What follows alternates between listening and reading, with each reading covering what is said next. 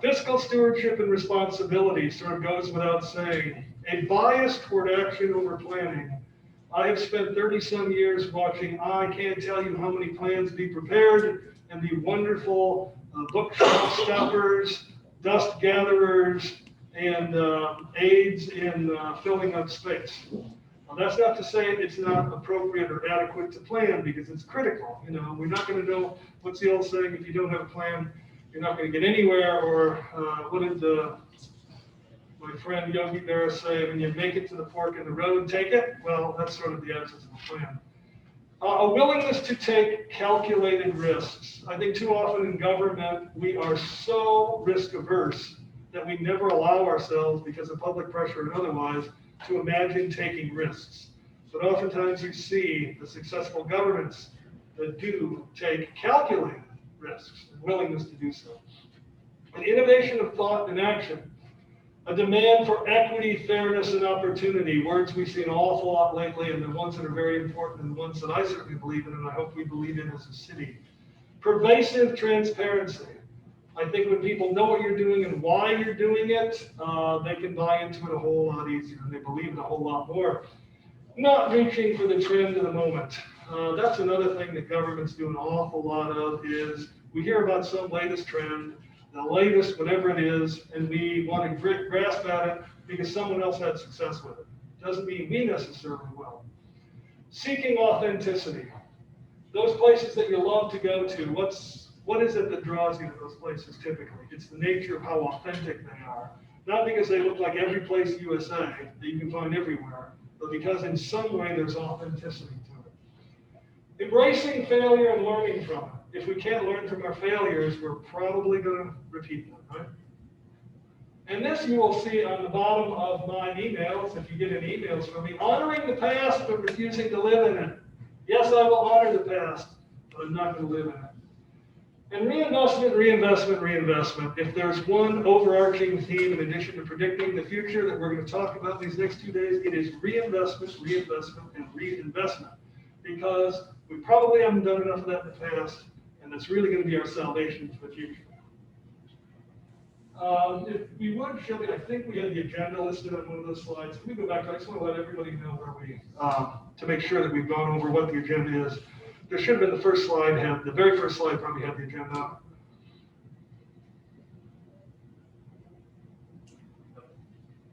Didn't make it on there? They didn't get that version. Okay, well, I'm going to just take a brief moment, and I will look at this and make it easier. Can you go back to the slide, please? Okay, so today, from 4 to 4:15, simple welcome and introduction. The other thing I wanted to mention to you, I've been through so many of these things, and you all probably have as well. We spend a couple of days, and we spend the entire time talking about our vision, our mission, our goals, our priorities, etc. And that's a very valid exercise, and we can get a lot done with that. But at the same time, I don't want to spend 2 days doing it, because we have a lot of really critical, important things that we want to discuss. So yes, we will talk about those things. We will give them some brief time, but we're not going to really get deep into it, because I think there's a series of other things that are so much more important to us. So we're going to focus a lot more about those. However, from 4:15 to 4:45, we will talk about mission, vision, core values, priorities, policies, and our planning process and outputs. From 4:45 to 5:45, we're going to talk about reorganization. And specifically, Chief Burke's going to talk about reorganization in the police department first. And then we're going to talk about overall municipal reorganization after that. We'll have a brief break from 5:45 to 6. From 6 to 6:45, we're going to talk about capital reinvestment. Again, that reinvestment term. Talk to you about our reserve policy, about developing a long-term capital improvement plan. Then from 6:45 to 7:15, we're going to talk about housing and infill, issues related to that. And ultimately, we hope to adjourn by about 7:15. So if you'll go to the next slide. Albert Einstein said, continuing to do the same thing over and over again and expecting different results is the definition of insanity. I think we've all seen this. It's an important quote, but it's always nice to remind ourselves of it, because too oftentimes, again, what does government do? We convince ourselves that if we keep doing that same thing over and over, but we're going to get different results. Next slide. And this is my favorite. You probably heard it when I came and interviewed, and I will continue to reference it. And I believe that the definition of luck is where preparation meets opportunity. It first came from Seneca, the Roman philosopher. And I think so many times when people think someone was lucky, they were in fact simply prepared for an opportunity that arose. And the difference was others saw the same opportunity and they weren't prepared. So therefore we term them lucky, but what they were was prepared. So our hope as a city is then to ward off that insanity, to predict the future, and to create our own luck. So let's take a look then at the whole vision, mission, goals, objectives, etc. I looked through our whole past, and everybody helped me, and we do have a vision, a mission, and a series of core values, but we don't think there's any history to say that they've been updated in at least 20 years. So if they have, tell me about it, but otherwise this is what we found, and we think this is what it represents. So our vision for Middletown is Middletown a better place. Better than what? Are we better than Middletown in 1940, 1960, 1980? Are we better than some? Better than most? Are we better than Flint, Michigan? How about better than Hamilton? Maybe we're better than our image implies. Are we better than our worst detractors claim? Or, in the words of my dear departed father, are we better than a poke in the eye with a sheriff's stick? I don't know. What does that mean, a better place? There's probably a better vision than that. So, I'm going to offer one, perhaps maybe something like this. Middletown, a place where our citizens feel safe, prosperous, and fulfilled. So why does that simple vision, why would I advocate for that? Well, the word our is embracing and inclusive. Citizens, it's comprehensive, it's not just residents, it's everybody, it's like everybody involved. Feel is beyond that objective reality to really talk about emotional buy-in. So you can be safe but not feel safe, but if you feel safe, it's probably better. And safe, having a commitment to high quality public safety services. Prosperous. If we are proactive in our community and economic development, we can work to assure that our citizens are prosperous. And why fulfilled? Because if we have a commitment to amenities and features that support high quality of life, people can ultimately find their own self-fulfillment. So, Middletown, a place where our citizens feel safe, prosperous, and fulfilled. How does that strike anybody? Good, bad, indifferent? The word citizen, I'm curious. So you say it means not just residents. How, in what way? Well, I think a citizen can be a person who is a business owner but doesn't reside there. Can be a tourist who comes there.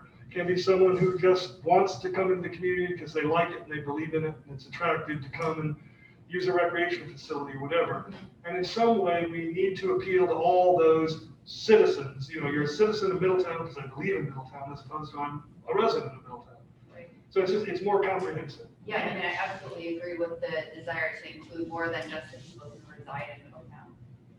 When I see the word our citizens, for some reason that phrase to me induces the thought of our residents, and maybe that's. They didn't need to go smaller too. Like I almost want it to be everyone. If you're visiting, if you have a business, if you're everyone that comes here should. And let me start with. I like that we're doing this. By the way, I hate when I start with it's like, oh, that worked. So yeah, I think it's great. Yeah, and I'm with Amy on that part. Like, how do we? Well, and that's the thing. I wanted to get into a little bit of dialogue to offer up a thought, and is there better ways to do this? And that's the goal to say why these words were used, but then are there better? Mm-hmm. So is it everyone? Is everyone better than perhaps citizens? I do think our citizens does show some sense of ownership as a city of the people who contribute to our city in many different ways. Just to show the other side. Hey, Jim, as we look at vision and mission, is this something that we would be looking to adopt as a city staff, as a city council, as the city at large? Or is this just thought-provoking? And I think that's the question, because, for instance, when I looked at these, We haven't done anything in over 20 years. So I don't know if we've had this exercise before, but if we did, we didn't adopt it or change it. So if we did want to sort of adopt it as the official vision or mission of the city council, then yeah, you would want to approve it at some point. Or it could just simply be an exercise, or it could be any of those things. But I think typically what we do is we establish it and then you do adopt it. And the reason I ask is we did this with the schools maybe 3 or 4 years ago, and it was kind of an entire community got together and went over things that they wanted to see. So I just kind of want to be cognizant of that if we are going to officially change mission, vision, those type of things, maybe we want it to be a community conversation instead of just, the 10 or 12 of us. And that's important. Excuse me. That's why I said you literally could spend these 2 days only on these issues. And for those reasons, I didn't want to get into that, but I wanted to bring these forward and offer them up.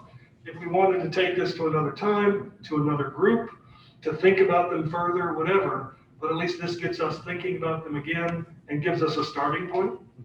Yeah. So wanted to let you talk about it, see the starting point. We can then decide. So anything further about this particular vision? I liked, and I was going to use the word, and then Tal used it, and so I was. You can use it too. Yeah, that when we say our citizens, if we were to say where our community feels safe, prosperous, and fulfilled, I don't know if that has the same meaning that you were looking for, Jim, but to me that says, then it's a little bit more like inclusive of, it doesn't necessarily induce the feeling of residence, which for some reason in my mind, and maybe it's just my mind, and you guys may feel otherwise, but when it says our citizens, I just think of people who live in Middletown. I don't know if that's everyone's thought process. I understand you don't mean it that way, but for whatever reason, when I read it, it was like the first thing that came to mind. And I think the most important thing about a vision is that it's collective and that you all truly believe in it and buy into it. So there's no right answer. And I'm not going to say any more than I have because I don't even want to try to influence except to say it's important that we have it. You ought to start with something and agree on it, and I'll take it from there. Well, I guess the first question is, do we want to spend more time on this today, or do we feel like it's something we want to mull over? And I think since our citizens or our community or everyone is the piece that jumped out to us so quickly, that we should definitely involve our citizens or our community or those people who we are representing and how they want to be represented in our vision. So, I mean, I think it's a good place to start. I definitely think that feelings of safety and prosperity and fulfillment are really great. So I want to see where this can go. What if the word place was where community came in? A community where our citizens, or a community where everyone feels. I see. I mean, I think that we're all agreeing that we need to have a vision. I think we all, in general, feel good about this, but I think we feel like maybe we have some process to include the community, whether that be some like Zoom town meetings, or if we send out surveys, but just at least get some feedback on the word, because I know to Tal's point with the school, we spent the whole day on adjectives. It was exhausting. But at the end of the day, we have a really great mission for the schools, and everyone bought into it, and we feel good about it. So I think from here, we could just create a process to get some community feedback, and then come back to maybe the top 3, and we can decide it in the meeting. Well, and Amy and I had talked about doing some Zoom meetings with the community, like 2 council members at a time, with focused on maybe different areas. And Shelby came back with a lot of very good, but really a lot of questions that maybe like, okay, I'm going to put that on the back burner for a while until we got back to it. They're very good questions, but maybe that could be perhaps something we could start with, doing those Zooms, maybe 2 of us at a time with a certain subsection, and it may just spark some great conversations to just include our citizens. Sounds like a great idea. I like it. Okay, well, let's then take a look at the mission, and we can have a similar sort of conversation and decide kind of what we think about this. Next slide.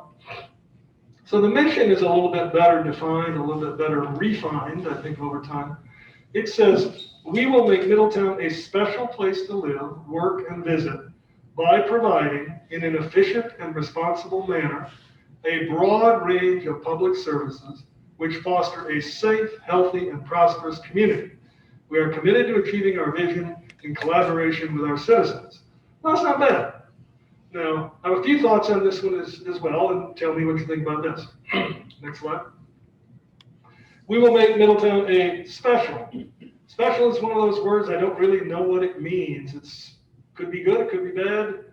I would suggest maybe the word desired place to live. It's a little bit more understandable in terms of what we're after. By providing an efficient and responsible, perhaps equitable, cost-effective, and sustainable manner. Broad range. This gets back to that quality over quantity. Sometimes the range is a little too broad, maybe prioritized complement of public services, which foster a safe, healthy, prosperous, and fulfilled. The fulfilled starts to talk about those amenities.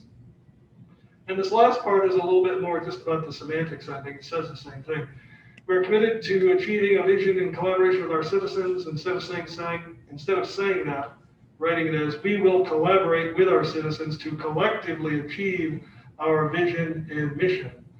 Thoughts about any of that? Was it pretty good to start with? Is it okay to stay with? Do we need to change it? I think it's the same thing. I think that's an improvement, and I think that it's good to get some feedback from citizens to the degree that they're just adjectives, and we all see things through our own lens, but there might be a few adjectives that would be more appropriate for people to see things differently than we do, that we could include through a process.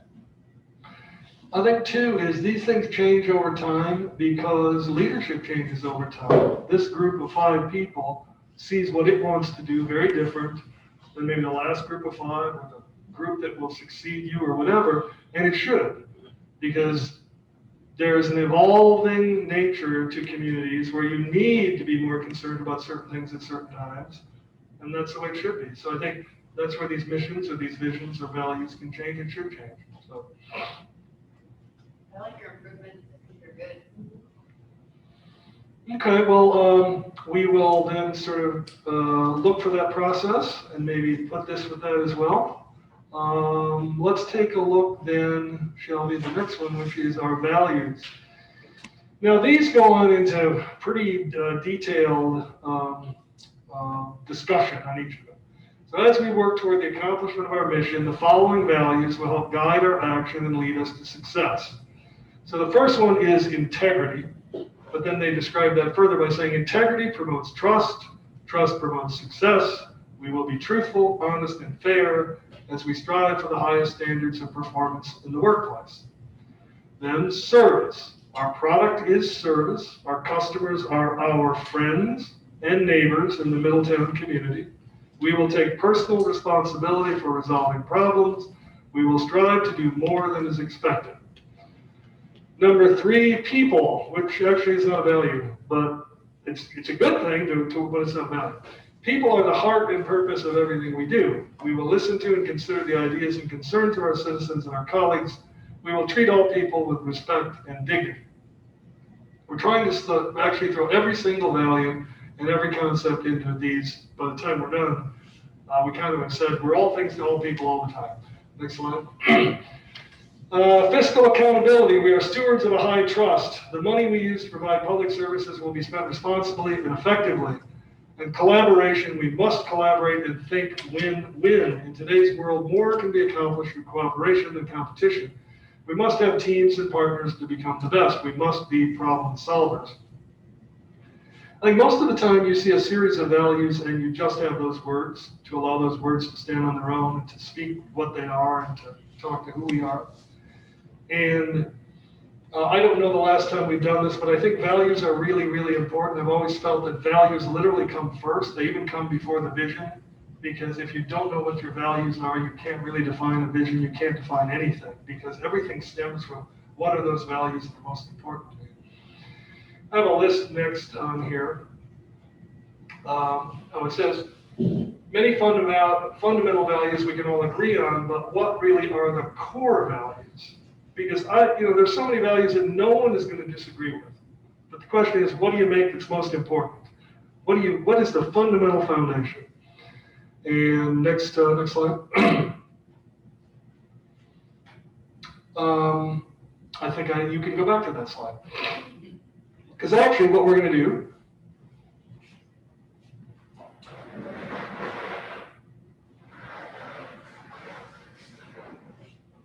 is there are a series of values that I would consider traditional: fairness, honesty, justice, loyalty, kindness, respect, integrity, honor, trust, responsibility, modesty, frugality and thriftiness, dedication and service.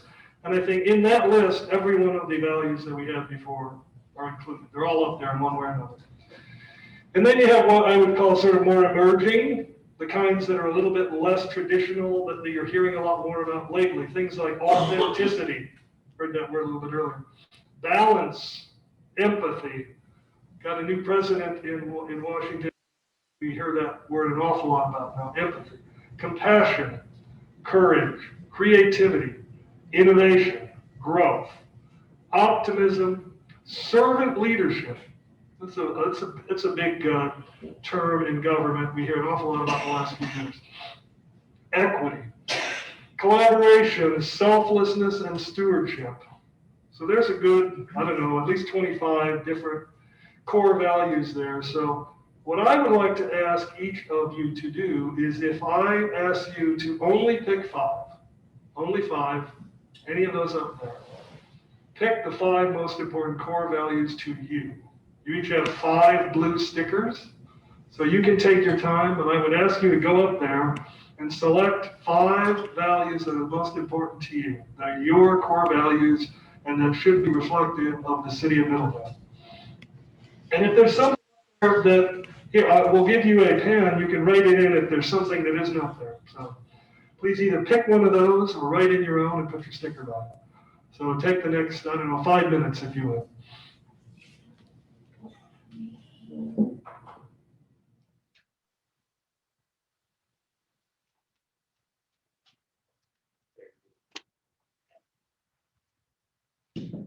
That's everybody, right? Isn't that interesting? Well, there's definitely one core value in this group that I think everybody agrees on. That's integrity. Every one of the 5 folks. But after that, isn't it fascinating that we didn't get more than 2 on any other one?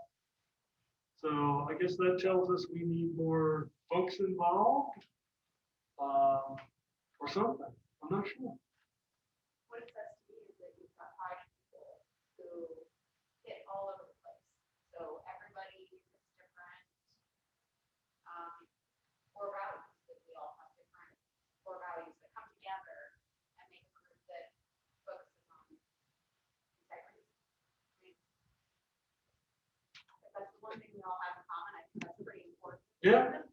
I think we've established one of them, right? Obviously, some of them overlap, right? So service and selflessness, stewardship, and they have very similar. Servant leadership, those are all really close. Absolutely. It's not easy. It's not easy to say 5. We could have even put a bunch more up there, but to say just 5, not surprising that, people pick a lot of different things. If I were to pick my 5, they probably would, I'd probably add the integrity, but then I'd have a bunch of these others as well. So. Any other comments or thoughts or surprises?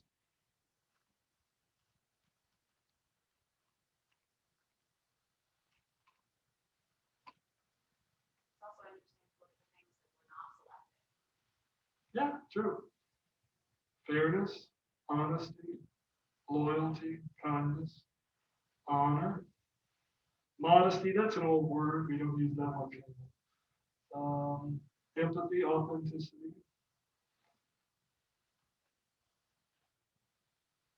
Frugality. So what do you think? Add that to the list and work more at it? It'd be interesting if we decided to replace the students with the citizens, if we had a little, very, very small survey that did the exact same thing before each Zoom. So like people could fill it out in anticipation for it, and we could talk through some of it as well. Yeah, this is the type of thing that works better and better the more people do that, because then you start to have trends clearly. When you start to see real large numbers, as opposed to when we only have 5 people doing it, obviously, pretty tough. Is Google, the Google Form, I saw that was a part, the Google Form. Yeah, that's It's free. yeah, that's a contractor's survey, but we have done surveys in the past, so we have Okay. You know, I'm curious too, how people define different words, because I could see the interpretation and definition of these different words being different for different people also. So if you wanted to take this one step further and say, okay, well, if everybody agrees that this is something that's important, what exactly does it mean to you to say that we have integrity, or that we have empathy, or that we have kindness? You know, That's a really good point. And actually, if you go back to the one that has our values, the existing ones on, when I talked about, look, we try to sort of cover everything under the sun when we talk about service. It's like we're trying to make sure that it covers absolutely everything. Or integrity, you know, it's adding trust, success, honesty, fairness, standards, performance. So, you know, because like when you talked about authenticity earlier, like what it means to be authentic. Mhm. It's unique. It's something that you can only find in one particular place. Even after you gave that whole definition, I thought to myself at the time, that's a really great thing to want to be authentic. I didn't even really look at it. Maybe I lost it at the top of that list, but I didn't even put my dot next to it. The definition really made me feel something about that word. So that's what made me think of that. and I think too, particularly when it comes to economic development or developing a community that you want to have, that's when I really think about that authenticity. Because I know when I want to go someplace, you know, when you've been a lot of places, seen a lot of things, and a lot of stuff sort of all blends together, you're really looking for that which is authentic. That really draws you. You're willing to go there to take time to spend money, etc. And so, for instance, if we're valuing something about how to develop a community in the future that will be more economically successful, that might be a value that's more important than if you're talking about how do we treat our employees. You know, it's interesting. I had it was one of the two that I had to not put on there was authenticity, and I had my list, and I thought, you know what though, if you embody your other values, you always do the right thing for the right reason, no matter what. To me, that's authenticity, and it comes naturally. And so that's why I said, okay, I'm going to drop that one off, because it's like something that comes out of having great values. And that is a very good point. And that's why there's 2 words here. It's core values. Because we might have all of these values. They're all values and they're all valid values. And most people would not disagree with any of them. The question was posed to you is you only get 5. What's at the core? And you hit them. Because if you have certain ones, you're probably going to get those others. Yeah, that's a good point.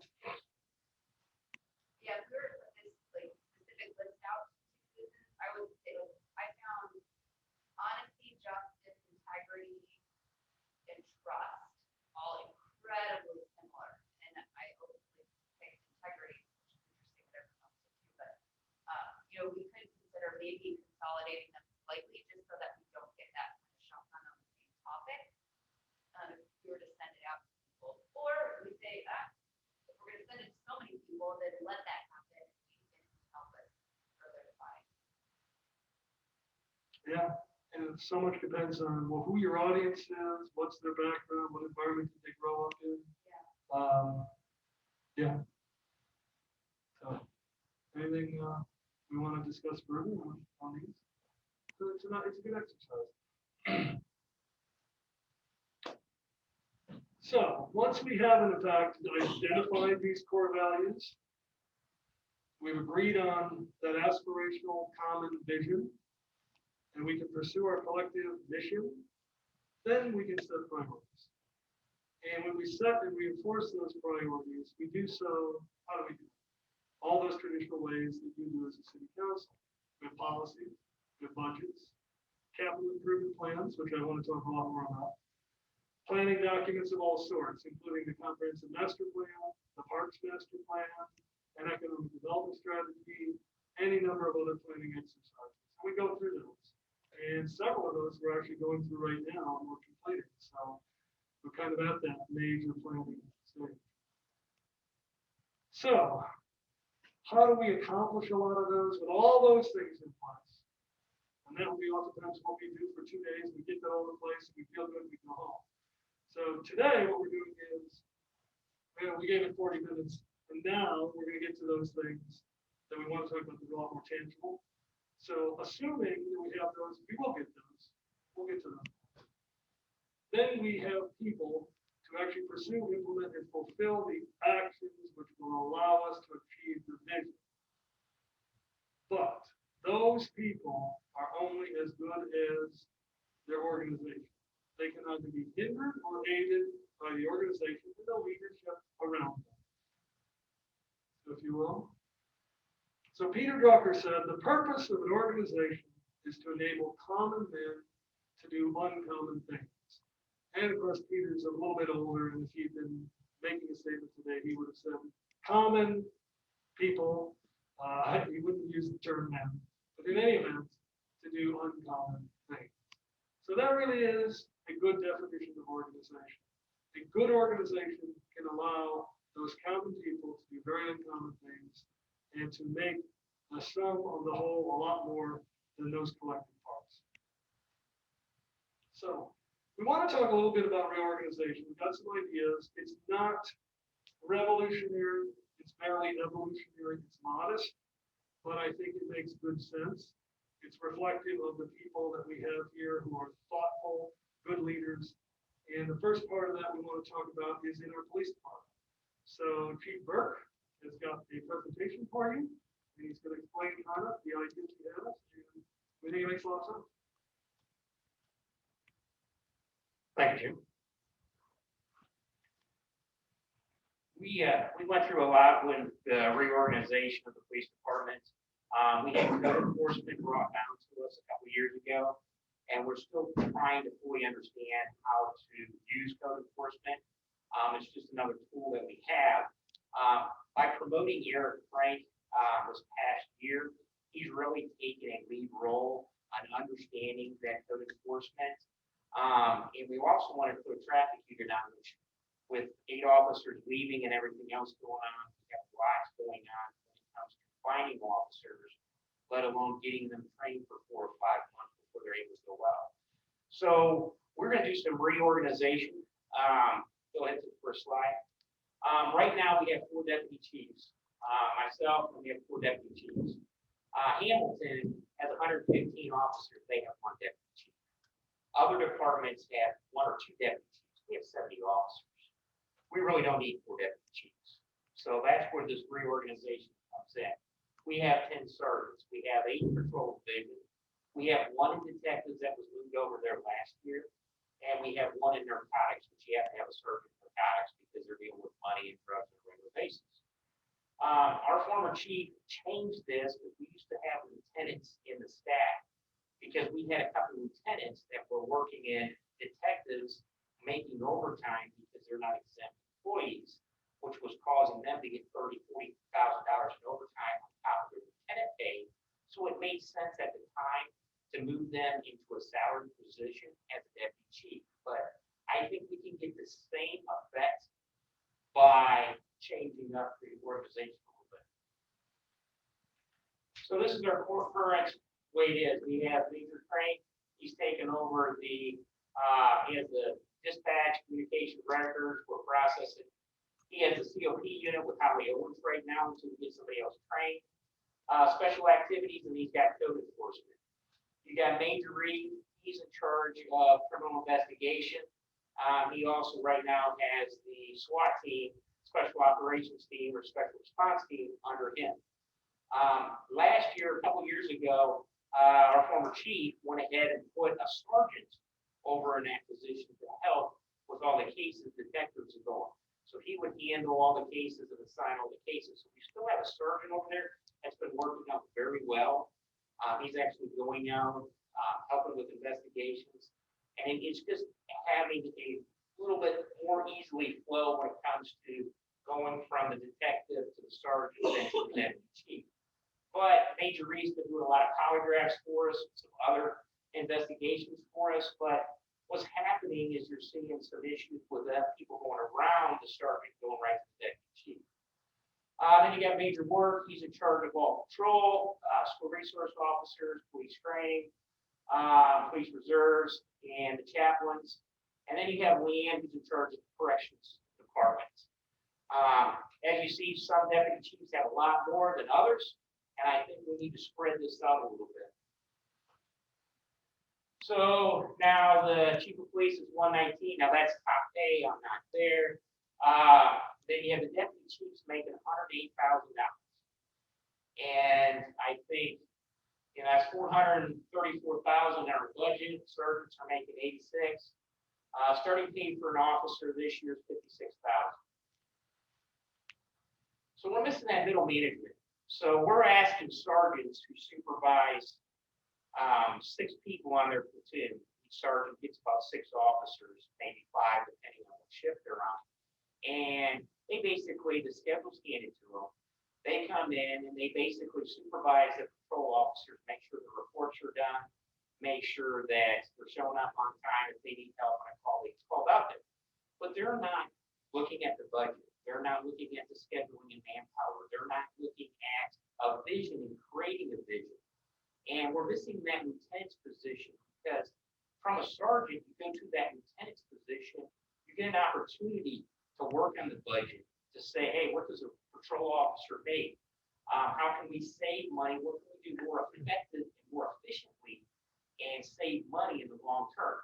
So I really think we need to bring those lieutenant positions back. And in so doing, we save money in the overall budget too. Command, chain of command. We have an issue with the chain of command. I mentioned Sergeant Nelson right now is over in Texas. Before him was now Tipton. What you have though is they're so used to working for a deputy chief over there, they go directly to him. So they bypass that chain of command, that sergeant. If we eliminate that position completely, they can't bypass it.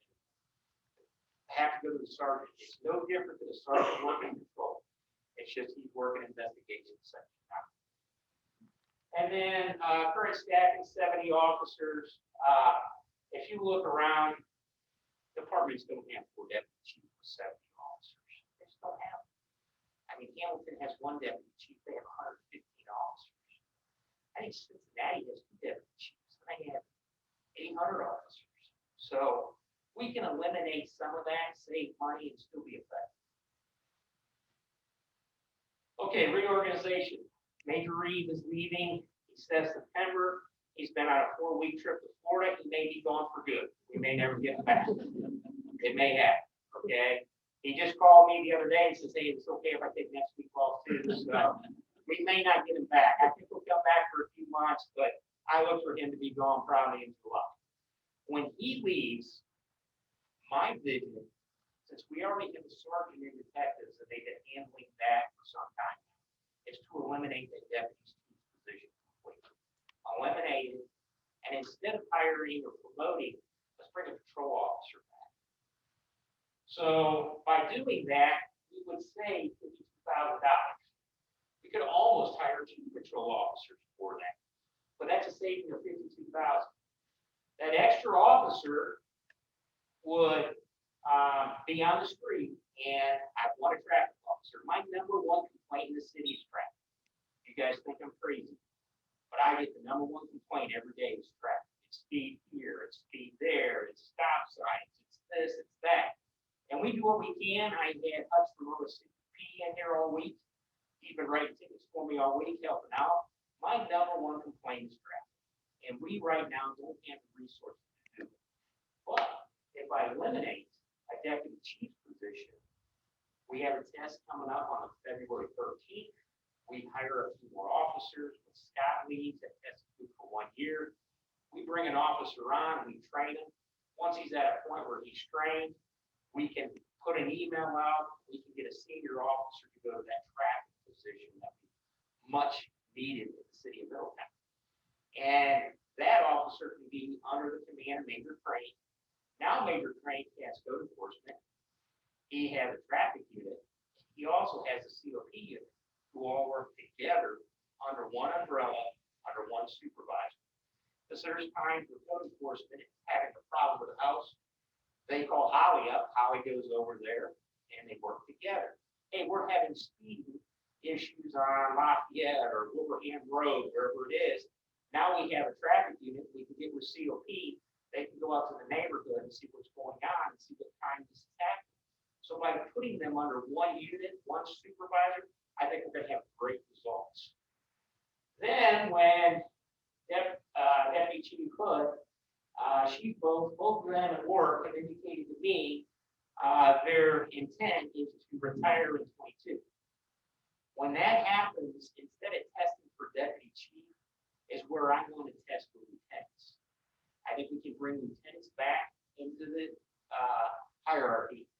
It can give those supervisors, those sergeants, an opportunity to work on that budget, to work on the schedule, to write grants, to have that vision and develop that vision, and we're still accomplishing the same task.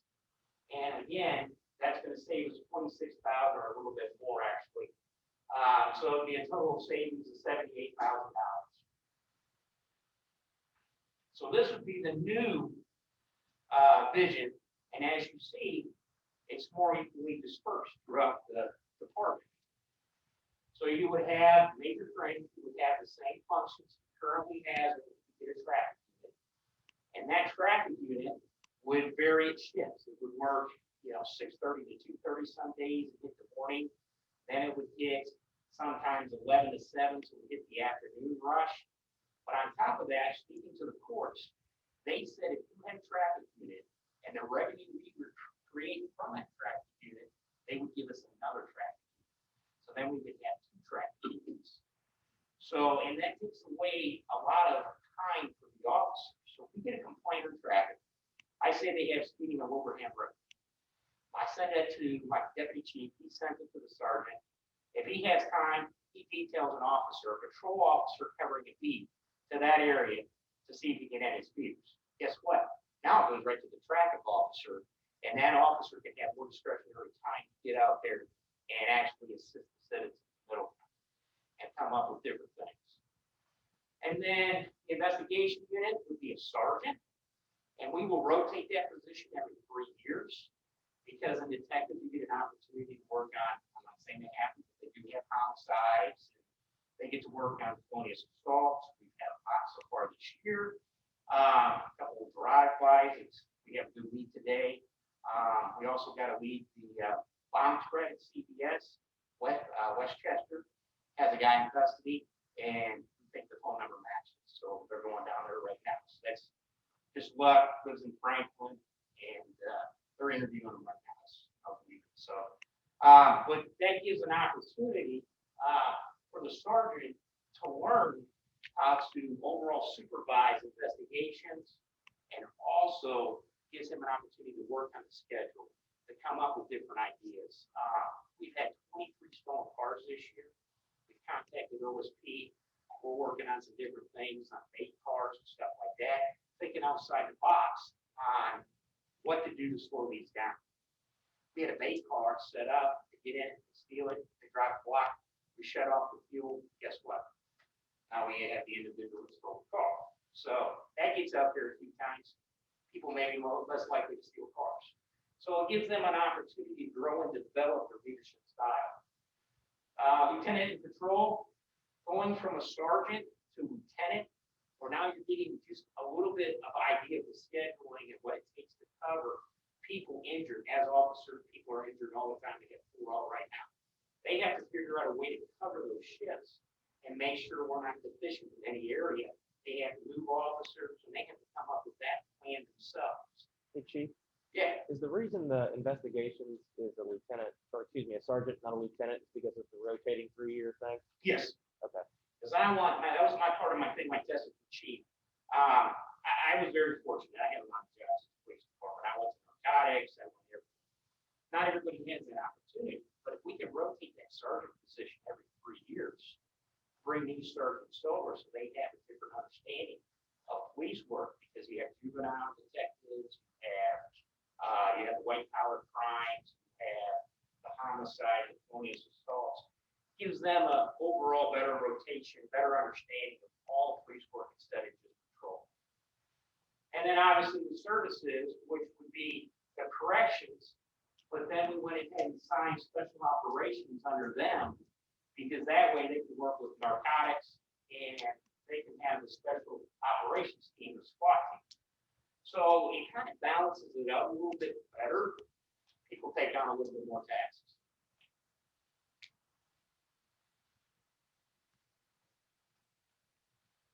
Okay, traffic, number one complaint, I've already said that. Having a full-time traffic officer, we can handle a lot of those complaints. And then Major Craig is already working on every quarter, do studies. If we're getting complaints of seatbelts, those traffic officers can go out there and we can do study after study. Hey, this intersection right here, there's so many accidents. Central Avenue and Verity or Clinton was always a big problem. We can start doing studies on those intersections and have more data, and that data can turn into more grants. Chain of command issues will be resolved. The department, at least my unit, would save $78,000 total. That may be used for equipment, that may be used for additional officer on top of that. We have to explore what we need it for. I know Jim wants it, but but don't talk to Paul about it. So, and then you also get the increased visibility of the traffic. OSP's been helping us on a regular basis. Having those officers out there on a regular basis, stopping cars in these areas with big complaints, is going to be beneficial for not just us, but all the citizens of Middletown. In conclusion, departments moved away from the middle management. I can see why they did it at the time, but I think there's a time that we have a responsibility to create new leaders. When I leave, I want somebody to be able to step right in my shoes and take over, have their vision, put their spin on things, but I have to prepare them as the chief to be ready to take over that. They have to understand the budget, they have to understand council meetings, they have to understand the big picture, and a sergeant's not going to be able to bump right up to that deputy chief spot because we always have problems.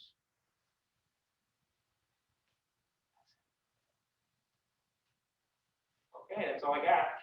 Right? Yeah. Have we deployed the unmanned speed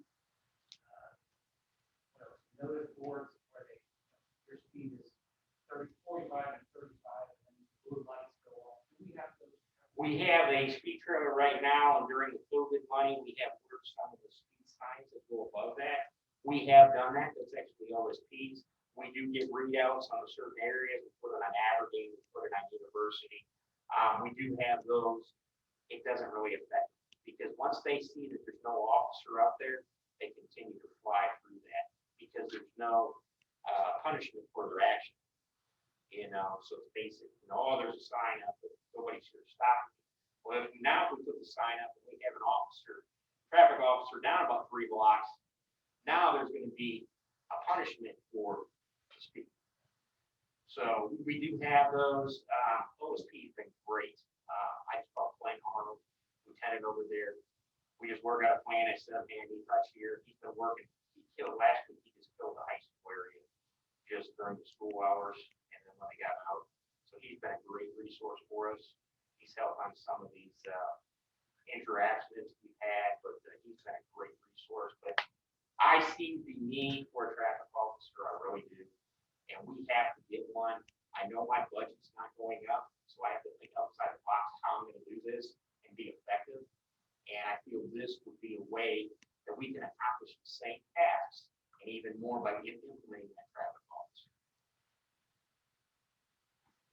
I think it was discussed a couple of years ago that those traffic officers would be revenue neutral. Yes. But you're saying it may not be for the first one, but the second one. Well, what will happen? Yes. So what will happen? That first traffic officer, if they're supposed to have, they're not supposed to put a quota, but the courts told me if they could write 25 to 30 tickets a week, then that would pay for another traffic officer. And I don't see a problem with that. I mean, Ryan Rogers, he was not a sergeant, he was writing 5 tickets a day. Hutch writes 8 to 10 tickets a day from OSP. It won't be hard for any traffic officer to write 25 tickets a week. And And if we maintain that, we would have the revenue. The court said, hey, if you were to maintain this, we would give you another traffic officer based on the revenue we bring in. And I think it was, the concept was maybe not be a full-time position or. These are gonna be full-time. Yep, I want to have 2 traffic officers full-time. That way we can split their shifts. So one can work like a 6:30 to 2:30.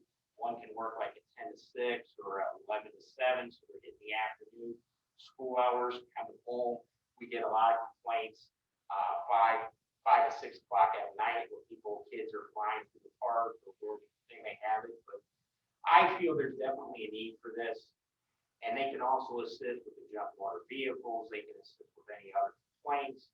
I really feel that by having these traffic officers, I think we can really put an impact on some of the issues we're having with accidents.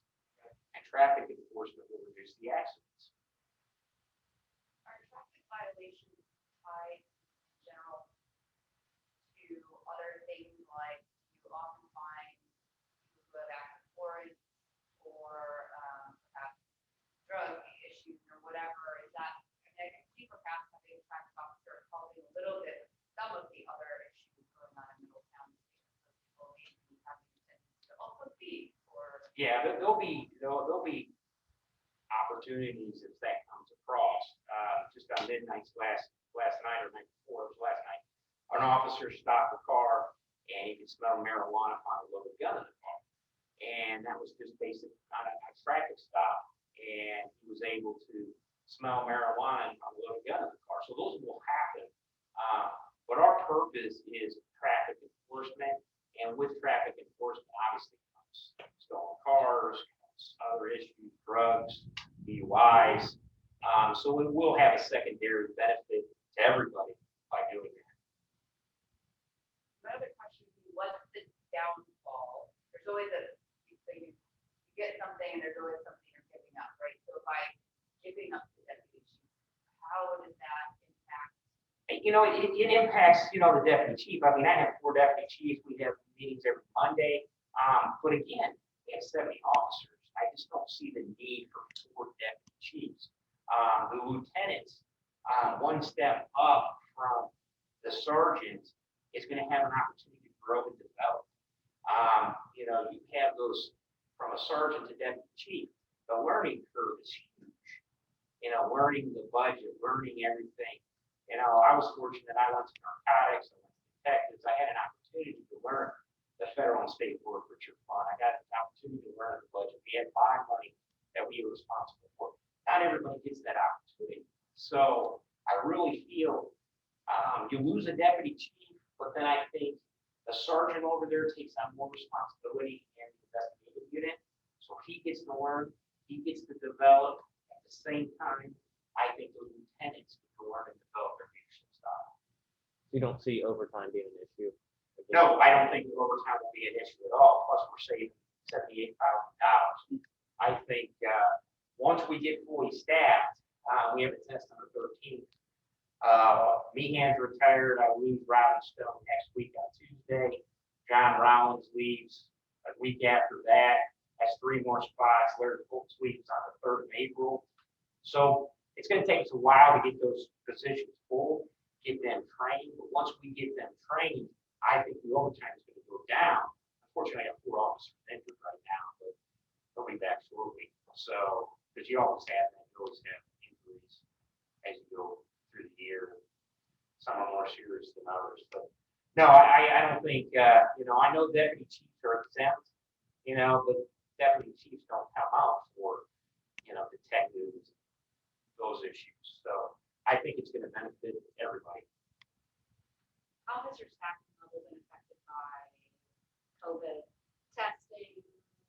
Well, Sick, that sort of thing? The COVID testing is difficult because I know the 13th they were asking for volunteers. The first one they did a couple weeks ago, we had some extra officers. I assigned some extra officers to the street because we knew that was going to go on.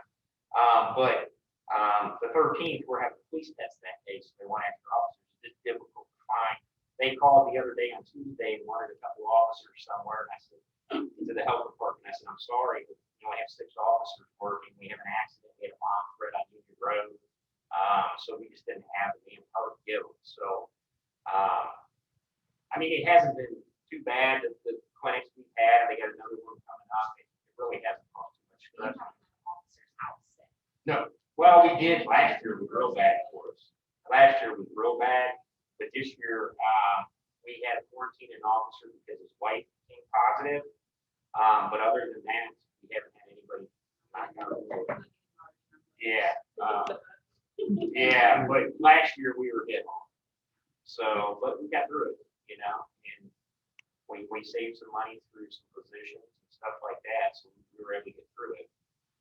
But yeah, that double homicide we had on Euclid, the suspect was positive, so I had to quarantine my whole detective section, jail, and everybody else. So that was in April of last year, so we had a bunch of people quarantined. So, but so yeah. Now, let's take some incident like that, when you get somebody in the jail that comes in from an incident that tests positive, or you have to. Well, we encourage our officers, you know, they have to have masks on when they're transporting someone back and forth, so that reduces it.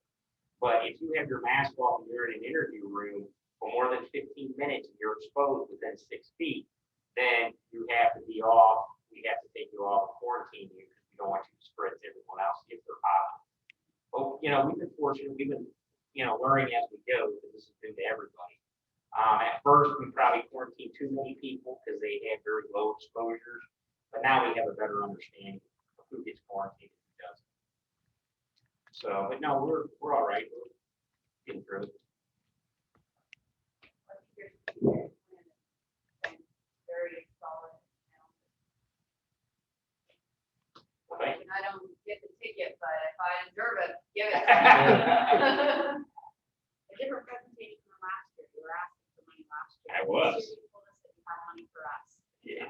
Well, not really.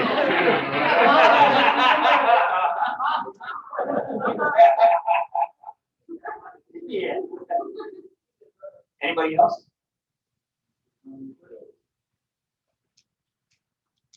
Thank you very much, Chief Burke. I really want to commend Chief Burke. He is someone who is constantly looking to innovate, to be proactive, to do more with less. He recognizes, having come up through the organization, what it takes to have a successful organization. And that is so much about how you develop an organization, because I think the goal is always that if you have a really good quality organization, you'll never have to go outside of your organization, even as people leave. Because you're preparing them well, you're training them well, you're grooming them, you're building leadership for the future. So if we have an organization that is structured to do that, then it's much more likely that when someone leaves, we have that chance to do it. So you heard the chief talk about how retirements are coming up and his new reorganization will happen as that happens. Sometimes, you know, if you have an organization with all kinds of resources, it's a lot easier to sort of do that wholesale reorganization. You can do it, you have lots of resources.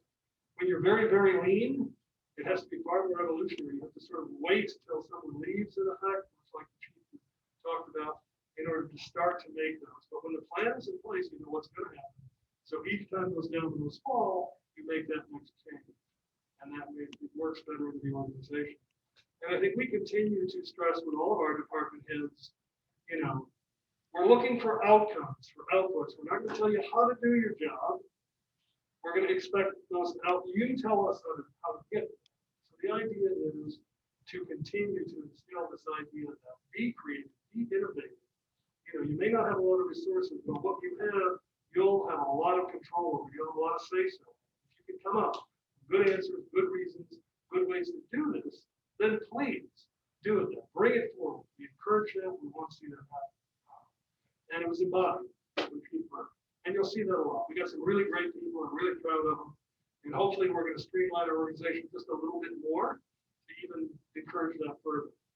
So one of the things I never like to do coming into an organization that some people do is come in and make wholesale changes because they think they know it based on what they've seen in the past. And they're going to do whatever. And again, you really don't know anything about an organization until you come and work in it for a good while, see who's there, what are the resources, and then maybe you can tweak it with the market. I think that's what we're going to talk about a little bit here, is sort of streamlining our overall organization based on what we have, a little bit of tweaking at the margins. So, go on to the next slide. So of course, the role of the city manager is, does have the ability to make these sort of changes in the general alignment of the organization of the city and staff to best meet the overall administrative goals of the city. We're working to establish those long-term strategic goals. That's a lot what we're talking about, these plans and various priorities. And if we better align our staff, we will facilitate ultimately the implementation of those goals.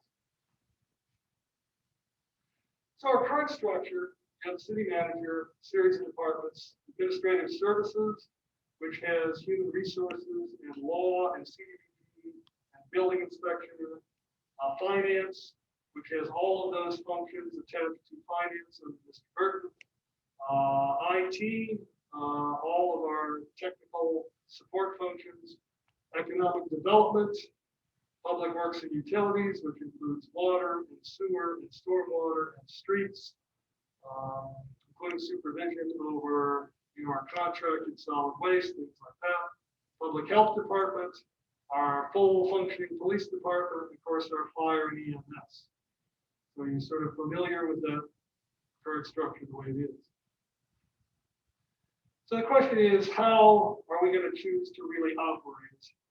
We've indicated we've got a clear desire to work proactively. We want to be aggressive when it comes to developing the city and its assets.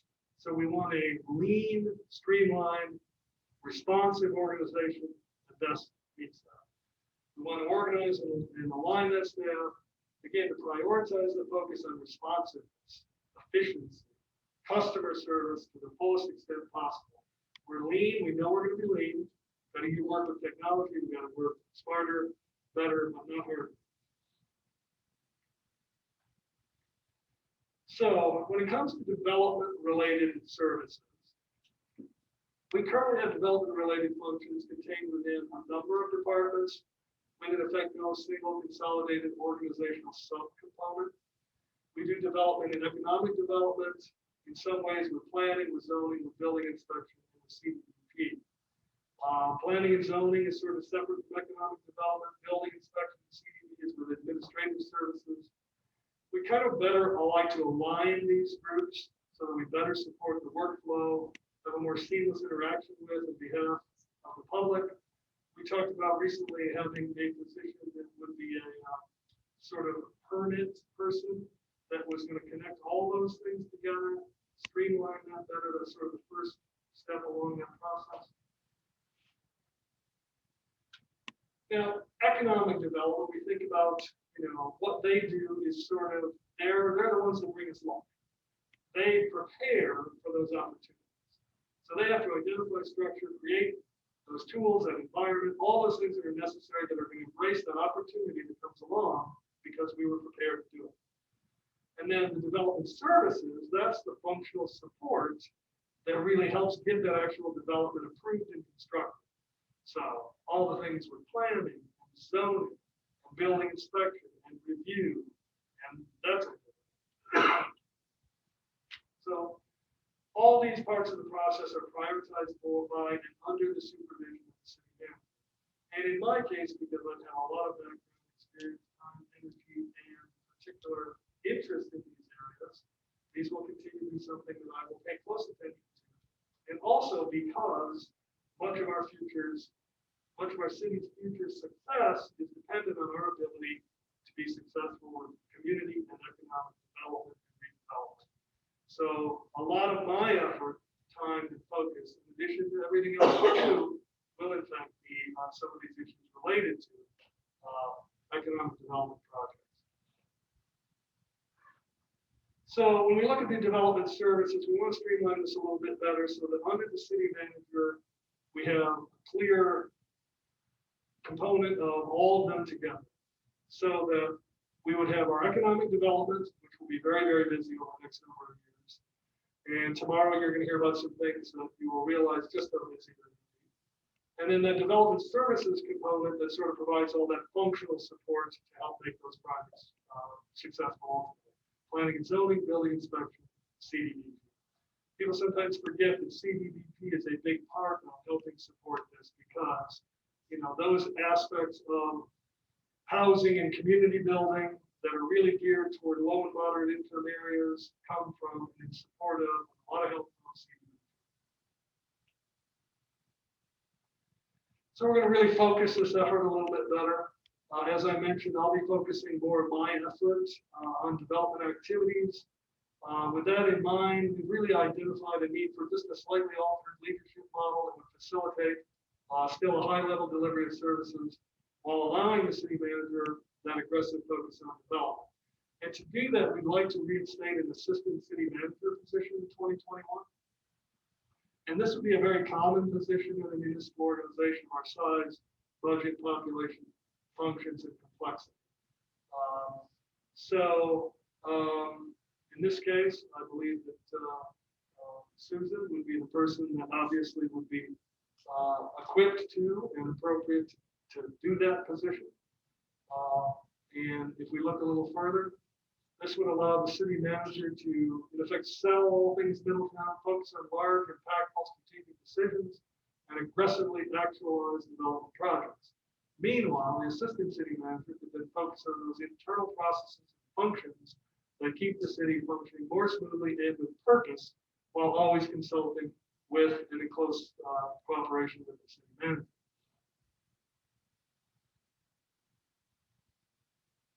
So the assistant city manager starting out would allow that person to be utilized for special projects that staff haven't been able to heretofore address. Some zoning and workflow software that we've been needing to really get into effect, make that more actualized, make it mean something to the public so that they will get a more effective movement through the process and more responsiveness. Sort of Middletown 311, a sort of system that is one-stop shop for all those issues that may come up, and with a 360-degree sort of return flow, so that people know at any given time what's happening with their issue as well.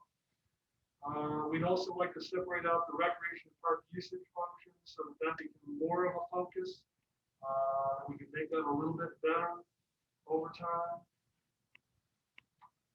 So our proposed organizational structure, next slide, would then have the assistant city manager, in this case, now have some of these internal functions. So IT would be over here. You'd have the special events and park usage, which are special events, park usage, and recreation. Still law and HR. Then all those contracted services that we do, which in many ways are tied to the law. Transit, community center, and airport. So internalized for the most part functions, and then still under city manager, you have the development side, economic development services, finance, public works and utilities, and building maintenance now moves over to public works and utilities, where it's probably more appropriate rather than being over in administrative services. Police, fire, health, and communication. Questions about that proposal? Those ideas? I have one. Congratulations, Susan, by the way. I'm thinking specifically about law departments, and we go to her for most of those issues. Will we be adequately staffed internally to handle those issues, since she's going to have a broader portfolio? Or I'm going to let Susan, in many regards, speak to several of these things, and then I'll jump in. So I'm going to let Susan speak to that. Yeah, we No, she doesn't have a choice. This is something that Jim and I have been discussing for a while. I think it is a better way to help us structure. Jim's so talented with some of the development services, getting that out there and really wanting to focus on that. And the idea was, could we use some of our cooperative talents to maybe manage the staff better, so that he has time to do that, and I can do some of the internal stuff. With regards to the law department, I think we still have the appropriate staffing that we need. I'll be honest with you, probably in this year, we will look at whether that needs to come back in-house or whether we want to continue to look at an outside counsel model. I don't think we want to do that right now today. I think we're going to go one way or another. But as we move through this process, that will be something I'm going to take a look at. Okay. But certainly I think right now we have the staff in Prosper and in-house that we need to be responsive. But it is something we will look at this year.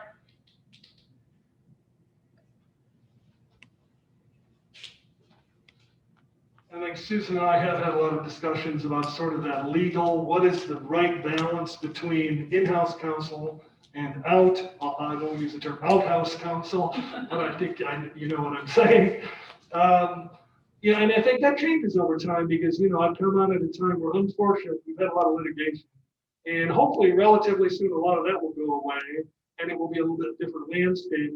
And it's sort of different in those circumstances too, the way you look at it than maybe other times. But you always need the access to those bigger law firms that have the ability to have a lot of specialized services that you could never have obviously in-house. But at the same time, you can do a lot in-house if you have some good quality generalists. And it is far more cost effective, obviously, when you're able to do things in-house because you're paying someone a salary and they can do anything and everything that we can force them to do in the course of a, I don't know, 60-hour work week. So as opposed to someone you're paying, I don't know, Susan, $350 an hour or whatever the going rate is for attorneys. So there is a balance. I think we'll continue to talk about that. And we want to obviously get the right balance such that it's most cost effective while still giving us the right access to specialized counsel. What's the balance with economic development? To the degree, talk about simplicity, developer, you know, for people now, I have developed all the time and I've said it myself. Is that kind of going forward, the third element, or how does it work? In terms of where you direct people, and what is that process? I'm not doing anything in effect differently than I'm doing right now. Understand that. These are really, really talented people who will continue doing their job. This particularly will just be a little bit more coordinated to make sure it's seamless, it's one-stop shopping, and they're going to work really close together. But I'm just still up here. I'm not hovering over them, telling them what to do. Yeah. Yeah.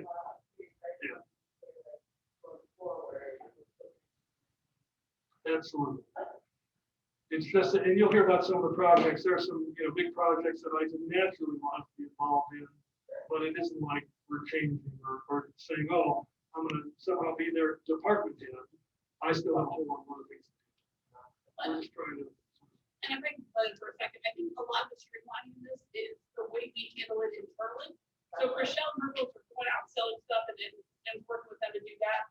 And then they have a clean handoff for one department that can then help it get from idea to doors open. Right. And internally, that's where we get a lot of the streamlining is instead of saying 4 different departments all have different parts of getting this open, is being able to say, Rochelle and her folks are out there selling. Now we have one internal department that's responsible for getting the doors open.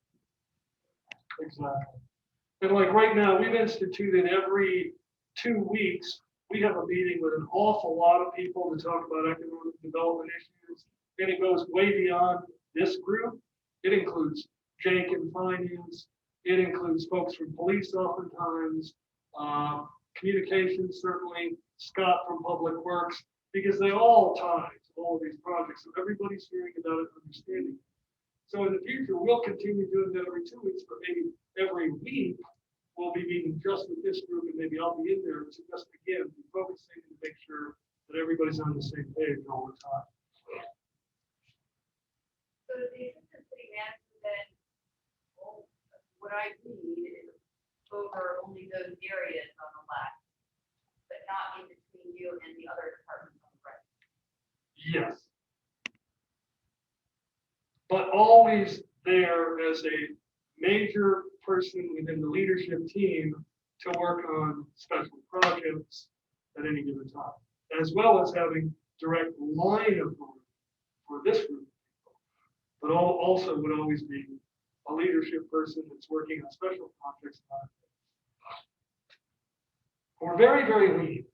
This is an organization probably leaner than anyone I've ever seen before. So the number of hats that everybody has is always a lot. So in our case, organizational structures and boxes aren't as valuable in truly reflecting what people do. Because we just don't have any resources. Like the chief talked about, our city, our size, we have 70 police officers.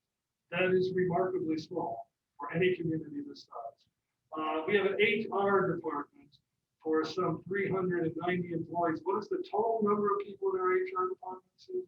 Currently, Current, 1.5. 1.5. And let me tell you, it's really hard to motivate that half person. Or to manage them. But seriously, lean does not begin to describe. So does this mean that, Michelle will be getting personnel back from the airport, for example, that were under her direction before? There has been somebody that's always been in economic development that was spending a lot of time on the airport. That position will stay with economic development. As we move the airport to a contracted FBO, with most of the services for the airport will be done by the FBO, there won't be that much left for the airport other than some of the grant work on this function here. The economic development things attached to the airport will always be economic development, will always be with them. But the airports or aviation functions become much less. So they're just a contracted service as part of this. But in some way, it frees up that economic development person that was spending so much time on the airport, and now will spend dramatically more time on other economic development related issues.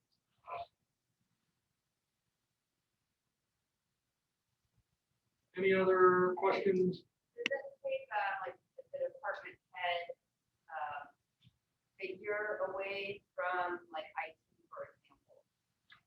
No, that person is still at the same level, same salary, and still a department head. It's just that person is answering to the assistant city manager in this case as part of more of an internal functional subunit rather than to the city manager. I think that's the only specific department that ended up, under. I believe you're correct. That's true. And how special events, part you said used to be with planning and zoning, is that correct?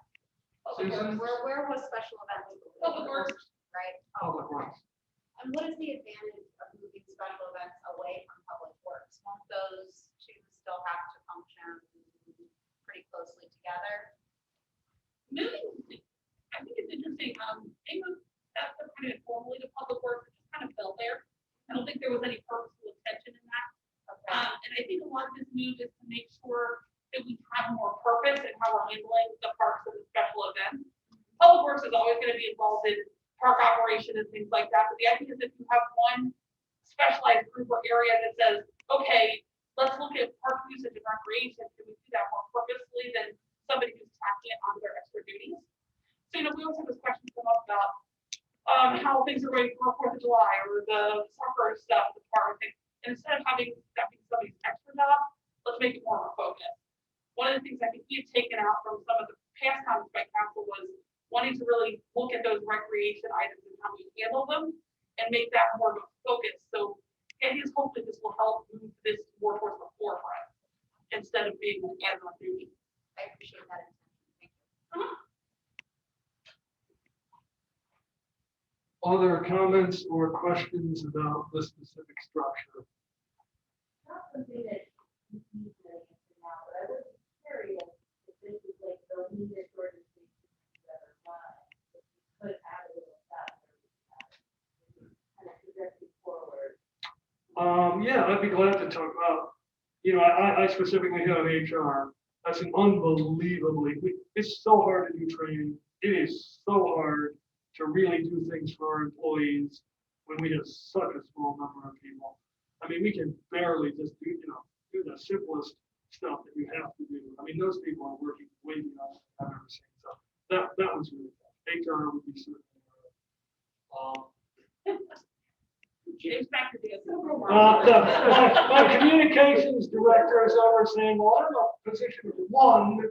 So, everything related to all things branding, communication, public relations, public support, whatever, is our large department of one.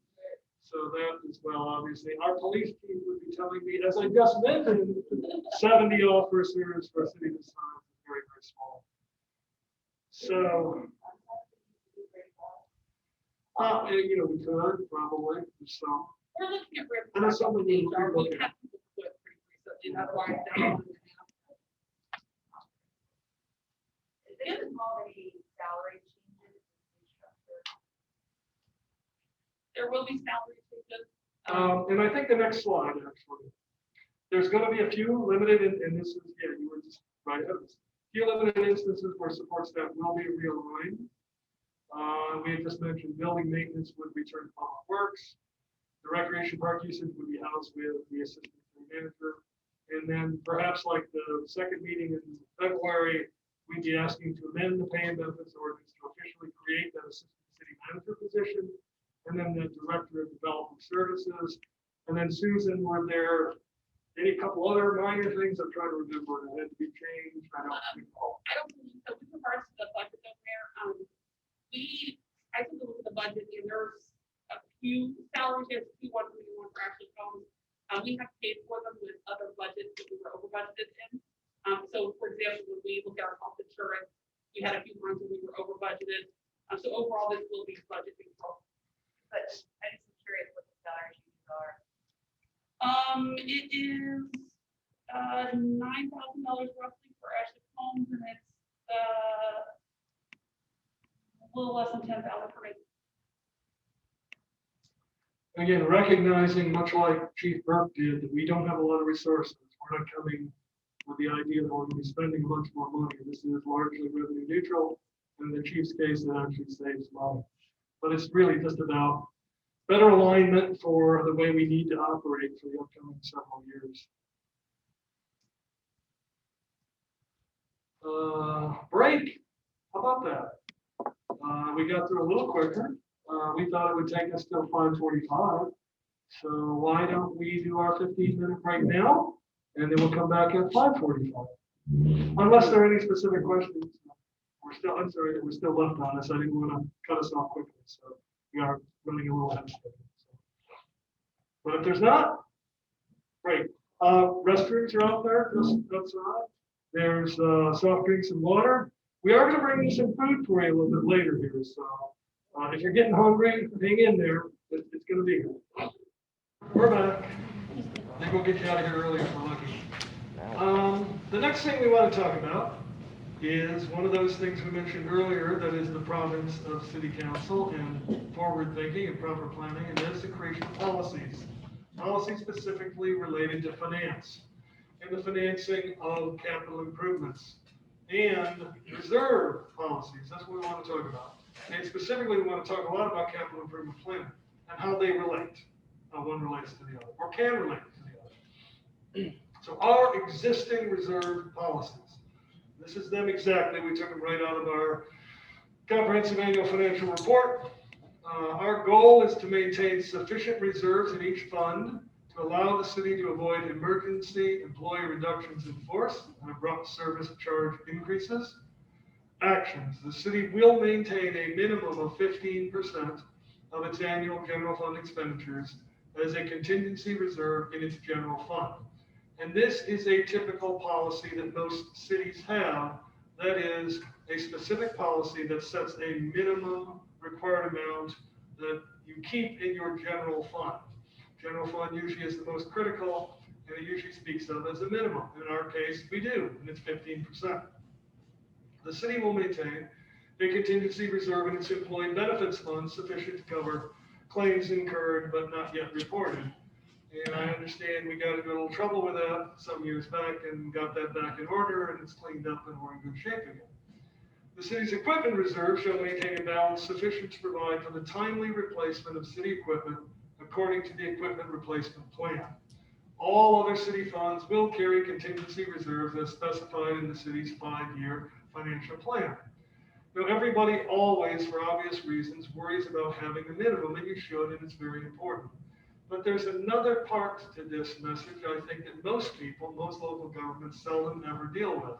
Would you go to the next slide, please? And that is actually having a maximum as well.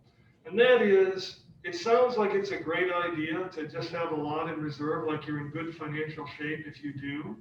But you reach some point where by holding too much cash, it's well beyond that which you need either to assure that you'll have something there in the case of an emergency, or you're providing effectively for, having a quality bond rating, and now you're just holding cash at the detriment to your citizens, because that cash could actually be doing something for them.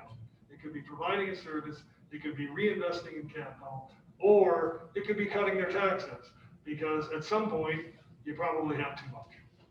So objectively, there is a prudent and appropriate range for maintaining reserves and for communities our size and budget that is probably somewhere between 8 and 22% of the total general fund budget. So it depends on who you are, what your circumstances are, what your history was, how comfortable, how conservative you are, whether you're somewhere in the continuum. Well, we know our 15% is a minimum, so what then might be a maximum? A maximum reserve is established typically as a policy, and if you do that, well, why are you doing it? The idea is you typically have a part of that policy that then says, if you exceed that maximum, as established at some point after your audit, so you wait until the audit is complete, you know that it's certain, and you provide for the next year's budget, you account for that as well if you're going to be spending some of that reserve in that next year's budget, and you still exceed a maximum, then a policy might say you take that established surplus, if you will, whichever is over that maximum, and spend it on the next highest priority non-recurring capital improvements. Now, to do that, you have to have a capital improvement plan that's well established, updated every year, prioritized, and you know exactly what is the next highest priority non-recurring capital improvements. So,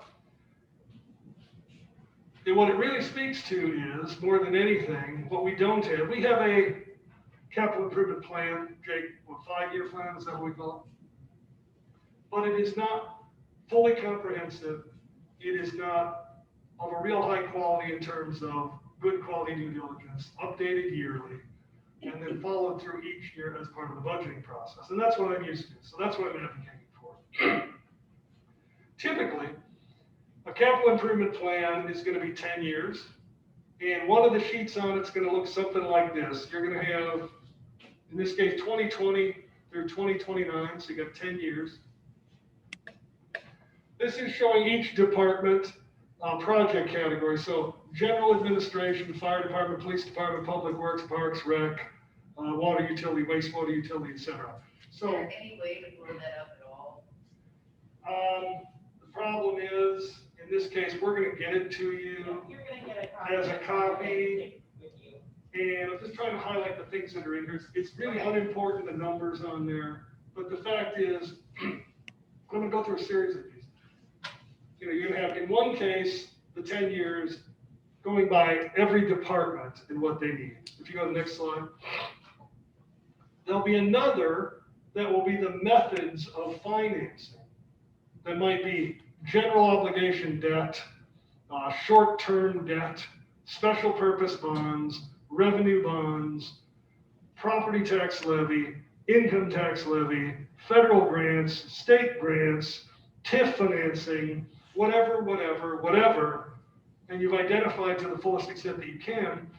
Or if it falls into none of those, then you're identifying the fact that we can't identify any place that this can get funded, but we know it's necessary.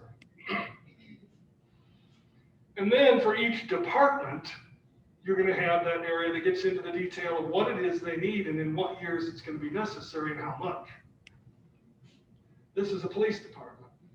Police vehicles, tasers, solar speed signs, automatic license plate recognize, body-worn camera storage, whatever it is you might need, planned out for the next 10 years, basically. Here's in the case of one sheet for public works. But with public works, there's going to be whole lots of them. Like this would be just streets.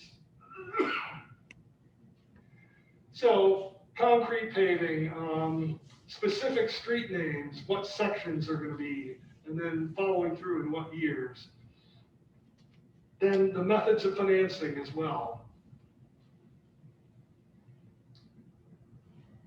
This is a continuation of a public work showing, in this case, asphalt street paving as opposed to concrete and the methods of financing for it. And this is still in public works, and this might go on many sheets. I mean, the capital improvement plan might be 70, 80, 100 pages. And curb and gutter, crosswalk ramp, sidewalk replacement, new sidewalks, and again, methods of financing. Go next.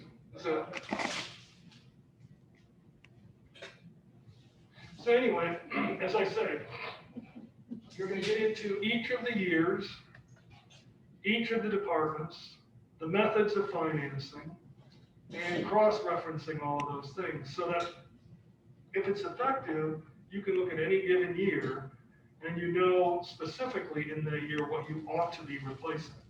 Doesn't mean you can't, doesn't mean you come up with the financing, but if we know that we've looked at all of the building roofs, all of the building HVACs, we've determined what their useful life is, and we plug them into the year that we think they should be replaced, at least we have one consolidated place that we can look at and say that that public works building needs a new roof in 2026.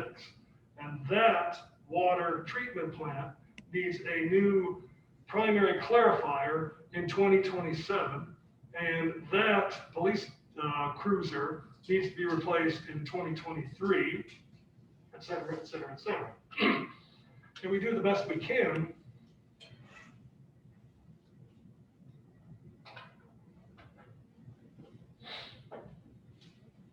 In identifying where the money will come from. In some cases, of course, we know what that may be. If it's rolling stock and equipment, it might be from our equipment fund. If it is roof replacement and we know that we've been providing capital in a certain way, it's from something else. If it needs to be from a levy or it has to be only because grants would fund it, and we try to identify at least as many possible places that it might be funded as we can. And then the other thing it does is it establishes at any given time, for the purposes of if you come up with funds that you didn't otherwise anticipate, what you need to do is the next highest priority. So if we had a policy that said we have a maximum amount that we're going to maintain as reserve in our general fund. And post-audit, we determined that a surplus was produced, then you can say, hey, since our policy says this and we've identified it, now we ought to spend it one time, not on recurring expenditures, but one time for whatever that might be. And then we go back to our capital improvement plan and we see what that next highest priorities are. So Jake, I wanted you just to speak a little bit on this, particularly because I'm losing my voice for some reason. And you can address this a little bit more too. Can I ask a question while you're transferring, and either one of you can answer? Sure. When you say financing, I think recurring instead of not recurring. So maybe you can reconcile that for me. If we're going to issue bonds, then obviously that's a recurring debt as opposed to buying a cruiser. That's obviously one time. So the policy would not necessarily take into consideration bond financing, but the capital improvement plan would, right? So there are certain things that will be a part of the capital improvement plan that regardless if we have a surplus are things we will need to do, such as the long-term control plan. At some point, we will likely have to issue bonds for some of that work. So that would be part of this long-term capital improvement Paying plan. down the bonds. Right, so it would show here's a portion of how that's being paid for. So look, anything in excess in this instance, that would be cash payment for whatever that item was at that time.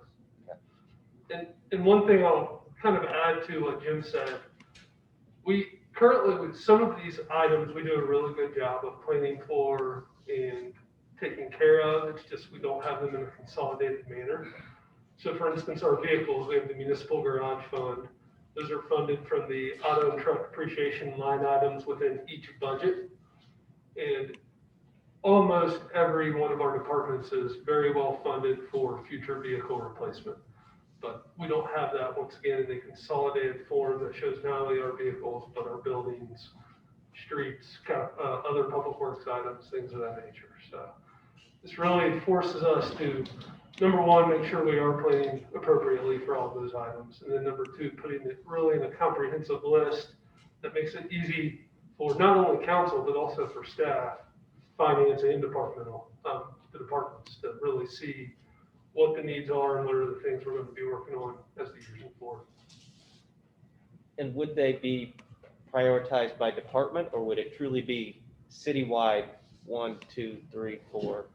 So it would depend upon the funding source. So in the case of this maximum general fund reserve policy, it would truly be citywide. It could be departmental specific, that item, but it would be on a citywide list of priorities as far as the capital items go. Okay, so we try to get around departments competing for the excess because they've already been pre-prioritized. Exactly. You would have a list of here are items, here's the estimated cost. So if our excess is only $400,000, then we may move down to item number 3 that's only $400,000 versus item number 1 that's $3 million. Yeah, and Jake just said a really important thing. If you have something that's very costly and you have a portion of that, well, even though that may be the highest priority, you can't do it. So it becomes the next highest priority that's actually fundable, number 1. And you're always looking at those that really can't be funded any other way. So we're always going to identify those that can find funding in some other manner, but then you're left with those ones that are both high priority and unfunded in any other way. Jake, I know that I had made a series of slides and you and I had talked about it. It's completely my fault. I didn't wind up putting them in there. So I'm going to ask you, put you on the spot. Hopefully you have some of that information. Because what we talked about was the idea that if we establish this concept of a maximum that was 20%, then we would potentially use anything above 20% as so-called surplus to use for those next highest priority capital improvements. But you would only determine it as 20% post-audit, which means once your budget is done, and in July after the time that you're done, July 1st, we know absolutely an audit has been completed and the numbers we're using would be audited. So they're real, they're absolute. You've established that. As well, you're now halfway through the next budget year in which, if in that budget you calculated the use of reserve, you deduct that from the post-audited event. So the 20% is only what I call belt and suspenders happening after those 2 things occur. Number 1, it's a real number post-audit. Number 2, it also takes into account the expected use of reserve for the budget year you're in. So Jake, can you give us some numbers, recent numbers that this would play out? And I think we're going to spot. No problem. Maybe write them on this so we can see them. Sure, no problem. So for instance, we ended fiscal year 2020 with a general fund balance of $9,227,389, which equates to 28.43%.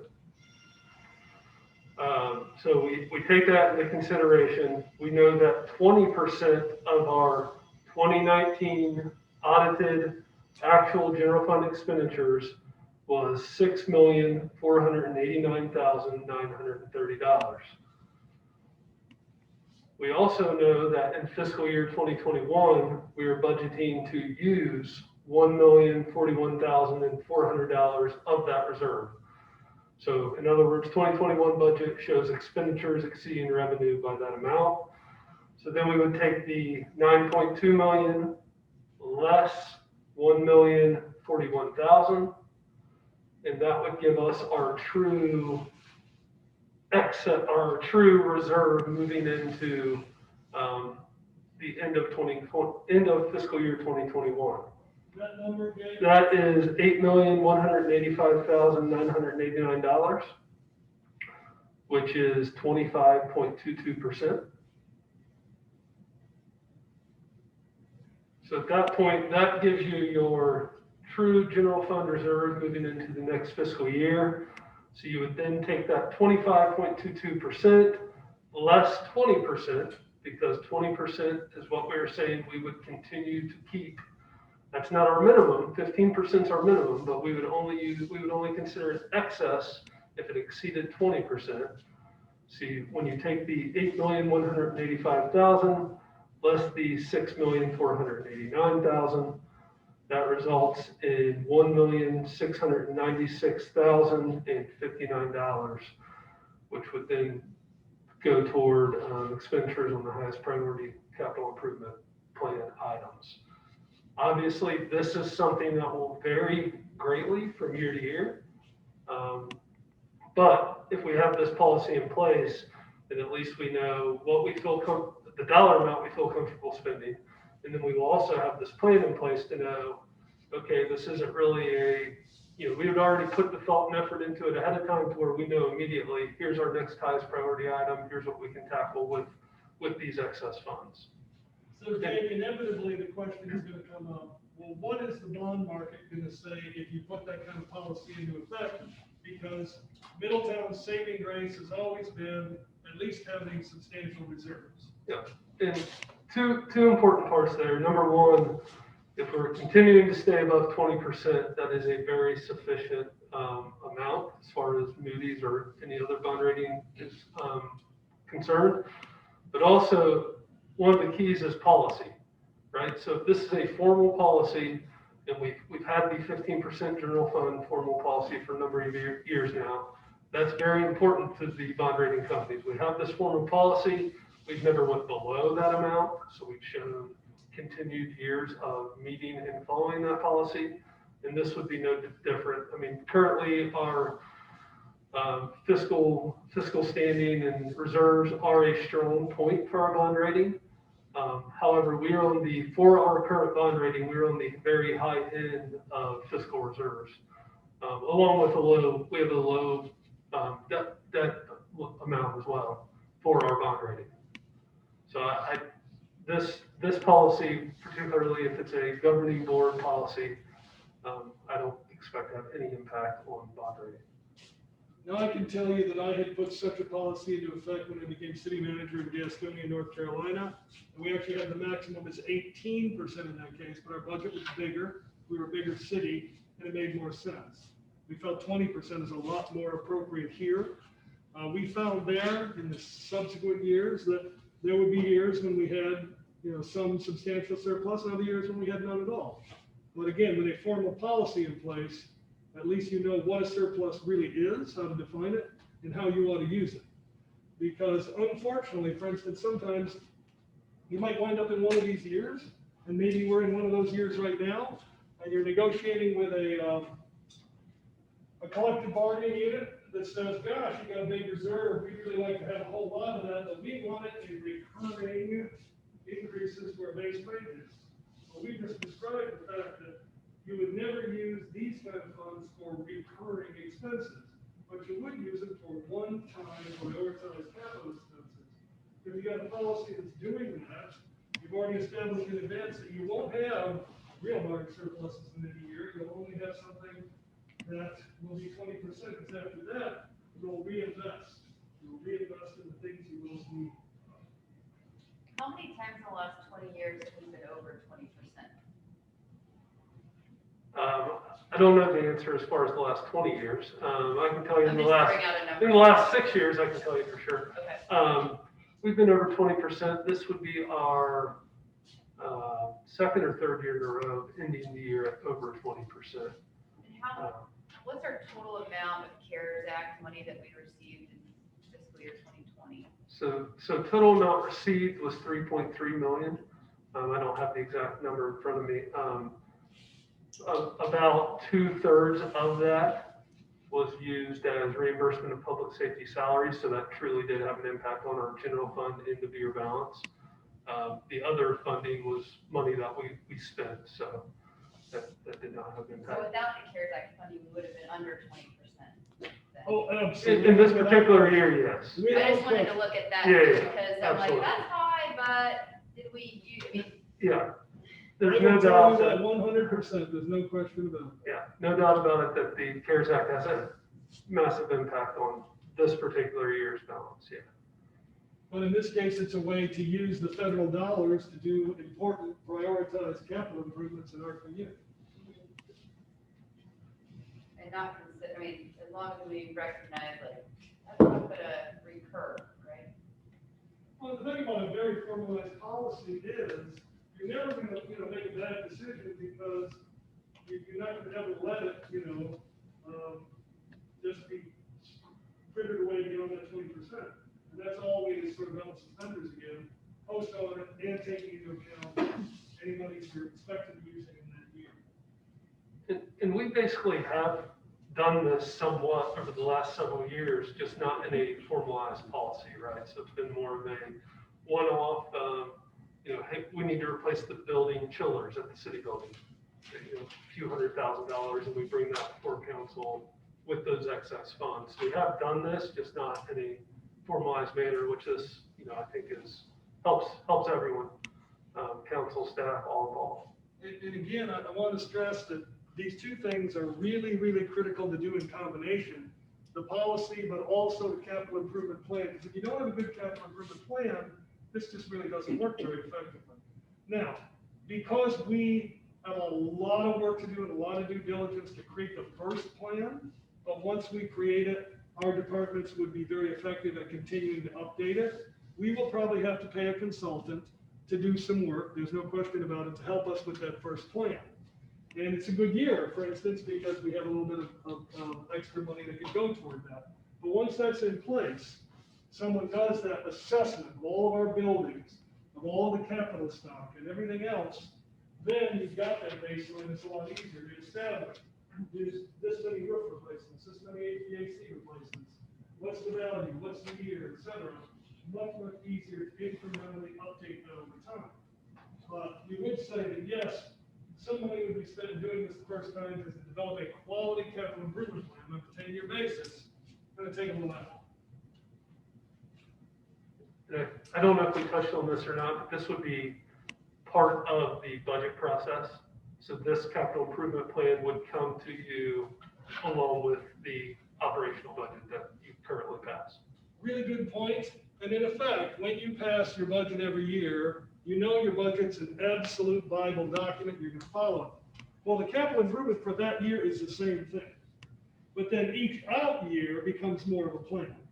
And the farther you are on those out years, the more of a plan, quote unquote, it is, because you have less real knowledge about your circumstances at the time and the actual cost at the time. That year you're in, you see that as we're going to follow this. This is a part of our budget, it's our capital budget for this year.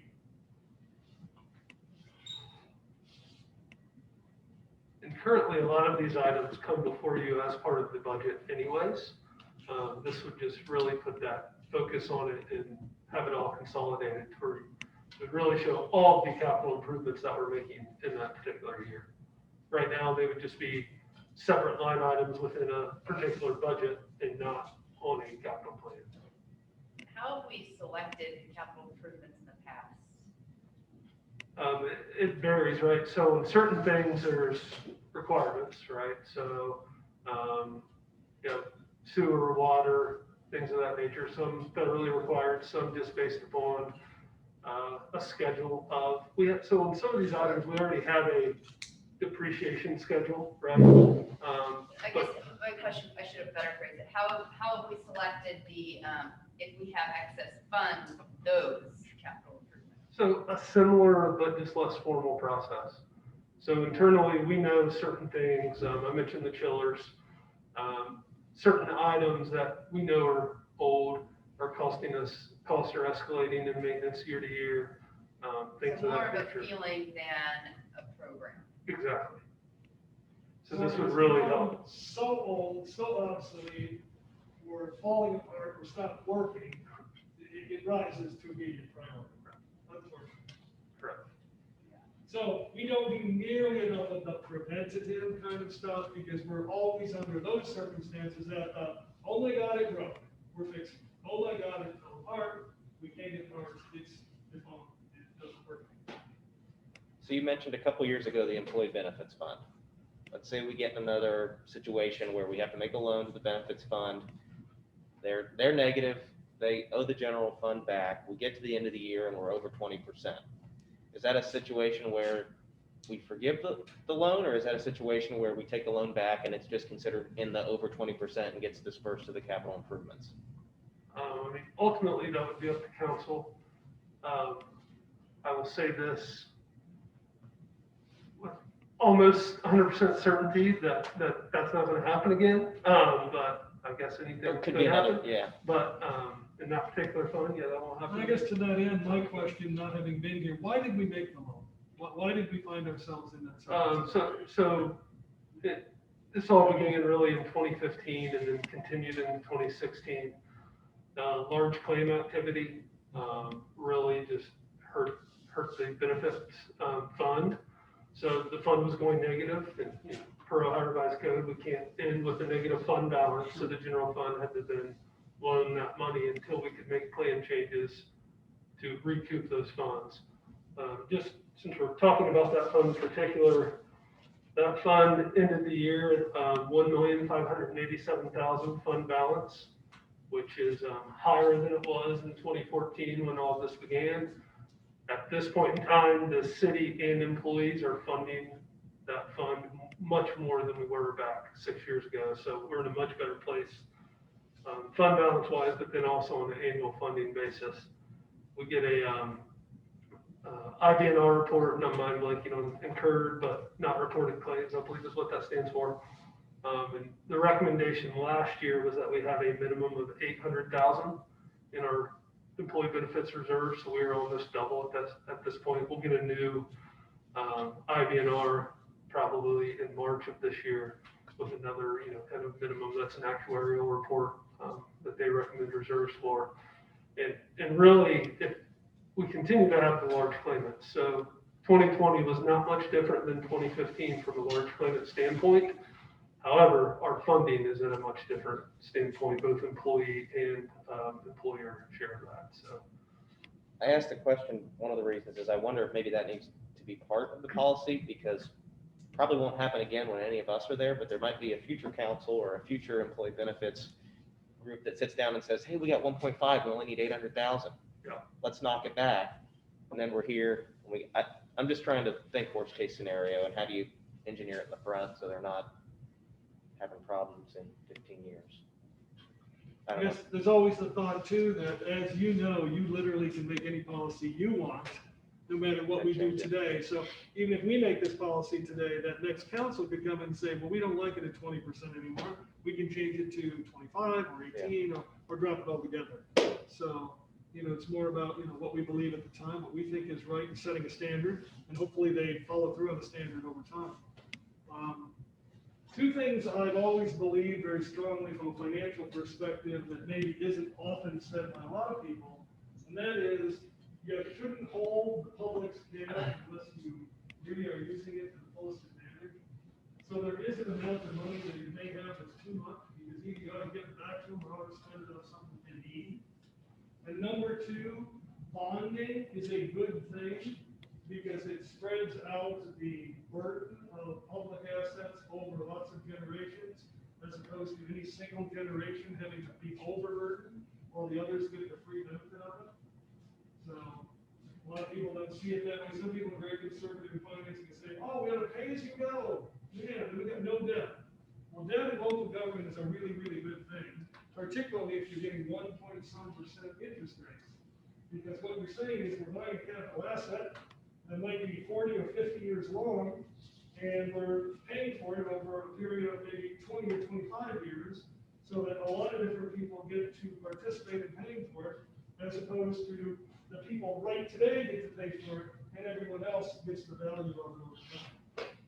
So I know most people think debt is a terrible thing, but effectively managed debt is a good thing. I have a question that I probably should have asked earlier, but since we're on the topic. The restructuring organization, how does that affect the budget then?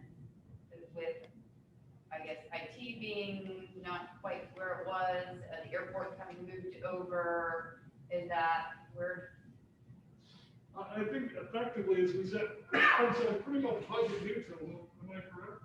Well, as far as a budget layout, is that? Yeah, that's what I'm asking, the layout, not the numbers. So we will update the 2022 budget, like, the layout of the budget book that's presented to all of you. That will get updated for 2022 to reflect any changes that occur this year. Okay, and like Ashley's basically new department, Right. right, would have its Right. own budget. Right, so depending upon, we'll have a few different options, but for instance, IT, for example, they'll remain the same exact account codes in our system, their budget is unchanged, right? So we won't adjust their budget at all. It'll be different presentation in the budget book. It will fall under, kind of a new category once we get to that point. But as far as the actual budgeted dollars and accounts, no changes. Now, Ashley's, we'll have to look at that and see, does it make sense to just go ahead and create new account codes and all that with the pay and benefits amendments that will be coming to you. And we'll take a look at all that before that gets to you. Any other questions for Jake or I? And what are our thoughts about this sort of a policy and developing a long-term capital improvement plan? I'm a huge fan. I like it. Makes sense. Much needed. Well, we'll be more than happy to bring it forward. That's what we wanted to hear.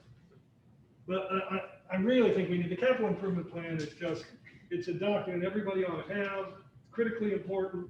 It's so easy. And, people can change in an organization, opinions and structures can change, but when you're consistent in developing that clear blueprint of what your assets are, where they are, what they need, it's a lot easier for anybody to step in and follow up on. Yeah, and we're very excited in finance. This is something we've wanted to do. So, our budget analyst, who really creates almost all of the budget book, she's been wanting to do this for a couple of years now since she's been in position. So year one's going to be a lot of work on us to really put this all together. But after that, it becomes like anything else. After you've got it set up, it becomes really a routine and good thing for all of us. So we're excited to do it. And back to that lean organization, we have one of the very best finance groups I've ever seen. I've worked with a lot of them. And again, they do more with less. How many different budget awards have you won? How many years in a row? Yeah, a lot of years in a row. And, to Jim's point earlier, for an organization our size, we do have one payroll administrator, one accounts payable person, one accounts receivable person. So there's not a lot of excess there. And they all, even though their title may be accounts payable, they do a lot of other things. And think about that. Think how overworked those people are. And think about what Jake is saying. Then they're excited about taking on something new. That's when you got great people. They're motivated. They enjoy doing what they're doing. They get excited by doing the right thing. So that's pretty good. I appreciate it. Are we ready to move on? Yep. Hearing nothing to the contrary, we shall. So I wanted to talk a little bit about, and this will be our last topic of this evening, and we are supposed to have some food for you. I think it's coming here. So when it arrives, please feel free. You just go ahead and eat, and I'll continue talking if that's the case. No problem. So a little bit about infill housing opportunities and some strategies attached to that. And I'm going to go back to how we started talking about that definition of luck, where preparation meets opportunity. And I think we have a lot of opportunities, some really good opportunities, particularly as the pandemic starts to ease and people start to look to reinvest again, and there are possibilities for housing, that if we're well prepared, we're going to do some good things. So let's take a look at a map. So if I take a look at this map, in this map, I've sort of left out some of the areas on the east by the interstate. The reason I've done that, we'll have other days to talk about that, is those are a whole lot easier to develop, and we're going to do that. They're going to have success. They're going to have success probably even quicker, but you don't have to incentivize it as much. You have people a lot more interested in it, and it's going to happen. And we're going to be focused on it, and it's going to be successful, and we are not forgetting about it. And we got the mall redevelopment going on. We got some other projects that are coming. But I want to talk about these areas because these tend to be a little bit harder. It takes a little more effort. So when we look at some of these sites that we have that are really nice sites, we've got the former hospital site in a great neighborhood. We got that former Roosevelt School site, again, a really great neighborhood immediately adjacent to a beautiful park that we've just redeveloped. The Lincoln School, which very soon will be demolished, and that's going to be another real site. And Susan, what's our timing on that at this point? The walkthrough for demolition contractors is scheduled for February the 23rd. So walk through, and then when do we expect it to start and complete? It's gonna depend on the award, but I would, gosh, let's say on the late end April. Hopefully it'll be down. So, pretty much by the time you can start to construct, we can say it's gonna be ready. So look at these three beautiful sites in this nice neighborhood. Imagine them together, okay? You got this nice site over here within the Oakland, the former Vale site. Nice site. You got what we call the Swallens lot, right downtown. Beautiful urban spot. We ultimately have 4-point-some acres and even more if you imagine the plaza included in there, if we're imagining the Manchester Inn site is being redeveloped. Susan, can you share anything with us on Manchester? I cannot share as much as I would like to at this point, but we are scheduled to go to trial on February the 16th. So we should have an answer one way or another. We are very optimistic about being able to get that site back under control and get it back to development. And I would echo that we are cautiously optimistic, which is better than you probably heard from us in a while. Is that going to be decided the 16th, or is that just another, It is set for trial February, the week of February 16th. so that would be the end of the. That is decision by the end of the week. Okay. So would you go to the next slide? So that former hospital site, it's 14.7 acres. We've been having some discussion with Councilman Moon recently about the nature of how it was demolished and to what standard. And we think it was demolished to a pretty good standard. So we think that it's in the kind of position that the developer can come in and not have to worry too much about demolition issues, environmental issues, or whatever, because the hospital did a really nice job in doing it. But I can tell you that D.R. Horton, which is the largest home developer in the United States, folks that I work with a lot out in the Southwest. They haven't been in Ohio that much until more recently, but they now have a presence in Ohio.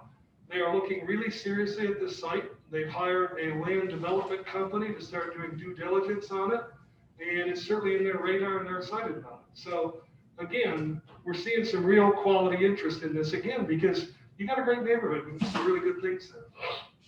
And it will, Just outside of the historic district there. I'm gonna ask someone else to speak to, Yellow I'm not as historic. familiar. Is that in the historic? I'm sorry, I didn't hear the question. Is that in the historic or outside of? That's just outside. Just outside. All right, next slide. Roosevelt School literally connects to the beautiful park, Central Avenue on this side, 6.5 acres, great neighborhood, fantastic site. I mean, this is a great infill site. So again, I'm very comfortable and confident that, this has some real opportunity. Lincoln, same way, pretty much same neighborhood. You got some great restaurants and some retail vibrancy going on over here. You got the great neighborhood here. You got Roosevelt and the hospital site over here. Start imagining these three together, starting to redevelop. Very nice opportunity. 5.7 acres. Now the Manchester is 4.8 acres, which in a very dense urban setting is a really big site. Whether it gets still redeveloped as existing buildings, or it's too far gone and they have to go and we have a completely blank slate, you've got a big site. This site too is bigger than I imagined. And if you sort of imagine this being part of it, I mean, this could hold, a nice, relatively dense, urban, luxury, mid-rise, multifamily apartment that would probably have 80 to 100 units. Of course, Vale site, 6.7 acres, a good one. Large site, got a pretty good location. So, this also, in addition to showing those sites, is showing you in purple where there's vacant land or properties or lots. So, we've included, for instance, this former AK Steel over here, which at some point can be a really nice redevelopment, hopefully, area. Quite a series of vacant lots, as you see. There tend to be more than you think, even in those areas. So we have a lot of infill once we can get something going, go to the next slide. So I'm gonna be an economics professor now. Does anybody remember their macroeconomics? Did you get to college for your macroeconomics? John Maynard Keynes, Milton Friedman. Professor Pavlik's gonna take you back for a few minutes. So there's this continuum of macroeconomic theory, obviously, and at the very, very left of the continuum, the Keynesian economists basically would say, the market cannot assure full employment or the equitable and fair distribution of or access to resources, and it takes government intervention, right? Lots of government intervention, and when it comes to economic development, the intervention usually take one of two forms, either the carrot or the stick. Well, the carrot is incentives. We provide incentives as but for. They wouldn't happen but for our incentive. The stick oftentimes is aesthetic and design standards, zoning regulations, other proscriptive and or prohibitive kinds of things to make sure people do it to quality and do it right. That's all sort of Keynesian theory and practice. Now, Milton Friedman, who is a more recent economist, who is on the opposite side of the spectrum, would tell you the free market works the best. Free market economics always is the best thing. The market will always be self-regulating. The economy operates best when government provides no interference. Friedman advocated against government incentives and regulations, professing a total free market will assure the most effective and efficient development that will succeed over time. Well, it just so happens that they were and are both right. Now, how is that? Well, this is Professor Pavlik again, objective truths and market realities. The very best economic development strategies are almost always place-based. Having worked in 5 different states, I can tell you that nothing that you've ever done before ever works the same again anywhere else. So you have to recognize that. Be sensitive to and understand fully the place you're in and what it will take to succeed there. It's very important when you start with that approach, you're going to have a much greater chance for success. The other thing, and I'm going to go with my friend Milton Friedman on this one, is it's got to be market-based. I mean, if you deny or forget that the market and the market conditions are there, and just imagine you're going to make something happen that the market is never going to support you on, you are going to waste a lot of time, money, and effort, and you're never going to succeed. Also, they have to be designed to maximize the resources that you have by channeling them where they will have the greatest chance for success. And that is my goal, and hope it will be our goal, is our resources are limited. Let's use them where they have the greatest possible chance for success. The other thing is all economic development should always be consistent with what we call the but-for mindset. We shouldn't give an incentive. We shouldn't take government action. We shouldn't do government interference, but for it's the only way that it works. But for it's the only way that it works to that quality. But for it's the only way they come here as opposed to somewhere else. But for it's the only way that it will ultimately succeed. If you can't answer that question, then you're basically just giving away subsidy at the expense of your citizens. Now, some projects do require a strict adherence to Friedman's economic theories, and I would say those things near the interstate that are a whole lot easier to sell and market and happen on their own, Milton Friedman would say, leave those alone. Just let those people develop it. Have your zoning, have your design guidelines, have your aesthetics, help them, support them, permit them, inspect them, let them go. The market says what's going to work and work with it. Some projects require a lot of Friedman and a little Keynes. We start working more toward areas that tend to be a little bit more disadvantaged, that have a little bit less appeal, that might require more money invested in infrastructure or to deal with environmental contamination or blight or other issues. Now you need that government intervention to make them more competitive. Now, some projects require a whole lot of Keynes and not so much Friedman. So now when you need a whole lot of those things, because they're so environmentally contaminated and they're an orphan and they got demolition issues, but they're right in the middle of where you know you gotta do something, and it really matters, and if you make this happen, it's gonna be huge, then you gotta recognize that, and it's worthwhile. So, the big key is it pays to know the difference. Don't follow Friedman when you ought to be following Keynes, and don't follow Keynes when you ought to be following Friedman. So, that would be my advice. I have a question. Yeah. This is interesting.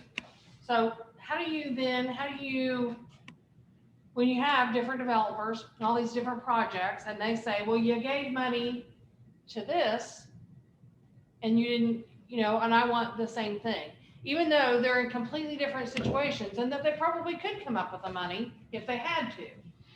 It's always about the capital stack. You always only do something if it's necessary, but for. That is, if there's a gap. The government should always come in for the gap. If there aren't any gaps, or you can help them identify how to fill their gap without government, then they ought to do it. The Manchester folks, they don't understand capital stacks at all.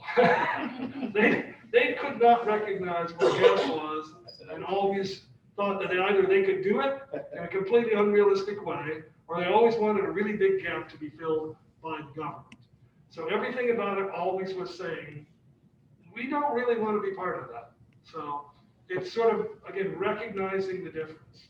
Professor, Demanding an awful lot when it comes to the pro forma. just a To thought, understand. Professor. Yeah. We started the day talking about quality over quantity.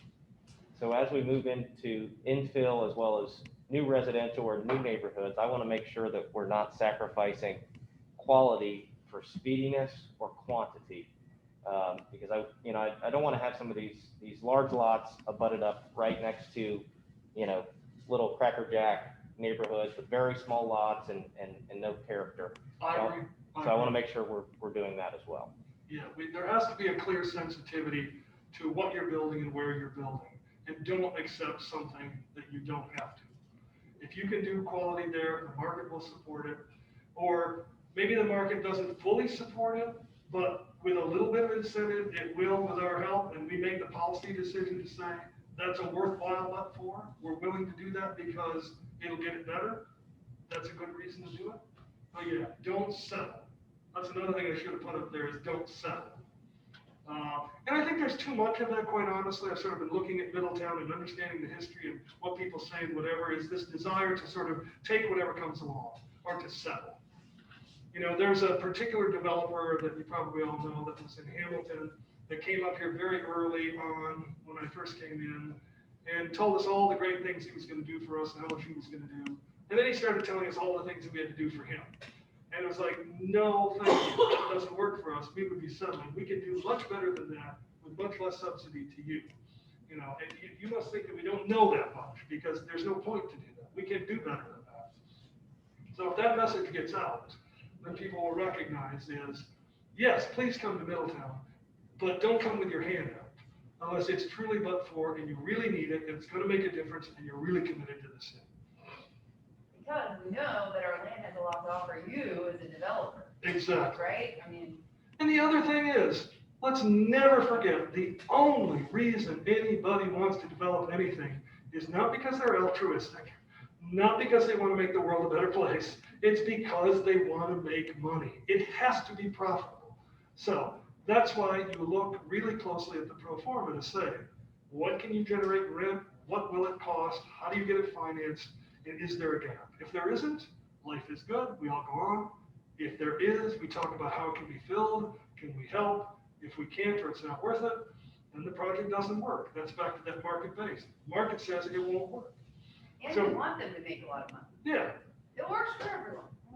So, and that was another problem with the Manchester. If you're going to spend $369,000 per unit on hotel rooms in downtown Middletown, and then you're only going to come in $145 a night in average daily room rate, it doesn't work. I hate to tell you.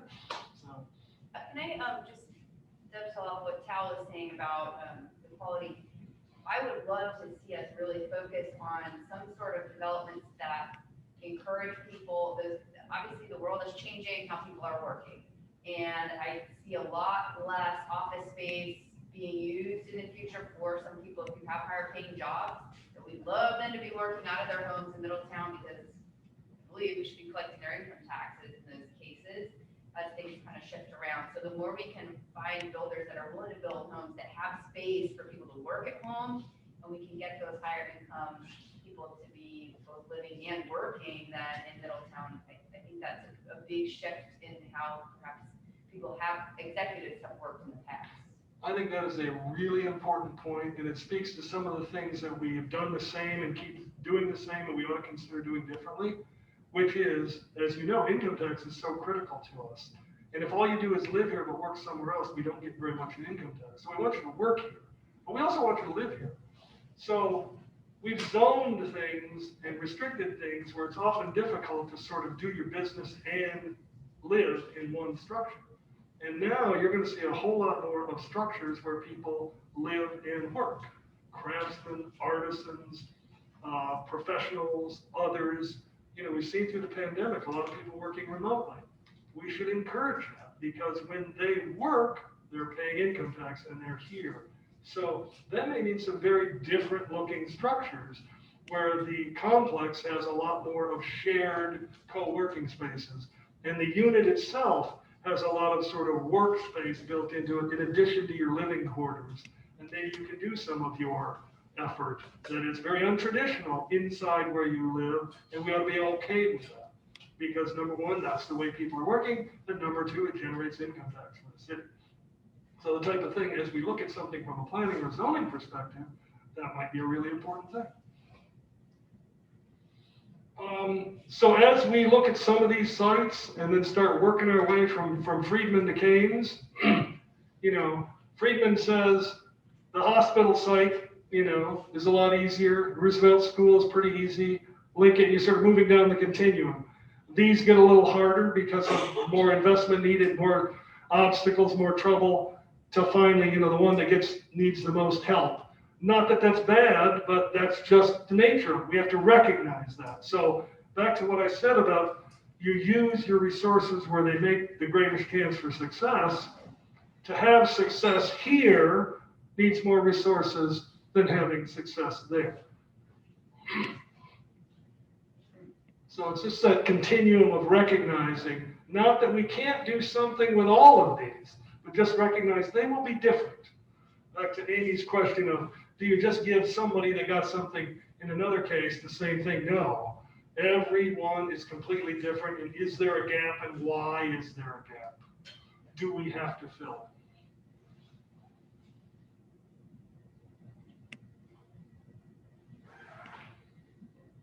Other questions with regard to development of housing, infill, sites, things like that.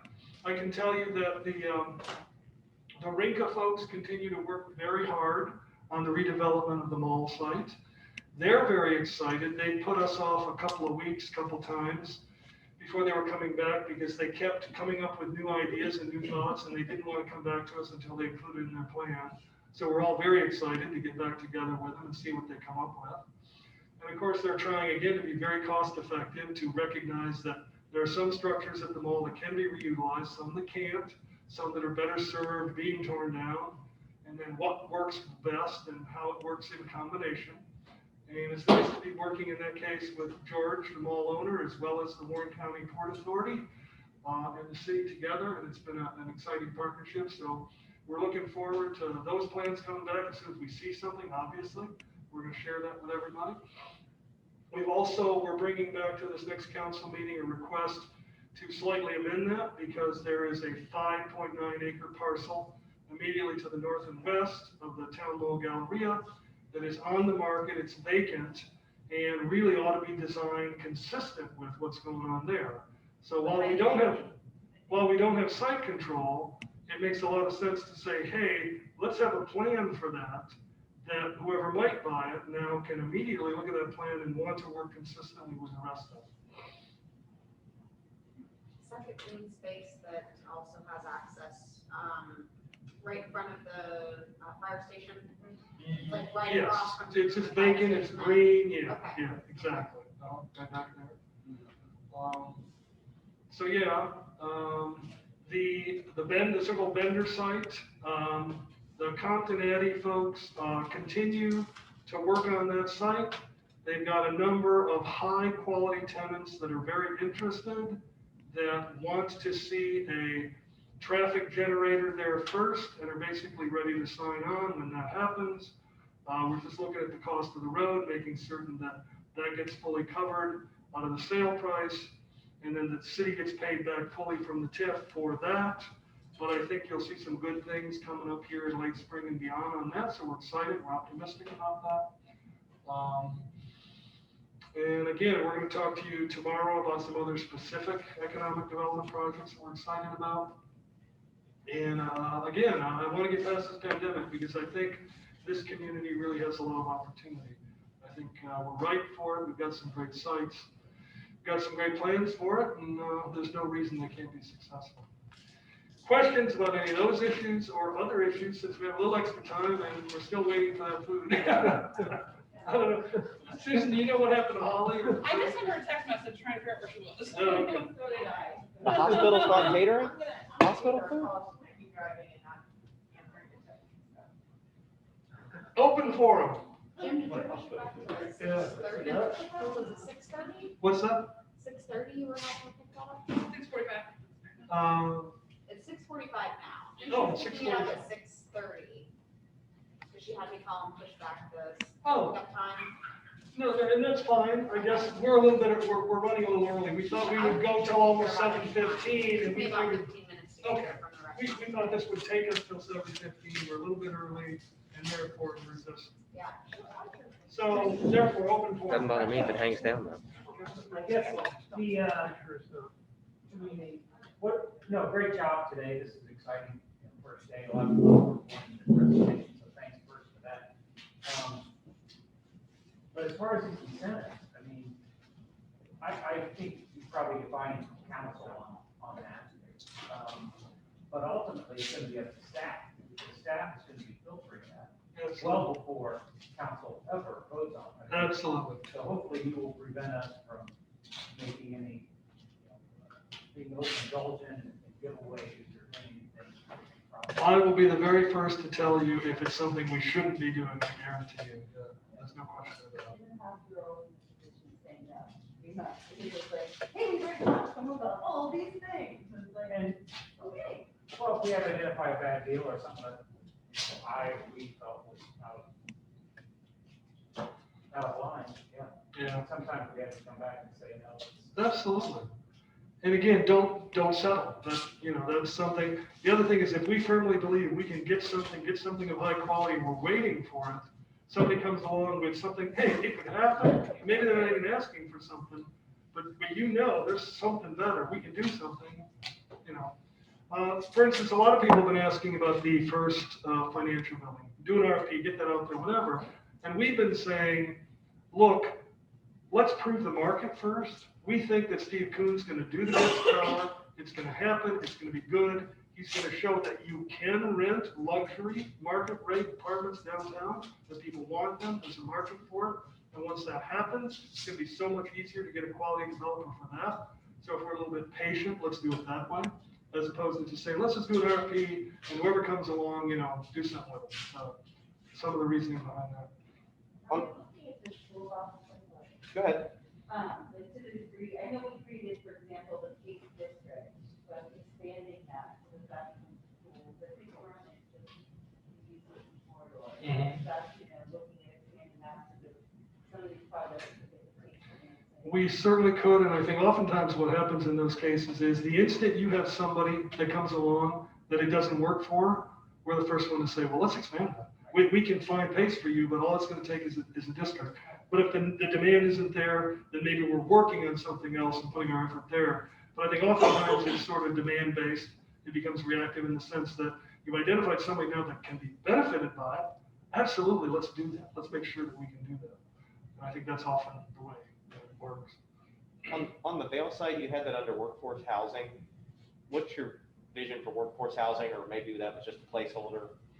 Well, and this is what I want to sort of describe, which something there, and I've done some projects, for instance, where on one site, you've got market rate housing and so-called workforce housing, and they're the same builder, they're the same product, essentially the same quality, and you wouldn't know the difference looking at them. But the difference is the financing on it. So in one case, conventional financing, equity, standard capital stack. The other one is so-called low-income housing of some variety, tax credits, and I hate to just say it that way because it doesn't mean low income. It means that people of certain income levels have to be allowed to get so many of the units. And typically those are working people, police officers, firefighters, nurses, people that make $45,000, $50,000 a year, or a family might be 65 or whatever. But again, they can't necessarily afford the rent. So there's financing mechanisms that allow the developer to get a lot more equity through a tax credit. But in exchange for that, that developer then has to commit for so many years on that project that so many units are available to people who only have to pay a certain percent of their income. But they're working people. They're not someone who's there on a voucher. They're not Section 8. There's none of that stuff. But that's true workforce housing. So something like that. And again, the quality is exactly the same. The reason that you can make it exactly the same is you don't need as much revenue for this one because you got a bunch of equity from tax credits that this one didn't get. So it's sort of, these people over here might say, wow, that's not fair because they're not paying as much as me and they got the same unit. But the federal government says we do that. So if we do that, I'm going to disproportionately take, advantage of it if it means my city can get quality workforce housing.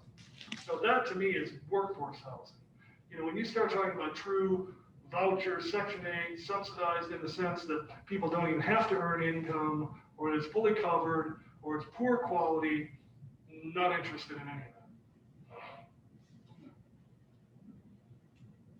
With that particular site, the building on the corner there, I drove past recently and it's all boarded up. Is that just because they're working on that building? I was very curious about. Which corner? What is? The little, you're missing tooth right there Oh, at the top. this one? Yes. What type of building it is it? It seemed, I don't know if it was historic, it was a former VFW or something like that. You know what that building is? But now it's, Nice church, isn't it? It was across from the church. Across from the church? And I think that the church owned it, was it the KFC? Knights of Columbus. KFC, that's what it was. Okay. Yeah, Knights of Columbus. Again, I haven't been here long enough. In some cases, I just don't know. And so that's. It's not owned by the church. They used to do parties, after hour parties and stuff there, but I think there's been some damage in there. It's not a low fire. Well, they did all the work on the stone wall recently, but now it's boarded. Yeah, they used to do big birthday parties and some after hour stuff. The other thing that I would mention too is, we got a big paving program coming up. So in many of these cases, some of these areas will just automatically be enhanced too, because we'll be paving a lot of these streets around there. They will be more attractive. They'll have a little bit better appeal because, again, a lot of streets will be redone around us. The Vail site is in the Oakland district, right? Yeah. Yeah. So they're doing that already quite a bit. I was curious if maybe that house had some sort of historic preservation limitation on it, and that's why it was still there, and why it wasn't part of everything, it wasn't demolished. Okay. but I mean, I think he would sell it. Who owns it? Yeah, Edwards, played at Wright State. His son's The other thing I wanted to mention is I've never been proud when it comes to trying to get other people's money. So if we have an administration coming up that is a lot more likely to provide infrastructure money or other kinds of grant funds to local governments, we are going to be there first in line to disproportionately have our hand out because we are not proud when it comes to taking other people's money. And if that means we can get more things done in our community without using our funds, I guarantee you we're going to sign up for that. So if anybody objects to that, let me know now because I want to increase that to 25%, so and later, and there's no money left. The concept of workforce housing is interesting to me because I know at least this council has always been very strongly against any kind of Section 8 or vouchers or anything that would put which something like that. absolutely, But, yeah. that really intrigues me. Yeah, I mean, and I've seen over time where, those folks that, they make what used to be thought of as a halfway decent living. They're working people. They're doing everything they can to raise their family, to have a good job. They're, entry-level police officers, entry-level firefighters, nurses, teachers, you name it.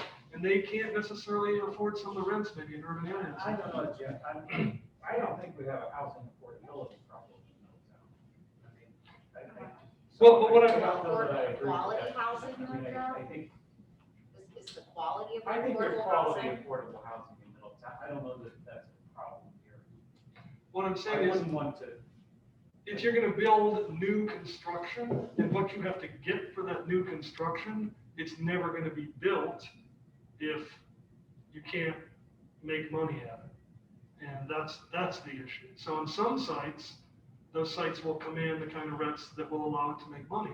On other sites, you may need some of those tax credits to allow it to pencil out.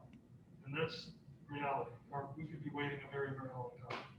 But And that may be it, the market may prove itself other places, and it's okay to wait 8 years, 10 years, whatever, but if we want it to be done in 3, it's a very different story. But surely we'll wait and put out an RFP and see what the developers want to do and not predetermine it's going to be X. Absolutely, and even be patient on that and allow the market maybe to get proven in some of these other areas so that they feel better about that, and you have even a better chance with the RFP. That's why I was saying, let's have some success in some of these others where it's easier to prove a market in order to then allow you to get what you want ultimately there. Because if we imagine wanting it now, you're not going to have that success. One site I didn't see on there, because it still has half of a building on it, is the paperboard site. Mhm. Do we have, I suppose we'll wait until that's all the way get down before we start thinking about it, or was it contemplated in the? That was my speech about as soon as they start offering more grants at the federal level, because it's going to take a lot of money to clean up, demolish, and environmentally remediate. So we're going to be scouring every possible opportunity for the millions of dollars that it will take to do that, because we don't have the resources. I mean, we just don't. Jim, I also saw on the plan that Ashley presented several weeks ago that this site, as well as the paperboard site, were identified for senior housing. That was another housing need that was identified in those plans that I didn't see in this. So I don't know if you. I would say, I think the plans offer up potential or ideas, and then you look to the market. If the market believed that there's a really big demand in Middletown for some quality senior housing, we'd take a look at it, and the market would say, well, it ought to be here, it ought to be there, but I haven't necessarily seen the demand yet. Maybe it's out there, we'll see.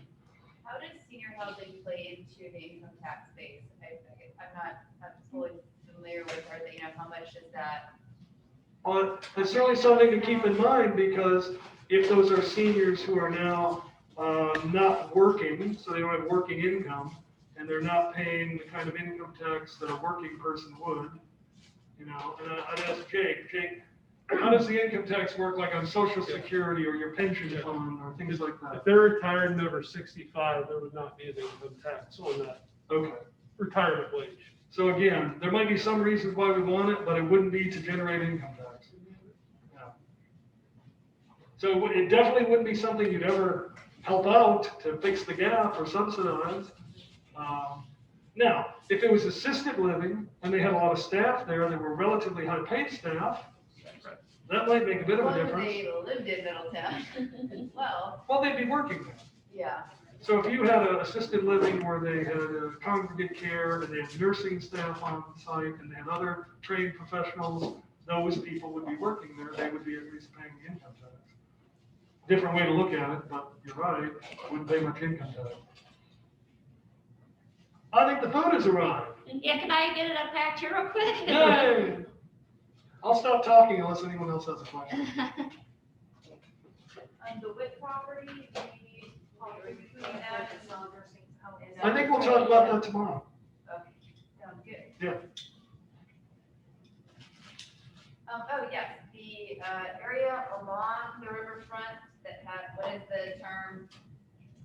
has Opportunity zone. opportunity zone, yes. I think we'll talk about that tomorrow. Okay, great. Sounds good. You're always ahead of the game. Okay. I like it. Absolutely. Well, thank you, everybody. You've been an incredible audience. I really appreciate it. And this has been a lot of fun. So we look forward to tomorrow as well. And please, enjoy some food. Thank you for all you guys. Oh, that's.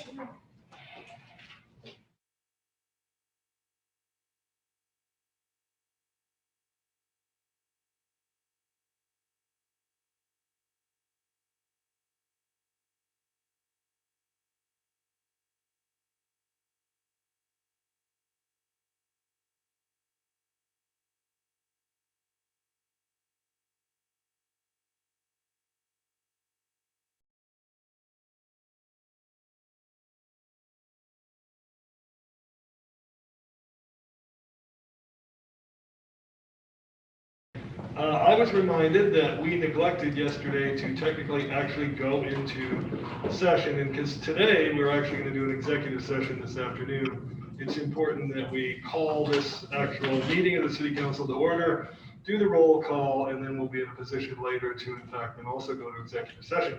So I'll ask the mayor to get us started, and Amy can help out, do your thing, and then we'll get into it. All right, well, I will use my coffee to start the Middletown City Council Strategic Planning Session for January 2021. Ms. King, can you please call the roll for us? Ms. Vettori, Here. Ms. Nenny, Here. Mr. Mulligan. Here. Mr. Moon. Here. Mayor Condrey. Here. Okay. All right, ready to go. Shelby, would you call up that first slide, which should be the agenda for today? So today's agenda, we are going to start, really going to focus today on. Okay, it just looks sounds good. Okay, good. Just wanted to check all of them. No problem. Okay, recurring theme today is reinvestment, reinvestment, reinvestment. We're going to continue to talk about capital reinvestment. Today, going to focus really on our public safety facilities. So from 9 to 10:30, we got a presentation on fire stations. We'll take a break between 10:30 and 10:45. 10:45 to 11:45, we hope to talk about the jail and the courts. We've got lunch scheduled from 11:45 till 12:30. During lunch, we're just going to sort of casually talk a little bit about some of the issues coming up in this second pandemic year on how we deal with some of the events like parades and fireworks and things like that. And then this afternoon, we hope to go into executive session to talk about some significant economic development projects, and we are asking to do that in executive session. So if we have some time, if we move along a little quicker, then we'll have some open forum and we'll just allow questions and discussion on other issues as well. So what we're going to get started today is obviously our capital that serves our fire department, our EMS, is very important to our public safety. We have 4 fire stations in the city of Middletown. There was a time, I understand, that we had 5. Today we have 4. They are in, if you don't realize, very poor condition. They weren't even in very good condition when they started out. They are now well past their useful lives. They are not any longer in the most strategic or appropriate or best served locations. And we'd like to tell you a little bit about what we hope we are able to do in looking to replace those facilities. So we have a presentation this morning by Chief Lally and Deputy Chief Tom Snively, and I am going to turn it over to them. And then after their presentation, I'm going to jump back in on some of the financial details that we have to share with you.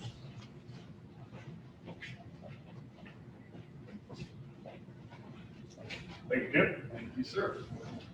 Give a fireman a mic. Good morning, Mayor Condrey and members of City Council and everybody else. I promised Chief Burke I wasn't going to go there, but I just can't help myself. I see this today as a Super Bowl for the city and the fire department senate. When the Green Bay Packers are at home watching us on Zoom. I'm sorry, Shelby. I'm sorry. I apologize to you. Shelby's nice to us. She does a lot of stuff. And she's a fellow UD Flyer. So,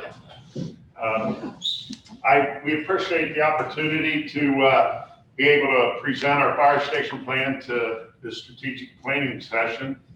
I'm going to give you a short introduction, and then Assistant Chief Snively will be giving a more in-depth presentation on the history of the fire stations, their current conditions, and the plan for the future. The fire department's much like the police department in terms of our operations are broken up into sections where our chief officers are given areas of responsibility, and Chief Snively has buildings and grounds.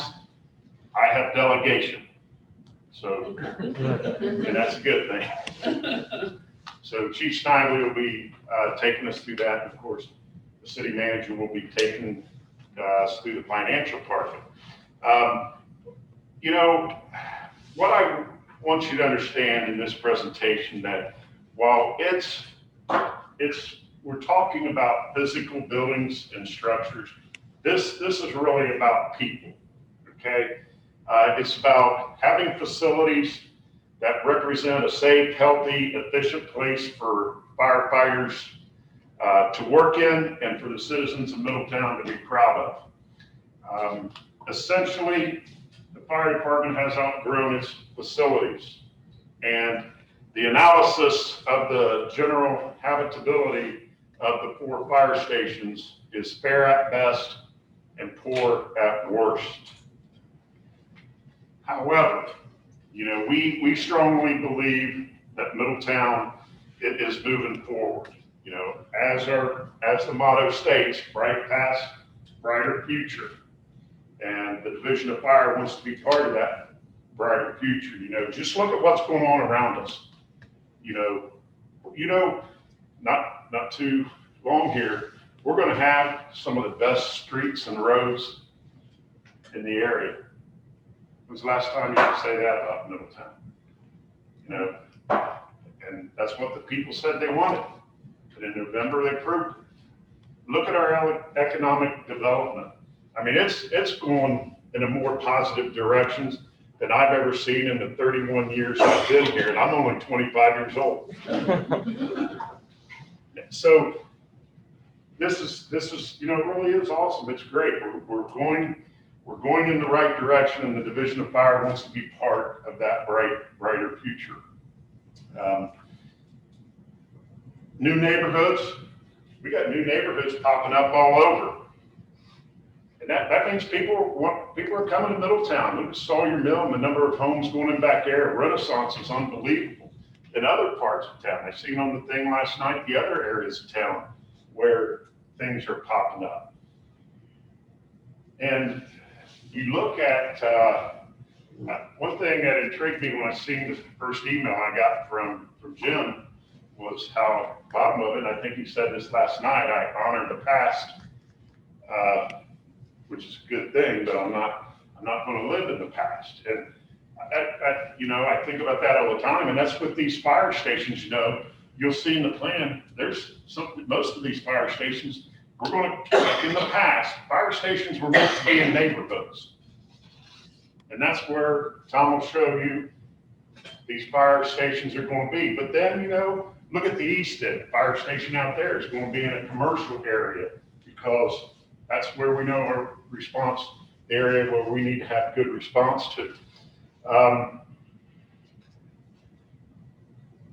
The new neighborhoods that are developing, and the people in these areas, they need fire, EMS, police coverage, and that's what they want. And the businesses in these areas need police, fire, and EMS protection, and that's what they told us they want. Our current fire stations are beginning to hinder us in delivering the great fire and EMS services that the people of Middletown receive, and that I'm confident they will continue to receive. So as I said, this is not about physical buildings. It's about bringing everything about Middletown together, our people, our firefighters, our history, our future, our brighter future, and will allow us to serve the citizens of Middletown the best we can. And this is also going to allow us the capability to expand into other areas. One big thing is, training our own people. Right now, it's tough for a platoon to train their 24 guys in our training room. That room is 16 by 20. So we have to break our training up into several times a day. That's just not very efficient. A new headquarters station with a larger training room is going to allow us to be more efficient there. We'll be able to expand into such things as doing public blood pressure screenings or vital sign screenings. We'll be able to do things such as offering the community, the public, CPR and first aid training. And we'll be able to expand more into essential public fire prevention education and some things of that nature that'll allow us, once again, we built these stations, we built these buildings, and we'll be able to service the public and the people of Middletown a lot better. So yes, as you'll see, fire stations can be cost a significant amount of capital money. And what we really need to look at though is that this is a reinvestment in the people. It's a reinvestment in Middletown. It's a reinvestment in our community. And it's a reinvestment in the pride and ownership of Middletown. And with that point there, I'm going to pass the torch on to Chief Snidely. That's probably not a good thing for a fire chief to say, pass the torch. Hopefully he won't burn us. Control burn. Okay, but thank you very much. And I think we're going to hold all questions to the very end because Tom's going through a lot of material, and if we break it up, it might get things a little convoluted, and we want to make sure you get everything. So I guess I'm saying don't ask any questions.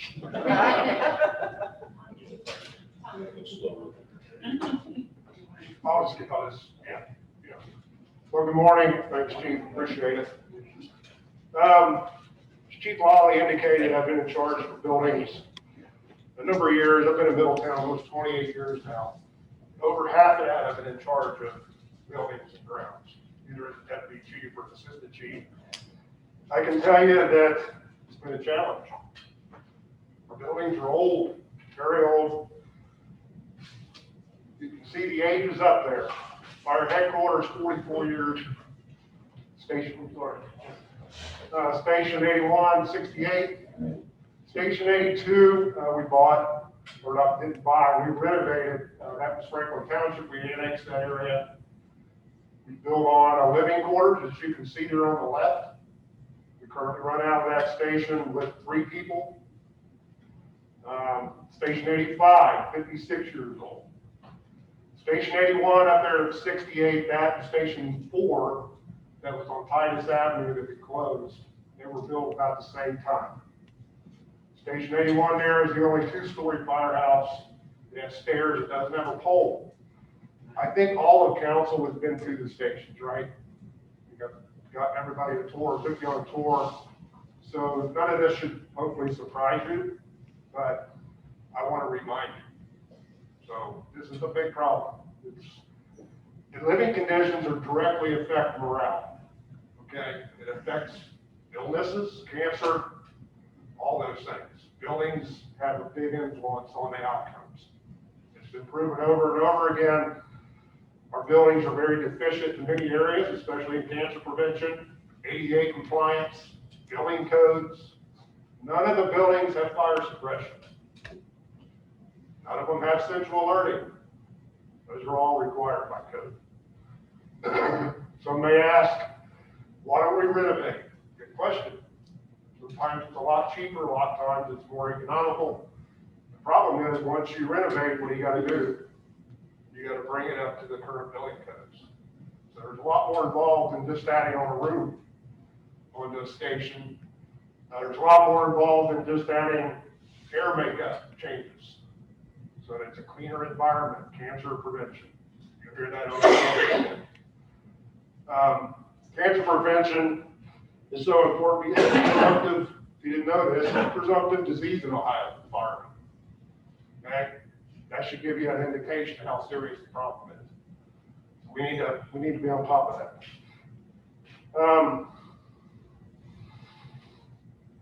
So this isn't the first time that we talk about buildings.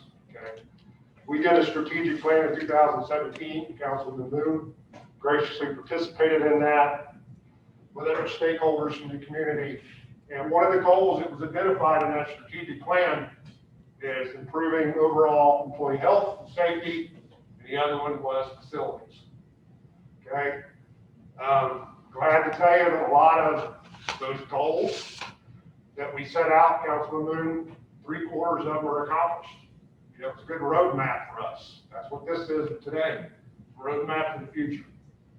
So that really helped us stay on track, but we got a ways to go. We got a ways to go yet. So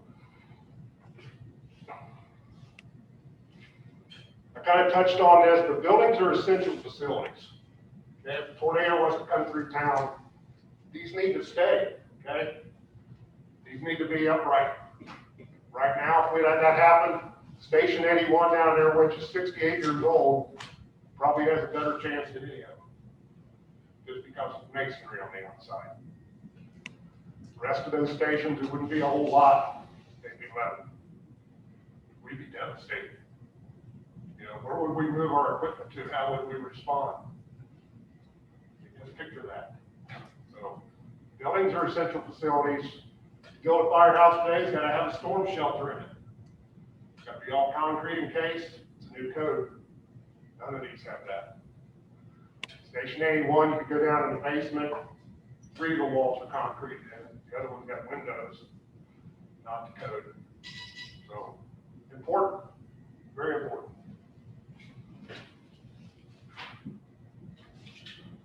So this is headquarters. We're just going to show you a few slides just to give you a kind of an update view where we're at.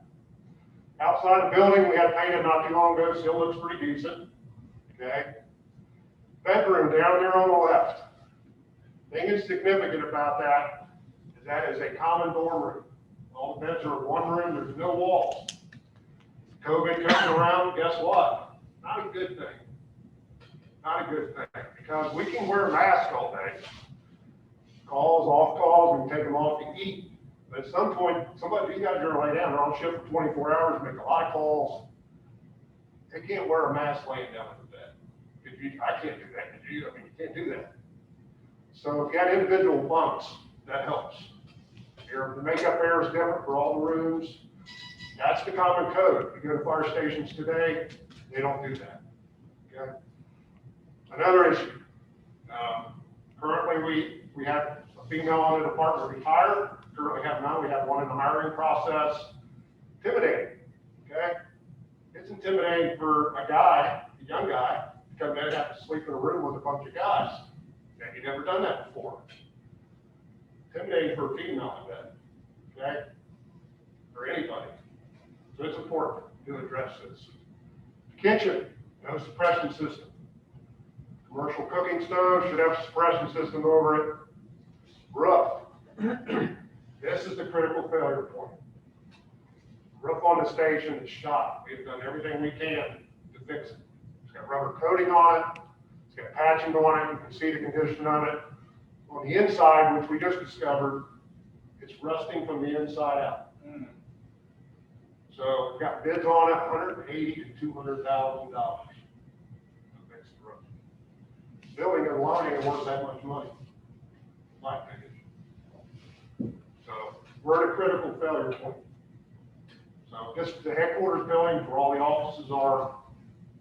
The training's done, where most equipment is stored and responded. So big problem. So Station 81, I mentioned before, only 2 stories that have steps, that have a pole or slider, anything cool like that. It is a pretty decent building. The roof, the flat roof on it was replaced about 8 years ago, so it's in pretty good shape.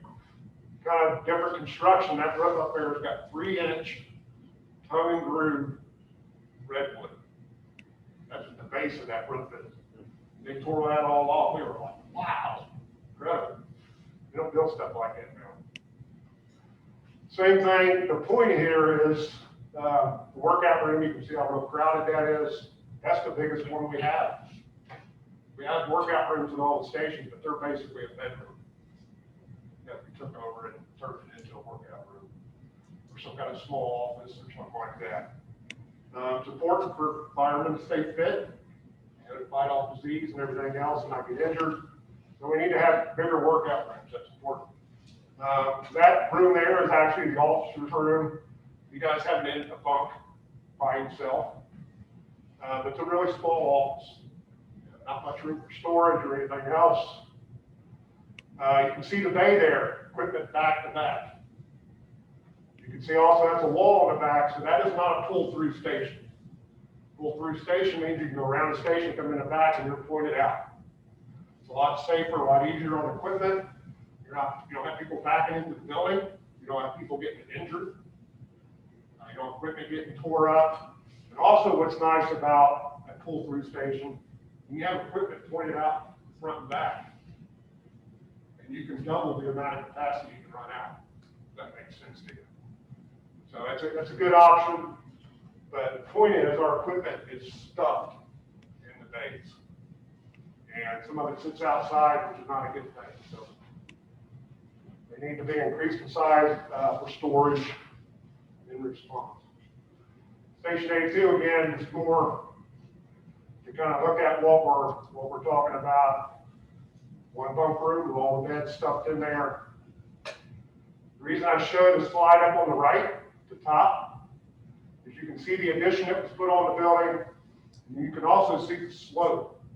That slopes into Dix Creek back there. Okay, it floods a lot. You open that back door there, there's steps that go up. They're actually marked on the steps where the building was flooded and how high it's got. Again, this is an essential facility that can happen. We have to address it. As far as the size of the building, tiny. Ideally, we would have 5 people in that station. We have 3, and can you imagine 5 people in that room sleeping, napping, whatever, and then trying to stuff 5 people around the table to eat? Let alone the bay size. You look at the front of the building, there's a single door. It's a big one. That's a small bay for an engine and a medic to sit side by side. And the problem it creates is Chief Lawley talked about creating more response time or slowing down impeding our exit from the station. The way stations are designed today is to get you to the engine or a piece of equipment, get you out the door as quickly as possible. Okay, this station, you got the medic and engine sitting next to each other. You got the doors open. It's hard to get dressed and get all your stuff on and get around the truck. And it may sound minor to you, but seconds add up. They add up. Just hold your breath and tell me seconds don't add up. It's important. It's important to get out of stations quick.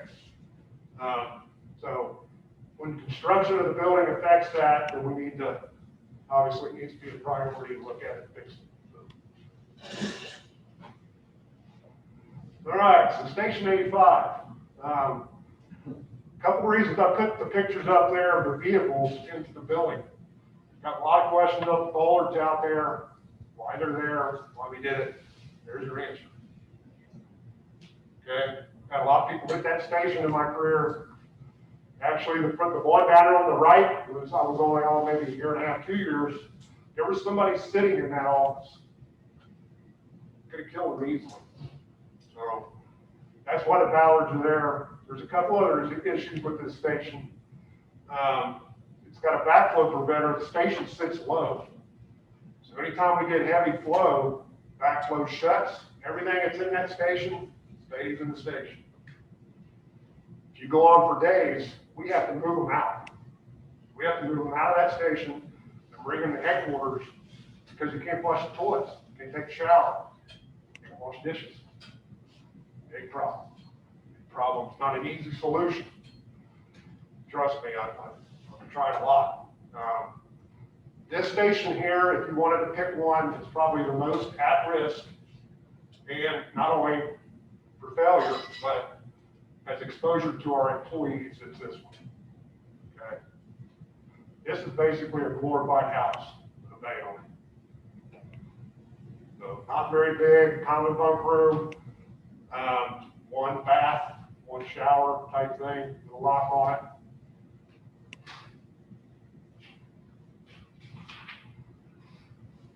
So I'll mention some of the building codes again, just wanna make sure you're aware they're not sprinkled.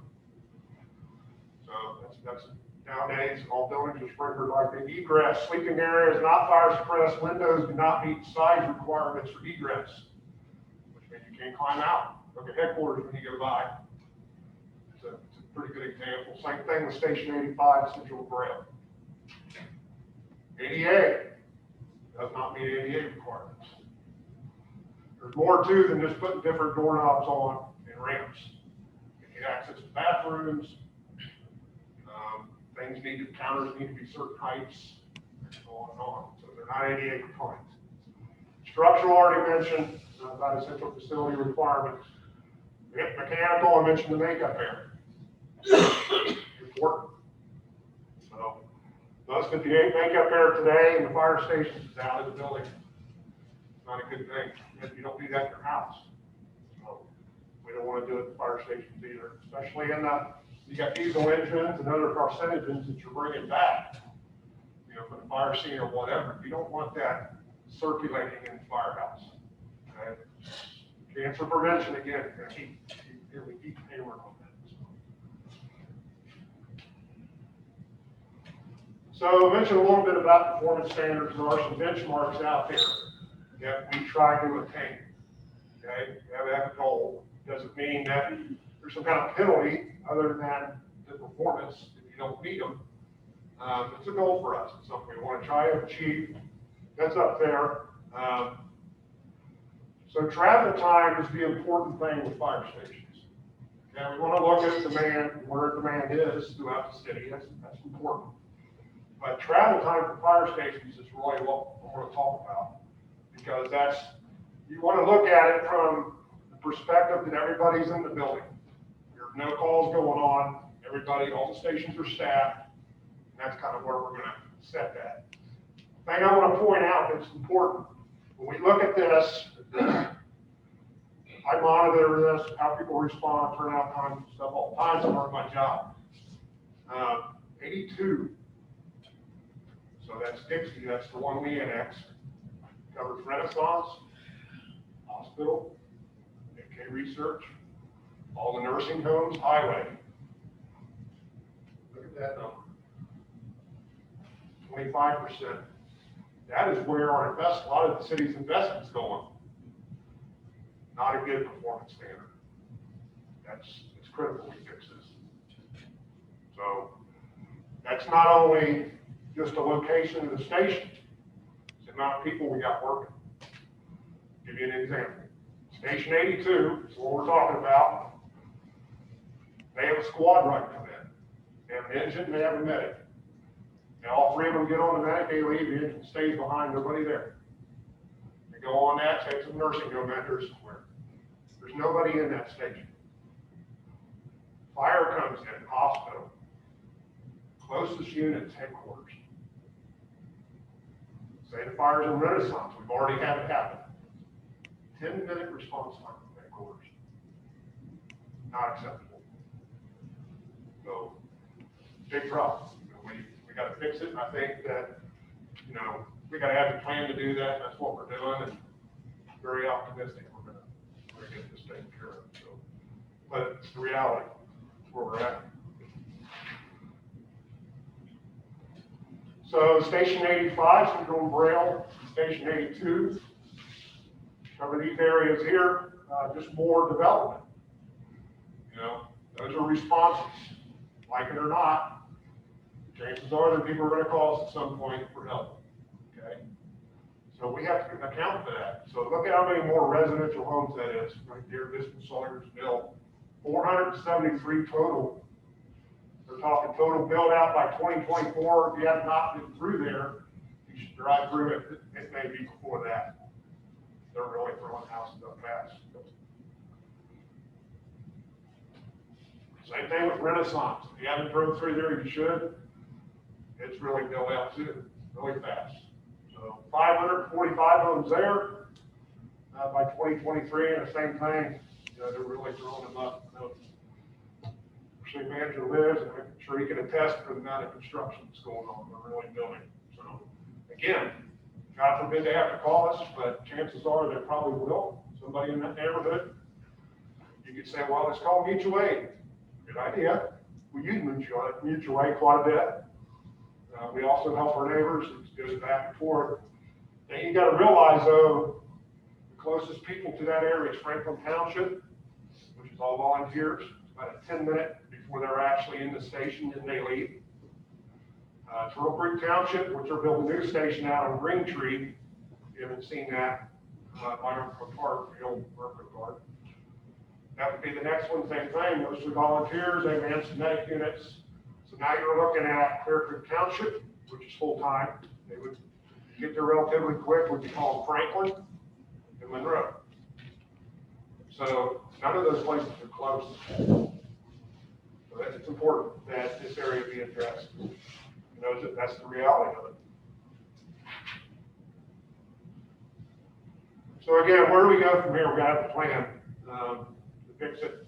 Mentioned the travel times. So when you try to decide where to put a fire station, I don't claim to be an expert, but I have, you know, been involved in this a while. I've talked to a lot of chiefs that have built stations. I've talked to a lot of chiefs that have been in this kind of a similar situation that we're in now.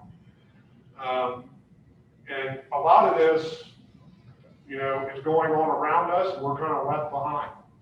Let's be honest.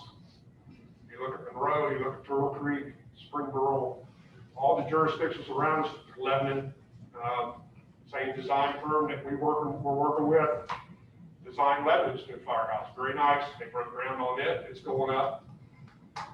Liberty Township, a lot of these places are building fire stations.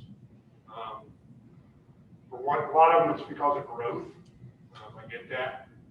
However, they see the importance of the essential facility, and we got to do that too. So the areas of things that we looked at, first due impact, I talked about this earlier about run volume, you know, highly, you know, areas that we respond to a lot. We've identified them. That goes into the thought process, obviously. Neighborhood type, and then land availability, and then the obvious one is cost. Okay? If we have to buy property, it equates to, you know, less money to actually build a physical building. So one of the main goals city manager's given me, you know, in looking to locate is we don't want to spend all our money on the property or developing the property. Because he has a free piece of land, but we spend $450,000 on site work. It's not free anymore. So I think we have to consider that, obviously. But there are some areas that make sense, I think, and hopefully you'll think they make sense too when we get to that. So, and then the bottom paragraph is kind of what I talked about as far as staffing. We can still put our stations in where they need to go ideally, and it's not going to solve all the problems. You know, we really need to staff medic units and engines separately. You know, the combo company theory works if you're not busy. We're busy. We have quite a few fires, and they can still get a ton of medic calls. We made around 13,000 last year, so compared to Squeak and Monroe, probably made 3,000. Their minimum staffing is almost what ours is. 13,000 total calls. Yeah. EMS, the bulk of those are EMS calls. Yeah.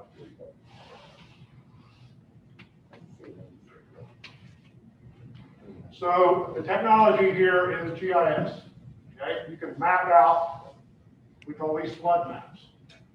Okay, you can see the legend at the bottom, existing station locations today. This is where they're at.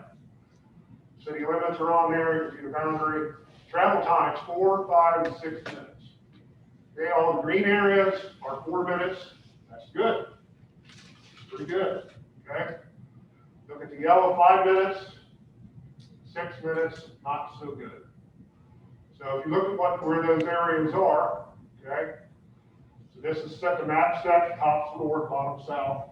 So the southwest part of the city, there's a couple reasons for that. One of them is AK Steel. It's hard to get through AK Steel. You get the other parts of the city. So that does affect that. That's why you see up there at the airport.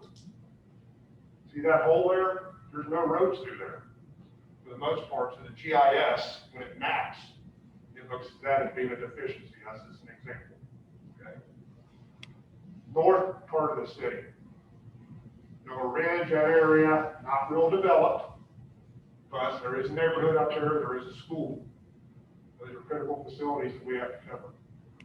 You can see the existing Station 82 there on the right.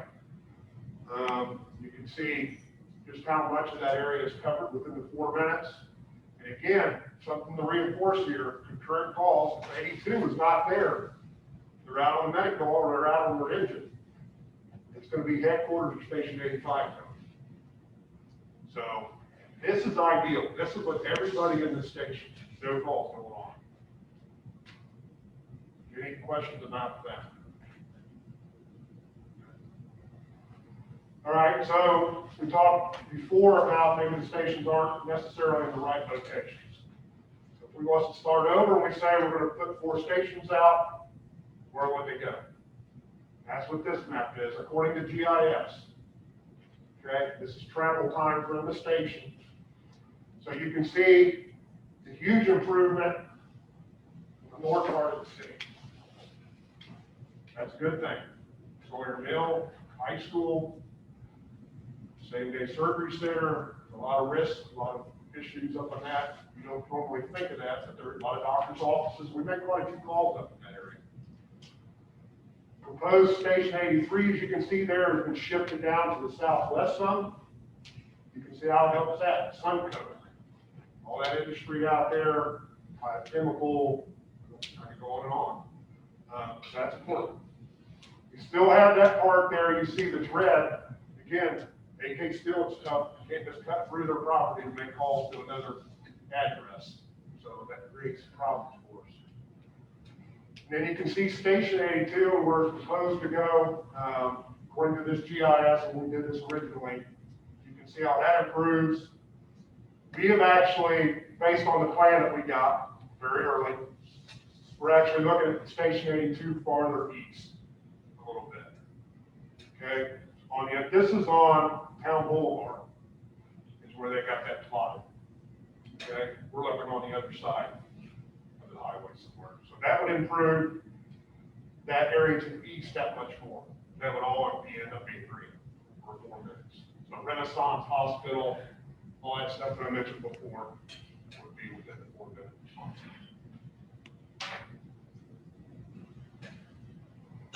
So when you look at fire stations, you want to hope to get 50 years, okay, 40 to 50 years, for a lot of reasons.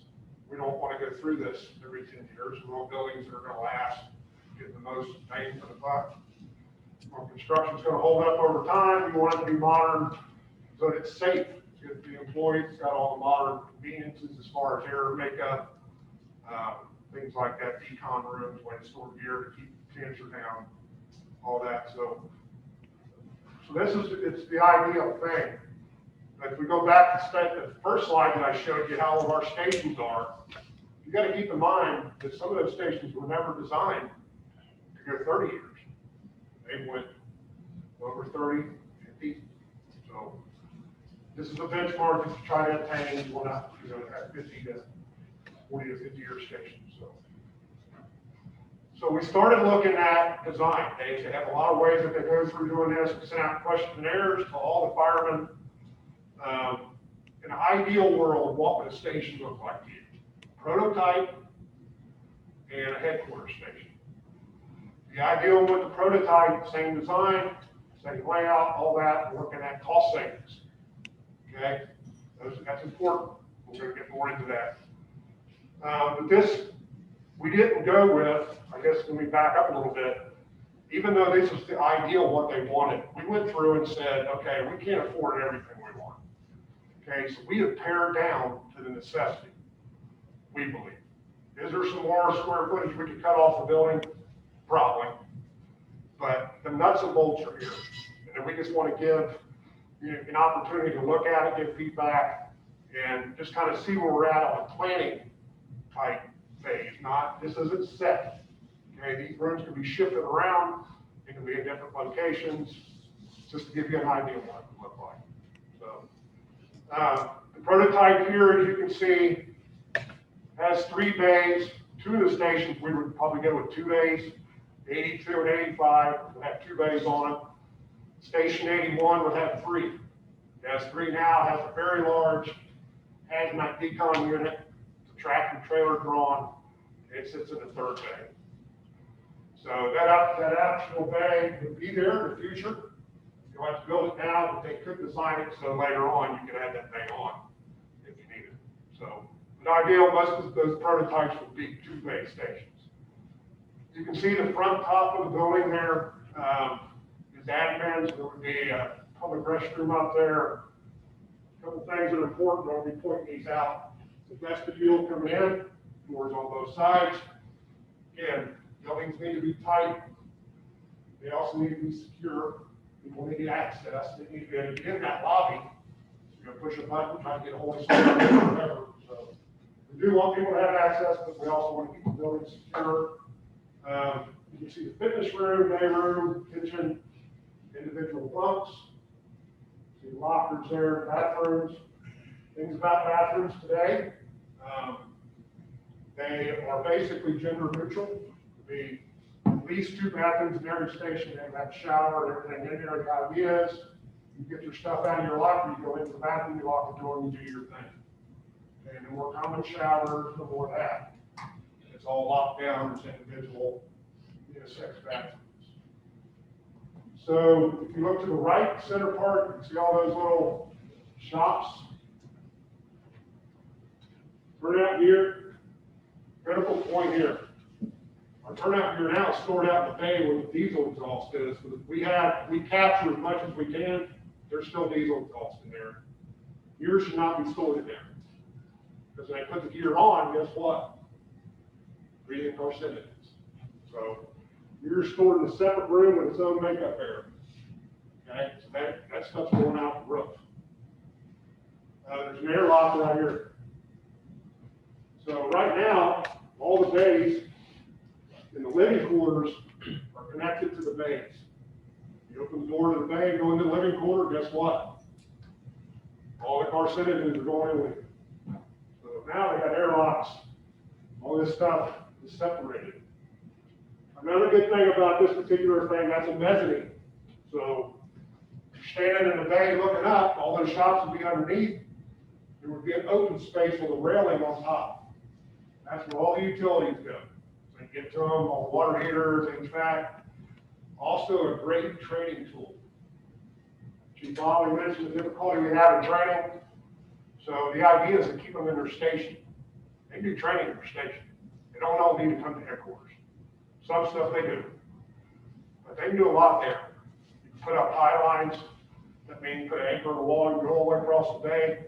You rope rescue training, ladder training. So the idea is that those mezzanines is so that you have those training pops in the station. They don't have to travel out. So again, I mentioned the drive-through stations earlier. That's the concept we're looking at for a couple reasons. Flexibility is the big one. You know, if we need to stack equipment, you have to respond both ways out of the station. We can do that. We also have where they can drive around the station, come through it.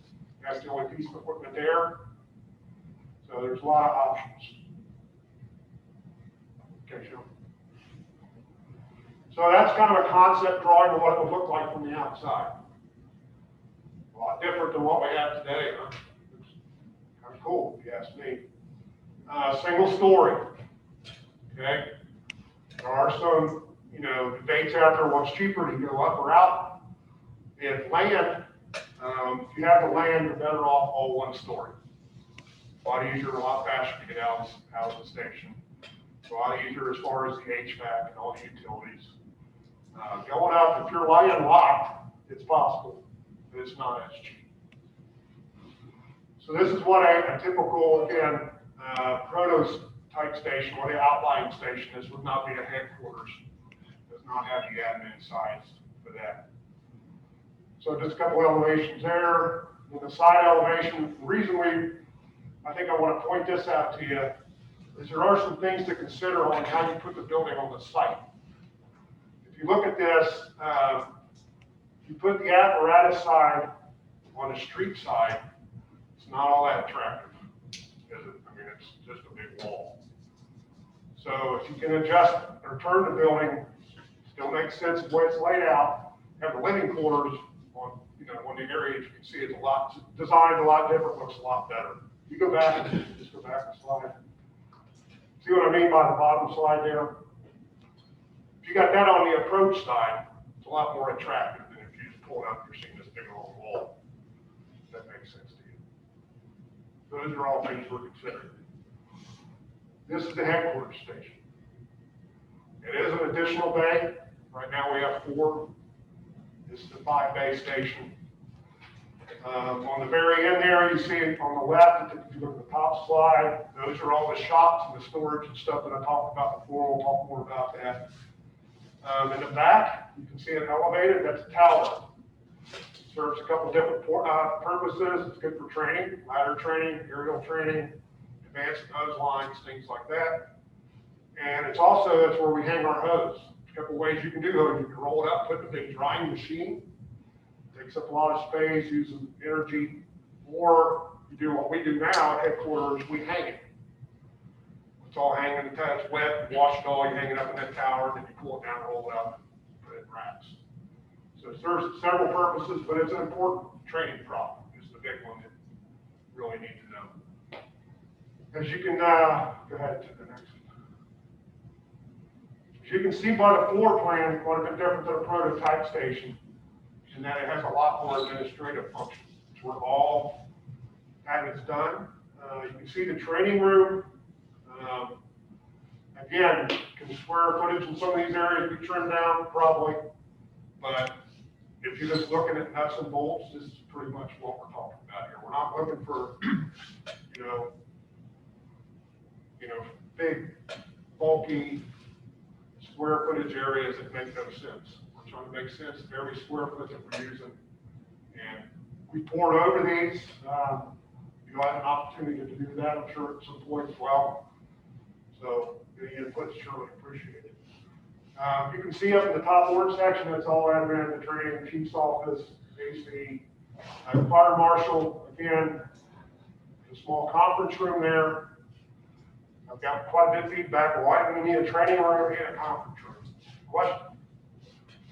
We want to have a staff meeting, or we have a vendor come in, we want to have a meeting, and they're having fire training in the training room. We gotta wait. We need to have somewhere where we can take people and conduct business when they're having training. That's the problem with the tool we use for it.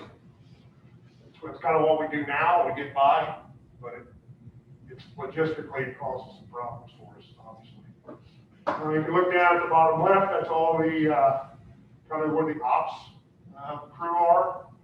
See the day room, kitchen, it'll all be one big room, open room. Got a design we're looking at, fitness room. And you can see all the individual bunks. In these stations, we did add, we planned it for the future a little bit, growth. The prototype stations, right now we have 3 people at those. We planned in to have 5. So it's not extravagant. What that would do, 3 on the engine, 2 on the medic. So headquarters, we added a couple bunks just because, again, we want to plan a little bit for the future. We don't know what that holds. What we think today may be drastically different from 10 years from now. We're sure we're going to add it in a little bit of square footage here. So, same thing again. You see the mezzanine when you come out onto the bay. Airlocks on both sides. There's 2 entrances there. You see the personal decon room and decon. Ideas now. We have a fire. Our crews come back in. Strip off their clothes in the bay, or turn out clothes, outer clothes. Then they go to the bathroom and they're supposed to be taking off all their clothes, taking a shower. The issue is, it's the same bathroom that we use when you take a shower to go home. Doesn't make a whole lot of sense. So, personal decon, they do that in the bay. There's a door, they go in there and take a shower. Then they can go into the area, this area. Okay, this is called zoning. We're zoning off the carcinogens. So that's important in the design. That's why they do the things that they do. You can see over on the other side, there will be a mezzanine on that side as well. Again, the majority of our training would be done at headquarters. It's also where we need the majority of the storage. things like that. So that's kind of why it's square footage, and that's what it's square footage. So just a couple elevations again. As far as color, design, and things like that, these are just kind of place markers, just to give you an idea of what it would look like. We can probably change any of that. But this is what a 40 to 50 year station would look like. Perception. Sites. I spent a lot of time, Chief Lally has taken a lot of my responsibilities, and I've focused a lot on this. So I've gone around town quite a bit, looked at different areas. Again, back to what I was talking about before, my directive, try to find free sites, okay? Makes sense, it would work. School sites, city-owned property, free site, so to speak. Maybe need to be work done on the site, things like that. This is a school site here. Yankee, you can see there, Cherry. You've got an idea where we're at here. This is Yankee on the bottom. McCurry University is right here. Old school site. Quite a few acres here. So, conceptual. Please keep that in mind. We want to show you what stations look like on lots, so you have an idea of what we're talking about. Doesn't mean we're necessarily fixed to any one site. We just want to give you an idea of what things look like. Some of these sites make sense, maybe some of them don't. So this is the headquarters site. In and off Yankee. See the parking lot there. A couple things you need to know about this site. It has power poles, it has low power lines. Those things all need to be considered. Okay. The back of the lot, this part, it's got a dramatic slope down. You got to keep that in mind because again, any of that site work we do it chips away our square footage or the size of our fire station. So we want to try and keep that at a minimum. So that's kind of what the headquarters, the ideal layout on the site would look like. We kind of threw around several different ideas as far as where this is sitting. Still pull through station. We did consider going out through the back. Still made. The problem is, again, it's a site work and a huge slope. Fire trucks can't have more than 3% grade coming out.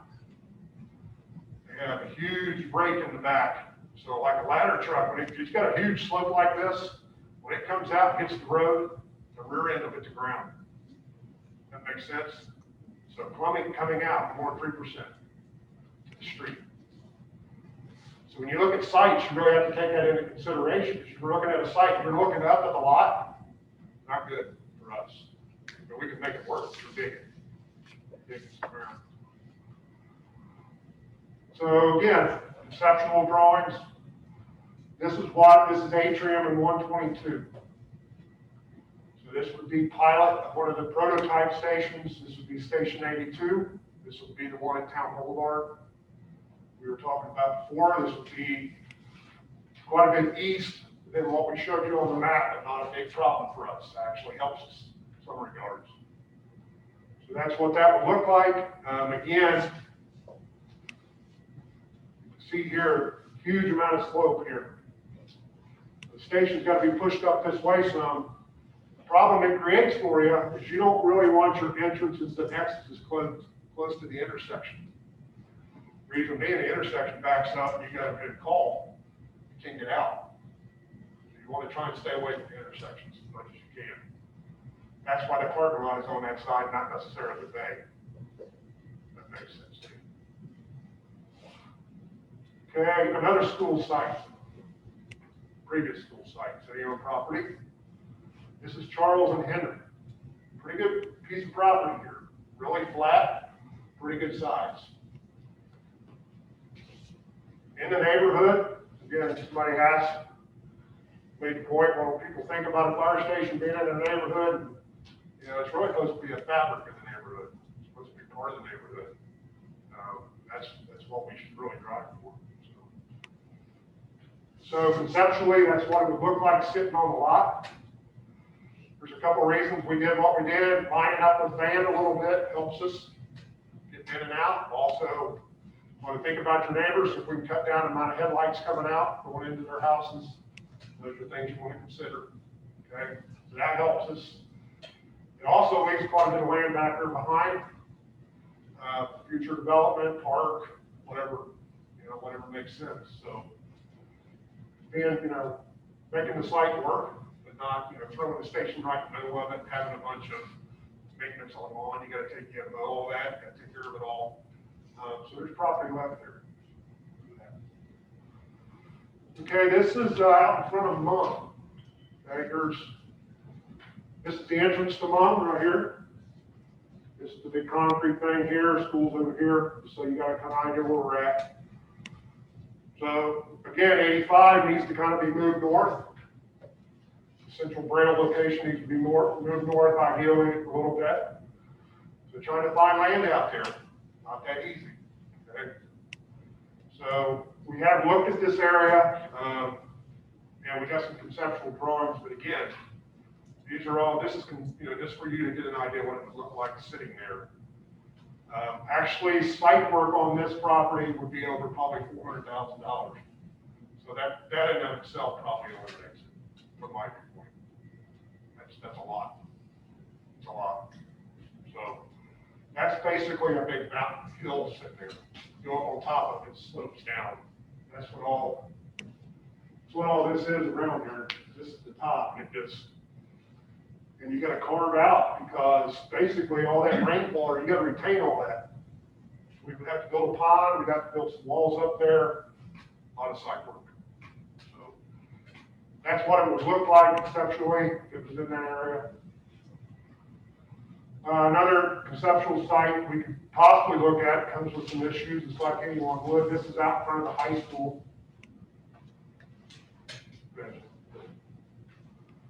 That's what it would look like coming in and out of there. Comes with a few problems. They're obvious. School right there, a lot of traffic, a lot of foot traffic. Right next to an intersection, which, again, not the best thing. Another idea is to come in and off rail, or at least part of it. You would respond out on the Forest Hill, but when you're coming back, you come in off rail, so that's cutting the traffic somewhat down. Finding a location for Station 85 has been challenging. So we really need to identify somewhere out there where we can, really lock down and find a potential site. So that's, I guess that's what I have. I just want to say thanks for being able to come up and present the information. I can tell you that, I guess the point Chief Lawley made, it's about people. Stations affect morale. People feel safe. They feel like, they can do a lot more as far as, invest in their job, their future with the city. They don't feel safe. They may just leave. I've seen that. Okay, so I think it's important that we address the station. It is critical that we have a plan and we act on it. Because the stations are the critical failure state. I told you about headquarters. They're all something breaking away, and we move them out. So that map that I showed you with the existing stations, imagine what that would look like if we totally took a station off there. So it's critical that we address it, and I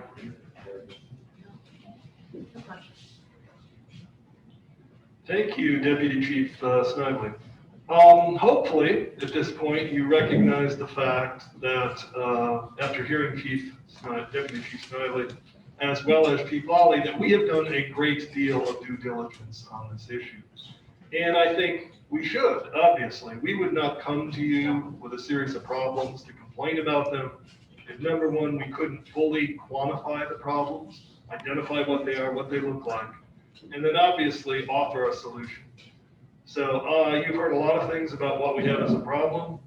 I want to talk about a potential solution. And I have now been city manager here for not quite 7 months. And I told you all early on that I would do a lot of work in terms of trying to just fully understand early on what are our issues, what are our assets, what are our resources, where's our infrastructure, what's the state of it, What are the things we have to really look at right away? What are the things that will go longer into the future, et cetera? Of course, very early on, we identified, obviously, roads were a real issue, and we've had great success, I think, in finding a solution there, and I'm really looking forward to what we're going to do in the future. The other thing that immediately came to my mind very early on, I mean, it didn't take very long, was the state, obviously, of our fire stations. And as we started to think through this process and say, well, how do we sort of identify, which one to go first, and then in what order, start talking about those capital improvement plans, and we came to the conclusion that they're all terrible. I mean, I hate to say it, but, you heard about all the inefficiencies, all of the lack of the things that they should be in terms of what a quality station looks like. I think about all of the retirements that we're seeing, and then having to recruit new firefighters, and then thinking to myself, these are folks that not just go to work in a facility, but they live in that facility. And they'd be coming in there saying, well, let me imagine spending the next 25, 30 years of my career, and I'm going to be living in one or all of these facilities. Not something that does very well for recruiting, not to mention all the other issues. So obviously, we just felt this is a critical issue. Let's attack it. Let's understand it. Let's figure out a way to do it. And if you can do that, is there a way to do these all at the same time in some sort of effective and efficient way? And in some manner, it is effective because you get the economies of scale of saying, hey, if you develop a prototype and you reproduce it 3 times, basically, and you do it at the same time, there is a lot of savings in that. And then if the headquarters is essentially an expanded version of that prototype, it just does all the other things the headquarters has to do, you actually produce a much more effective way to do it. And if you do that at a time when the debt service that you need to build these facilities are at a literally historic lows, never been lower, probably never will be lower, and you bid it out all at the same time, you might very well have something that's very workable. So that's what we started to imagine. So the question is then, how might that solution look? What would you do? Well, let's imagine if we replace the Senior Citizens Center Central Connections levy, the 1 mil property tax levy, with a new fire capital levy in order to pay for these new fire stations. Now, that levy, which you heard about back in 17, or whoever sat on the council did in 17, from Dick Isroff and Monica Smith, from that group, they came to say that from 2012 to 2016, which were the dollars collected in 2013 to 2017, they had anticipated to generate enough revenue to pay off their outstanding mortgage principal, which was $3.6 million. But they still had a mortgage balance at that time. It remained $1.6 million. And after that 5-year funding, they had seen that where they collected $3.3 million, it wasn't enough. So they asked you all as a city council if they could have another 5-year extension on that 1 mil levy in order to pay off their mortgage and continue to have some funding for their senior citizen efforts. So you got some question and answers. You saw a 7-page memo at the time, need for that additional 5-year levy. Also, they told you that at that time, the Butler County Elderly Services Program had changed in 2015. It lowered their revenues from 1.2 million to 387,000. So there was, again, another reason that they wanted to see these 5 additional years of funding come through. And they said that the projections were for that the renewal levy from 2017 through 21, which the collection years were 2018 through 22, would allow that mortgage to be paid off. And as we see it now, would allow us to be self-sufficient and not need another levy. So we are taking them at their word and assuming that is the case. And when we look at where those collections were for those years, 2018 through 2022, 2018, about 664,000, 19, 681. 2020 grew to 706,000. 2021, we budgeted 729,000. And in 2022, we project a similar number, although it probably will grow again, but we'll be conservative, project the same number. So in that 5-year period, generates $3.5 million, so that for the total 10 years, just under $7 million will have been generated from that levy that has gone to the senior citizens. So let's imagine then that rather than that is expiring, it will expire, and that we would instead look to, without increasing property taxes, but continue at the same level, suggest a new levy, but for a different purpose. A 1 mil property tax levy for a different purpose. The different purpose being for essentially fire capital. And now if we did this, while I said it would essentially be the same tax rate in the honor of full transparency, got a note there that says, per Joy Smith at the Butler County Auditor's Office, the homestead exemption on property tax value would not apply in the case of a fire levy. Therefore, if this became a fire levy, it would be an increase of $2.50 to $3 per 100,000 property value for the 1 mil. So there is a very slight increase because of that, if this were to be the case. So we would suggest that this could happen, this 1 mil levy, on the November 2021 general ballot. Now, if we wanted to do that, what would be the steps to do it? Well, per Ohio code, we would have to certify to both the county auditors a resolution and ordinance for this 1 mil levy. That would have to happen by July the 20th of this year, 2021. Upon receiving that certification, the taxing authority would have to adopt a resolution. We would have to further certify, and that would then have to happen by the council meeting deadline of August 2nd, 21. And then there would have to be rather precise language that state code requires for these types of things. But it is called for in state code. There's an opportunity, and basically what it would do, and that's the language you see up there, for providing and maintaining fire apparatus, mechanical resuscitators, underwater rescue recovery equipment, or other fire equipment and appliances, buildings and sites therefore, or sources of water supply materials therefore, et cetera, et cetera, et cetera. So the key is it is all dedicated to capital improvements for the fire and EMS service. So buildings and site therefore clearly provided for, and that would allow to do fire stations. Also, the language below from this same ORC section is what allows that this type of levy to not be a specific number of years. And what we would suggest is that it be continuous rather than a 5-year term, because we'll show you how the debt service would be covered and paid off in a certain number of years. But if there was a fire capital levy, then whether it was in given years beyond the needed debt service, or whether it was future years when the debt service was paid off, it could go toward fire capital apparatus. And as you know, a single ladder truck, for instance, these days can cost, what, $1 million, million plus. A typical engine is at least $500,000. Those are very expensive capital purchases.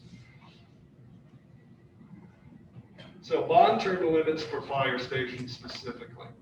Fire stations aren't specifically listed in the section, so we would then utilize what is called Section C as part of calculating the maximum number of years allowed.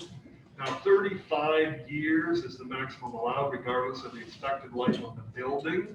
However, we obviously wouldn't look to go that long on any sort of debt service. We would be including the costs above that, have 10-year limits on our bond issue. It would wind up resulting in a weighted average maximum number of years. And with that said, and bond counsel's concurrence as we discussed with them, we would look at a 25-year bond.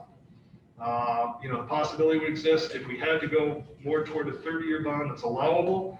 But again, trying to match, as I talked about yesterday, debt service to have a number of generations pay for a long-term asset, but have it still be a good deal less than usable life of that asset. So this is a 50-year fire station. If it was paid over and paid off in half that time, 25 years, we think that's a good balance of payment of asset to asset life. So, and this you'll get later and you can go through it, but these are just some of the actual code language that provides for some of the things on bond issuance and security issues. And so, if you want to get into that stuff, and Jake, I don't know if you had any specific comments on it, but it's there so that you can see what it's all about. So what does this really look like? So if we imagine a 1 mil levy that was dedicated for fire capital spending for a specific 25-year period, and let's make that 25-year period 2022 through tax year 2046, because that would be the first year following the expiration of the Senior Citizens Levy 2022. tax collections in 2023 starting, it would support, we believe, $15,110,000 in bonded debt issuance at an expected total interest cost of 3%. Now, we're using 3% because we want to be very conservative and know that we would cover. Jake, when you have talked to our folks recently about our pavement issue bonds, what kind of interest numbers have you been hearing, even on the revenue side, if it's not a general obligation? What are you hearing? Closer to 1.5%. Okay, so closer to 1.5%. We feel pretty comfortable that doubling that at 3 is, we've easily covered it. We're not going to wind up being wrong, even if bond interest rates start going up. So 4 new fire stations. And again, back to our due diligence, those prototypes that you saw, we know exactly what they are. The combined square footage is 55,000 square feet for all 4 stations. Headquarters is 24,350. Station 81 is 11,250 because it's the 3-bay. 82 and 85, similar prototype, but a 2-bay, they're 9,700. So we have used $274.72 a square foot all in for this cost, because as we did our due diligence and looked at all this and understood it, that there is a sort of continuum of quality of fire stations that tend to be good, better, or best. And as we looked at sort of what is the fit and finish and quality and a final product of good, it's probably not good enough for Middletown, and we ought to want better and deserve better. But we're also not a community that really can, I believe, pay for the best. So this is designed to be on the continuum of what we would call better. And the high end of better, the very high end better, that's okay, is about $275 per square foot. So we're at the high end of better. So we feel comfortable with that number. So if you look at our tax years for these 25 years, that first year is the number that we know basically where we are right now. We've not made any increase to it. And then what Jake did was, again, to be conservative, have only a 1% increase per year. And historically, we've seen it, be better than that. And then in reevaluation years, when we know there tends to be obviously a more significant increase, we've gone with a 5% increase. Again, conservative. We think that, you're going to see higher than that, but again, much better to predict under and then find out you can have better. So as a result, that 25-year period produces $22,311,063 in expected property tax revenues. Go to the next slide. So remember I said the principal would be $15,110,000. Your total interest, $7,595,000. Bond retirement fund would have to be put aside as part of the bond issuance, $534,000. You'd have total debt service of 22.7, net debt service without the bond retirement fund, 22.1. And then here is from our due diligence, what we believe pretty darn precisely these stations would cost based on those designs you saw. The headquarters station at 24,350 square foot. There's some economies of scale, and the site there might be a little bit less. It's just under $6 million. Station 81, the 3-bay, $3.1 million. Station 82, $3.1 million. Station 85, $2.8 million. $15,093,609. Total principal, $15,110,000. So in fact, it would cover it using our various conservative projections. And as I noted, that continuum of good, better, best, $275 a square foot is the high end of best or better, $274.42.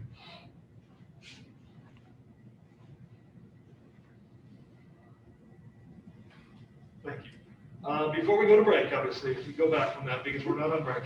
Obviously, you got a lot of questions and want to talk about this and hear more about it. So, the good news is, it's a lot to absorb, it's a lot to digest. It's not completely soup yet, but a lot of ingredients are in place, and we feel like we have a quality solution. So that's what I'm optimistic about, is there is an answer out there. If you can live with all these assumptions or believe that this makes sense, we at least have a workable solution that for the most part does not create a greater burden to the community as far as our citizens are concerned. So I would ask Chief Lawley and Deputy Chief Snively to come back up here, and then we'll take any and all the questions that obviously are building up about this particular issue.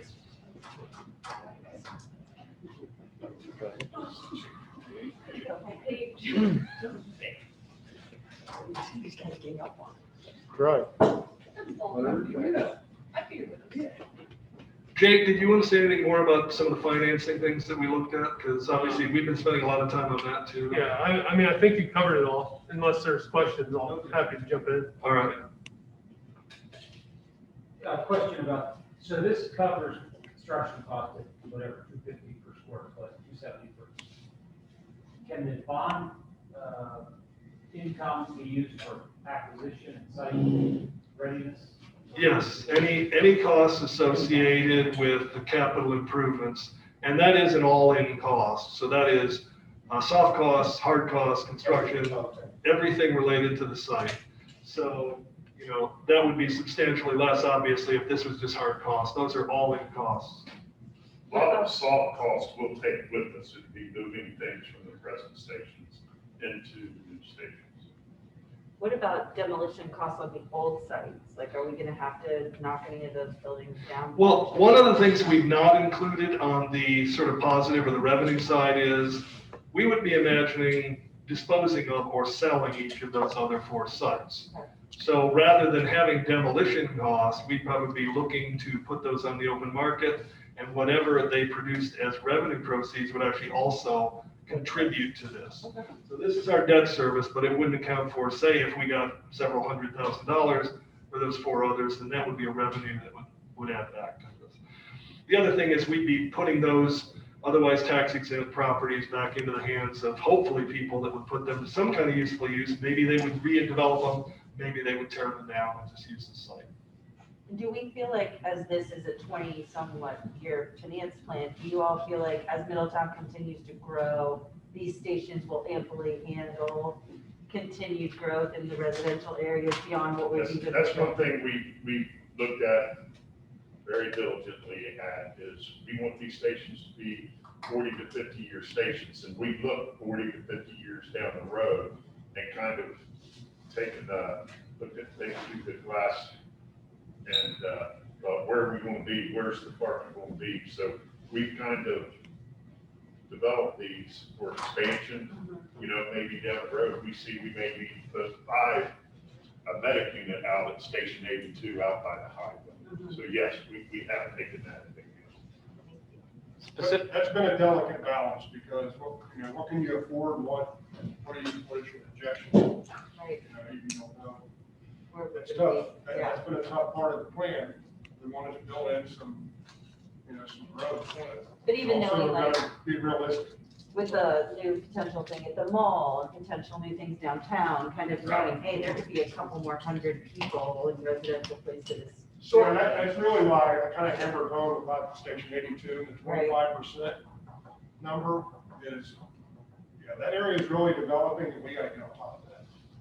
Specifically on locations, when this building was built back in the, mid to early 2000s, there was a provision in that contract that said that the city would be allowed for free to have a certain parcel of acreage out here. I would assume it was for a fire station or police station or something like that. Have we explored that? We've had conversations with Atrium. Obviously, we wouldn't be coming to you having shown that site there, and we hadn't spoken to them several times in advance. Do they own that? Yeah. Okay. It's owned by Atrium. They've said that they certainly want to work with us on that. So we're continuing to pursue that. Okay. They're aware of it. And we wouldn't just throw something out there if we hadn't had discussions with them. So. And then 2 other questions on locations. Have we considered for the real area, potentially the backside of the senior center? Rosedale? Yeah. Yeah, we have considered. Okay. Yeah, and it's not ruled out. Okay. Ideally, it would be on rail. Yeah. Somewhere around the high school. We haven't ruled anything out, and I have considered that. But again, we're exiting onto a Residential. small Yeah. residential area.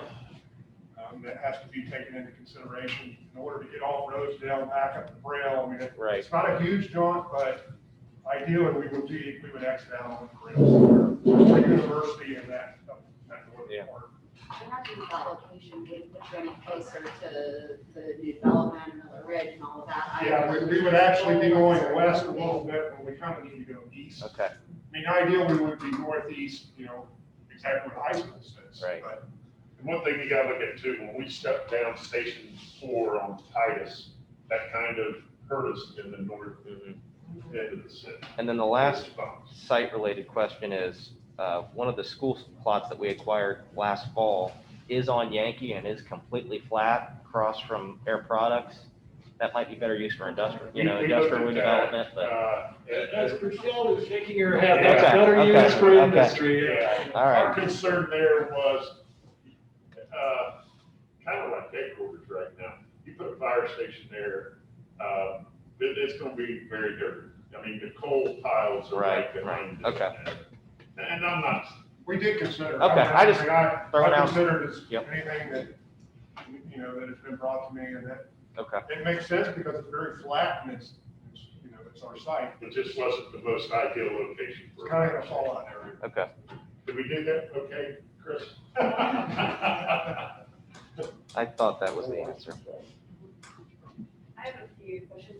Is it possible to get or to have a GIS overlay of projected population density onto that response time? On the GIS map, Yeah, because it's one thing to have a low, like, how is it? That's just really looking. We see the red areas, right? How critical are the red areas? And how critical are some of the green areas? And so to me, like, I think that there's a little bit more picture that we could,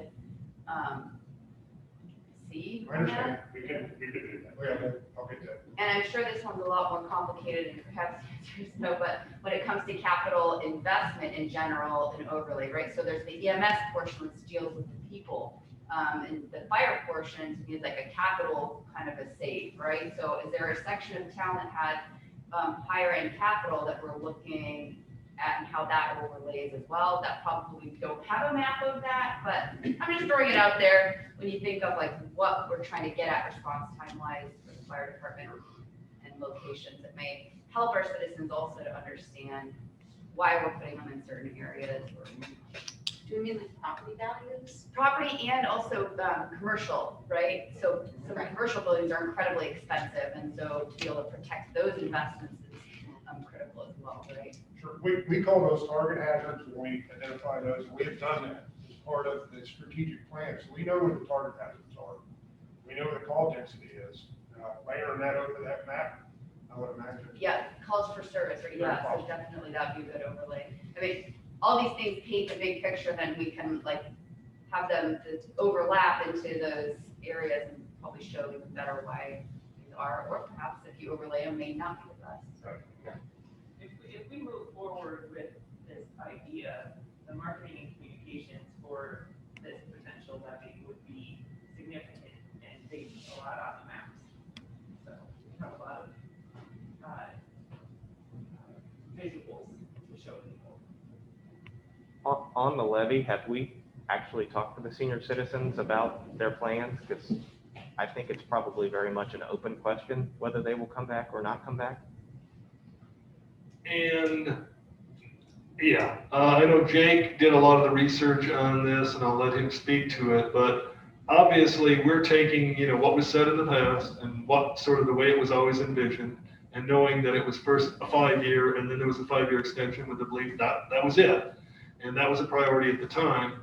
And, our position is, I'll tell you what, a bigger priority today is this, and that would be the discussion, is it better to provide senior citizens for, I'm not sure what, and they can make the case for it, or to provide for, 4 new fire stations that really, I think would serve the community a lot better at this point in time. But Jake, have you had any conversation? Because I think, I wasn't on council at the time, but the first time the levy was up, it was a similar, hey, it'll run 5 years, we'll be done. Obviously that didn't happen. So I think that's probably an open question. And we might, if everything's built upon that assumption, we might want to confirm that assumption. before. Yeah, in either case, I mean, this expires, so they would have to be asking for a brand new levy, or in this case, we're saying we're asking for a new different levy at the same amount of money. Now, there's also something that looks like a hybrid where you do a new levy, in this case for the fire stations, and we provide some level of funding for senior citizens operations or whatever, maybe within our budget, maybe some might come from CDBG for the low moderate income seniors, and maybe another portion just because we want to provide some funding. But if it's only operational and there's certain things that are being done with it, you know, whatever that is, Meals on Wheels or art programs or whatever, then maybe that is a much more viable way to do that, and know that the 1 mil levy is really necessary to cover the debt service on, you know, the critical capital things. The other thing I want to mention that really isn't tied to this, but something that I've been harping on Jake, and these guys have heard me as well, and I didn't know we didn't have it, is the idea of having an impact fee for fire. Now, you can only use those funds if you have one for growth-related capital things, but, you know, I'm watching Sawyer's Mill, and what was it, 473 new homes? Renaissance, I'm guessing, will at least be 400 when we get there. You know, when you have new homes being built, when someone's paying $200, $300, $400, whatever, $500,000 for that home, and they're getting a mortgage on it, and they never know the difference that there's a, say, $300 or $350 or $400 impact fee for fire, you know, on there. And then it ultimately goes into a segregated fund, and that fund can only be used for growth-related fire capital improvements. You know, it's kind of, nobody knows about it, they can live with it, it's not that big of a deal, but we don't have it. So each time somebody builds something new and we don't have it, it's just another source of revenue that isn't available to then perhaps build someday, if there's enough growth, the 5th station, you know, so. I just want to say thank you for all this work. And in my mind, I'm imagining if 4 fire stations are being built at once in Middletown, I don't even know what I'd do with myself. So I think this And that's is what, you know, really when amazing.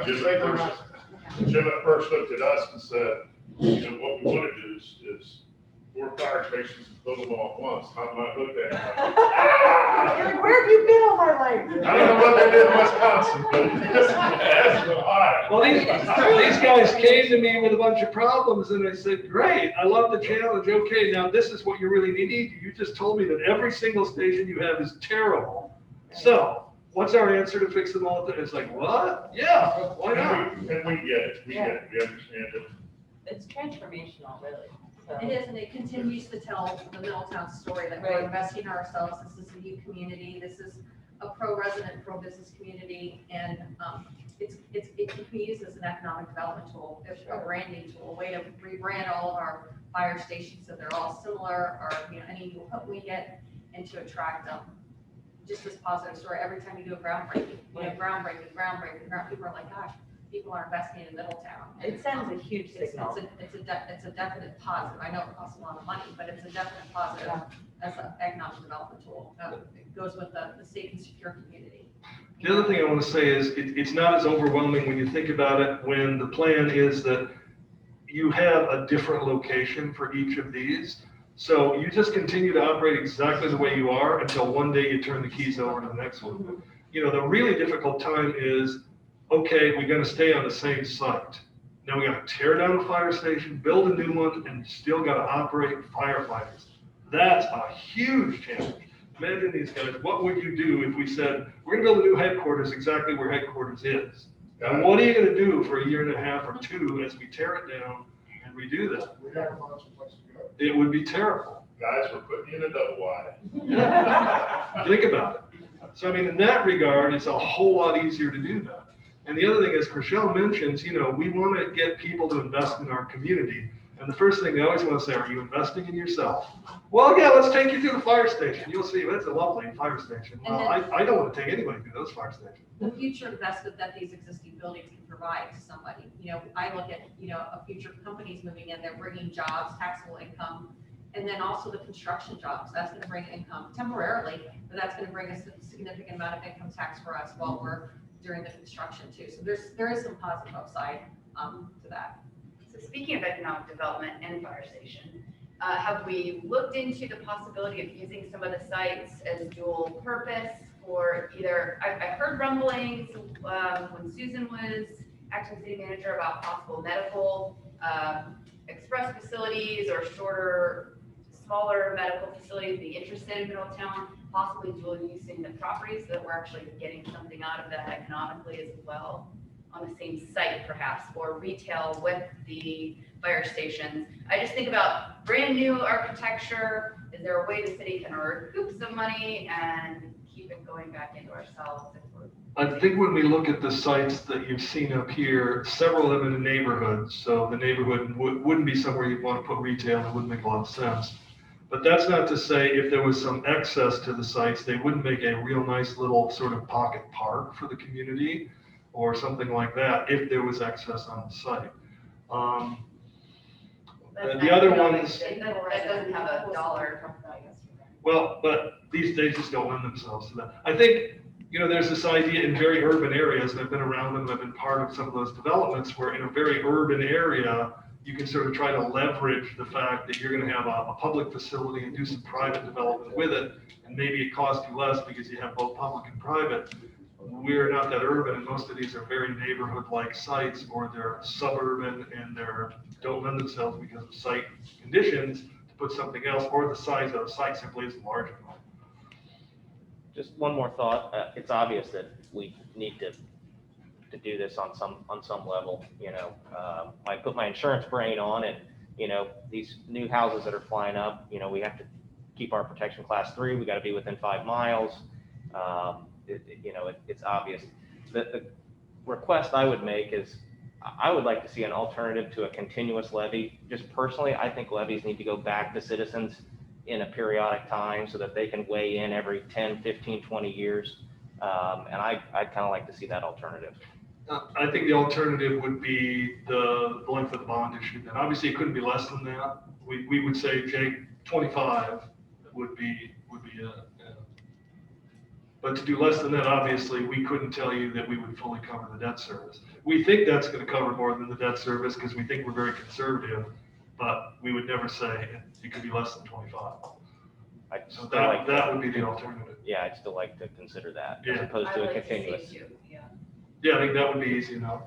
Yeah, That's just the levy itself. I mean, are you asking for a continuous or literally are you asking for 25? Right. When will the paving start? As soon as the weather provides, we're thinking April, early May. Just as an outsider looking in, I'll be honest. I couldn't believe that on the first try you got the road levy passed, right? I mean, I'm just being totally honest because it's been talked about forever. And to get it passed on the first time really showed a level that people were super invested, okay?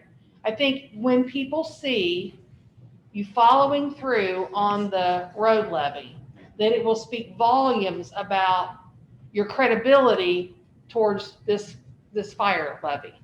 Like I say, most of the time, communities have to try to get something like that passed. And you guys got it passed on the first time. And then I think when people see all these roads, because before we piecemealed it, you know what I mean? And people never saw a big improvement. And then to say, now we're going to do all the fire stations at once too. I mean, I think it's really, really significant. The people will really be. Can I also say all on our citizens dime. So we have to be careful with that too, because it's one thing to say the city has budgeted and now we're doing all these things, great. We're actually just taxing our citizens more in order to get that. So I totally see where you're coming from. We absolutely need the fire stations. I just want to be careful about that message of see what we're doing, but we're taxing more to do it. We're not taxing more. Well, we We're are. taxing the same. Well, $2 per 100,000. Well, but the senior levy is going away, so it is an added tax, and a lot of people will say that. And I'm only saying that because that's something we do have to deal with. It's not like, oh, we're not taxing anymore. No, we really are. That levy is going away, and this is a new one. Now, I'm totally with you to say we're not changing the tax, but it is a tax. And we have to remember that message is still going to be heard, and our taxpayers will say, we just approved the levy. Now you're asking for more. So the more we can really talk about it, and I know we need it, I'm not opposed to it. I just want to also voice we're gonna hear it, right? Right. So how do we? That's why talk about it? messaging is everything. Messaging is everything. Continuing to reinvest in our community, using existing situation to just reinvest it now. In a way, that's the highest priority. Well, my point Reinvest in the was, highest priority. is that your voters did say that they wanted to reinvest in Middletown. You know what I mean? Ultimately, they will make that choice. But, you know, like I say, I'm just saying hats off to you, you know, that you were able to get the road levy passed and, you know, to do something big like this and to really make an impact. I think that's what sometimes people lack is they don't see any impact. And this would be huge. And ultimately, the construction on the roads will have started before we're asking for a vote on that. Right, that's what I say, you know, just builds that credibility that things are really changing. And to Councilor Nenny's point, the voters will make this decision. Right. It's just up to us to give a good presentation and see if they do. And that's due diligence. We're back to due diligence. That's part of the reason that we have so much paving communication still going out, that we're updating all the citizens because they voted yes. And because it's their decision, we are just executing what they have decided to do. And so that's why constant communication is a real plus, and that's what we would be doing in this situation too. And so that you guys that aren't aware, there's, city administration meets weekly on regards to the street levy, you know, discussing the communications, the financing and the rollout and everything. We know how important it is to show them that we're gonna do what you guys, the voters have trusted us to do. So, we're on target to fulfill those requests and to do that. So I think we're gonna be prepared. So, I'm gonna ask the hard questions now because I wanna ask them so that we can talk about it, right? We're in that position. So you hear over and over, property owners keep getting hit, right? We've got a very, very high percentage of renters in Middletown and we keep hitting our property owners for the money. Is there an alternative at all to this, and what would it be aside from do nothing? Because that's not an alternative. We have to do something, right? The alternative, of course, would be what you did with the paving and added to income tax. I mean, because we have two sources of revenues, income tax or property tax. Okay, so aside from the tax, right, adding tax, what would we have to do if neither one of those, if we couldn't pass let's say the levy doesn't pass, we need the fire station, what do we do? We continue to do what we're doing. Patch, live with it. That there's no magic bullet to say somehow we're gonna come up with. Right, but maybe. Even to do one at 3.1 million and another several years down the road at 3.1 million.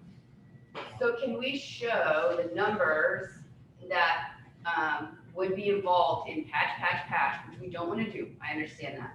But have we seen the numbers and what that, I mean, I know we heard the roof was 100 to 200,000, right, for the headquarters. If we look at that over the span of how long and where those numbers are, I'm sure they're going to end up much higher, right? That would be an interesting chart to see so that we can say this really is our alternative. This is our alternative. It's going to be slow. It doesn't involve taxes, but at the end, the citizens will pay more to do that. Sure. I can answer that partially. So in 2010, we presented to council for the first time a buildings master plan. There was building 2 new stations and remodeling 2. So over that time, we have done exactly what you mentioned, piecemealing. Now we're to the point where we can't even really salvage the building at all. Right. So we have patched on top of patches. Yep. And I totally get that narrative. I'm a very logical brain person, right? So, and some of us are, some of us aren't. So if we see those numbers as a citizen or council members, and we say, okay, this is the alternative to no levy, we patch, here's what it costs us, and by the end of 25 years, let's even say, which they're not gonna last that long, so there has to be something done, Yeah, right? we're at critical failure stage. We're at Then the it's point not where. really alternative to patch. Let's get back to yesterday. If we do our 10-year capital improvement plan, each of those 4 stations will be shown on the plan. And then in every year, there'll be the roof at 85, the HVAC at 81, the this at here, the whatever with here. And you'll see those numbers, what they are, what they amount to every year, what they amount to over 10 years versus, if you had 4 new stations, zero. So nothing would be happening in there because, it's gonna last in that time frame. So again, that's what you're talking about. Jim, could you use that surplus for the cost of some of the new buildings? You want 20%, remember? 20%. If you have a surplus, can you take some of that surplus and use it towards the construction cost of the new buildings? If you're asking me, could I? Yes. Would I advocate? Absolutely not, because we have so many other high priorities. We're trying to find ways to solve this problem with a way that doesn't cost the citizens anything more than they're paying right now, and actually free up some money to do things for the police department. Let's not go over that. When you presented that plan 10 years ago, how much have we spent on the patch jobs over the last 10 years? Well, I can tell you, I've been almost 29 years, 28 years at Middletown. I can go back and do the math, but we spent less than $750,000 on the stations in repairs in that amount of time. That's not much money for 4 stations. I went 10 years, I had less than $30,000 a year to maintain 4 stations. That's why we're in the position. That's why we're in a position, so. You got roofs that are. I understand that my thing is, this is an investment into the future. It should have probably been done in 2010. We'd be saving a lot of money. The longer this goes, it's not gonna be patching. It's gonna be a failure of the building. We're gonna have to move out. We're there with headquarters now, and we're there with Station 85 right now. We're already, when we have heavy downflows here, if it's over 24 hours, we move those people out of Station 5 and we move them to headquarters. So Because we can't flush the toilets, we can't take a shower. That's where we're at. I'm just thinking more about the mayor's question. What is the alternative? Are there any alternatives? And I'm just sitting here thinking, it's like, what's the debt service for 5 years for $3 million? Would you have any idea, Jake? I don't know. I don't want to give a number. Because what I'm thinking is, well, what if you did half the size of the levy, and then you tried through the general fund to do, 2 stations over 10 years? We can look at those kinds of things, but, that's sort of not a bad, because we don't have a whole lot of other things that we also have neglected. We were neglecting everything else too. I just don't like the narrative of the city's neglected you for so long, pay up. Like, that's what I want to I want to say, hey, we've looked at all these other options. This one really makes the most sense for your dollars, right? Because at the end of the day, if we believe it's the best option, it comes down to marketing it as the best option, but they have to be the ones to make the decision that we only give the facts. So if we give them the other options that really are options, but they're gonna end up paying a whole lot more, at least we can say, look, this is an option, but it's not the best, right, for your dollars. If you are cognizant about your own dollars, this is the best option, right? But doing nothing is obviously not an option, and we can't just continue on to the capital reserve and it's not gonna work. I don't like saying this is our only option, vote for it or not, and then I see it more as this is our best option, vote for it because it's the best thing that we can present you. It's the best. Well, we haven't given them another one. Well, I don't see another. One of the other ones maybe is Councilman Moon, the folks from seniors may come and ask for it again, and they're going to say, well, we'd like it for whatever senior issue. I don't think, you're not going to have a vacuum. People are going to say, oh, let's make it go away, we're good with that. I'm guessing is everybody's going to want to see this continue for something. So our point is, what is the something? What's the greatest bang for the buck? What do you have the greatest impact on your community and solve your biggest problem with? I know we need it. I want to support it, absolutely. So I'm just asking questions now because I just want to get it out. We got the time in place and where we're going to do it now. Well, and the one issue with the, finance one station now and then another one, that's basically going to be general fund dollars, right? So that's the issue there is, okay, if it's $3 million over 5 years and it's, $750,000 a year, whatever it is. All right, well, now we have to come up with $750,000 from the current budget. So what are we not going to continue to do during that time period? The other thing is, and that's why we're advocating this, is you can do that one station now, 3 years from now, the next one, 3 years from now. And again, maybe the interest rates then are 3.5 or 4.5 or 5 or 6 or whatever, and we're not taking advantage of these unbelievably ridiculously low interest rates. So are we getting somebody the very best bang for the buck if you do it now? Yeah, absolutely you are. Do we know that interest rates will be that way in 2022? Well- What is it? I'm not we don't know anything. Did we know GameStop would be 100 times up? But I mean, Of course we don't. what are we?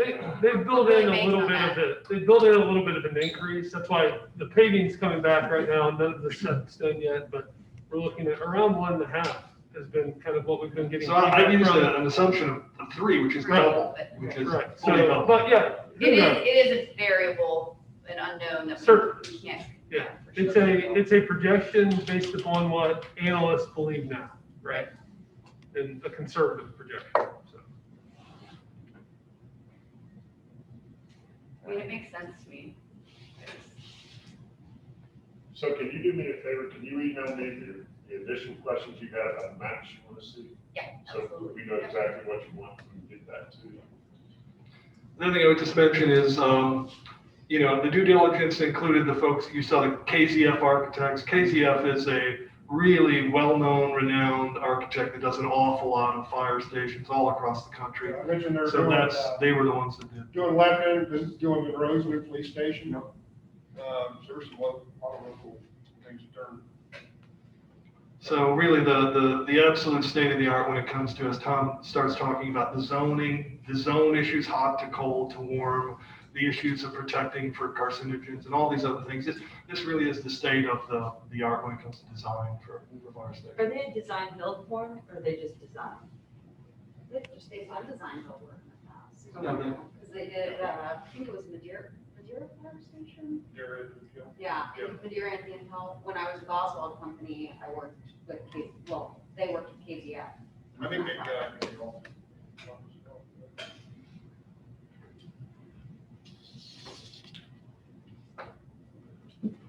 Well, thank you very, very much. We do appreciate it. We know we're throwing all kinds of stuff at you today, and we're going to keep on doing it, but that's the goal. We challenge these folks. They come up with great stuff, and we're going to keep trying to find solutions. So we're going to take a 15-minute break, and we'll be back in 11.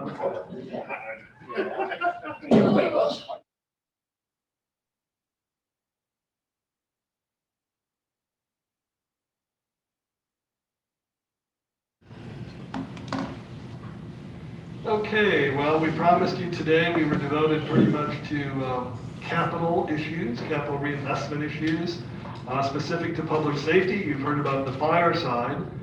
We have an issue related to the police side that we want to talk about next, which is our jail and our courts facilities. And what we're going to talk about today is a problem. It's not as acute, but we also aren't as far along in our due diligence. We don't necessarily have specific solutions for you today, but we're thinking about them. We're imagining some of them. Remember, preparation meeting opportunity could produce luck. So somewhere down the line, maybe there'll be some luck, but what we're trying to do is be prepared. So I want to give you some background. I'm sure you've heard a lot about the jail over the years, and it always keeps popping up, and it keeps popping up for one obvious reason, because the facility is, in many ways, again, largely inadequate. So in 2017, the city commissioned a municipal jail operations needs analysis by CPL in Sacramento, California.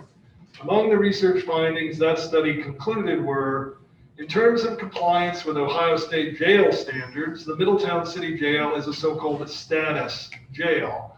And what that means is that it's not in compliance with a significant number of key standards. And at least 6 of those key standards are simply unachievable due to the design and the current condition of the facility. The location of the jail being in the basement of our municipal facility, part of a larger complex that severely hampers compliance with professional facility condition and correctional standards. And in large measure, some things it will never meet because it's in a basement. It can't have sort of natural light. It's not going to have windows. It's not going to do a lot of things. It's not going to have proper adjacencies and access issues because of the nature of where it's at. Also, they stated in this particular analysis that industry standards indicate that it would be more cost effective to close and replace the facility. I think we've known that for some time, but obviously in another circumstance, like many others that we do, we deal with it. We do the best we can and we continue to operate. Next slide. So the city can certainly continue to increase its recurring maintenance and repair costs, and that's, again, like we have with older facilities that keep getting older and starting to fail in many of its key components, with diminishing returns as to value, and with the knowledge that at any given time the state could fail to certify the facility, causing an immediate disruption and need for wholesale operational change that might leave us with no plan in place.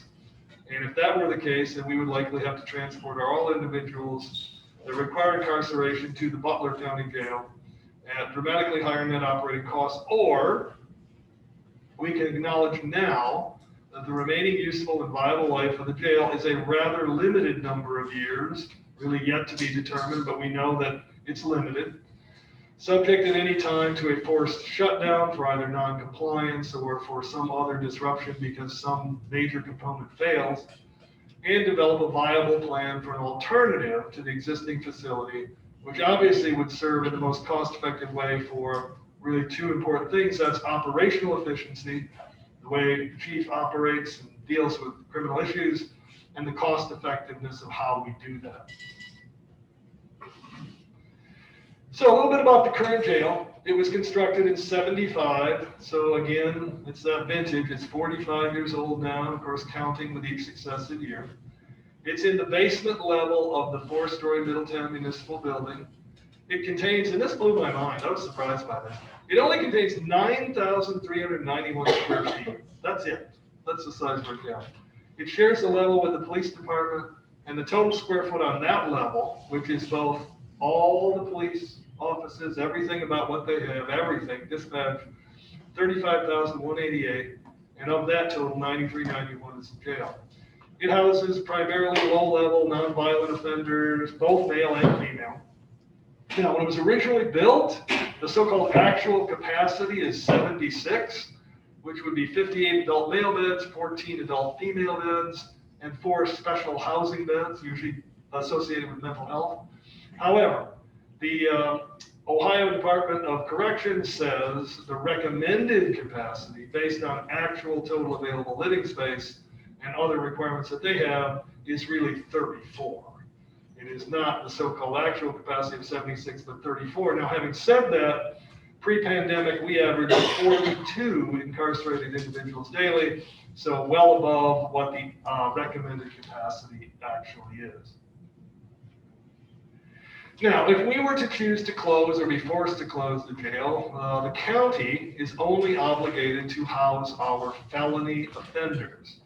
Misdemeanor offenders would either remain unincarcerated, or the city would attempt to find a county jail who would take our inmates at a contractually negotiated, and of course we don't know what that would be, we wouldn't have a lot of choice or leverage, per day rate.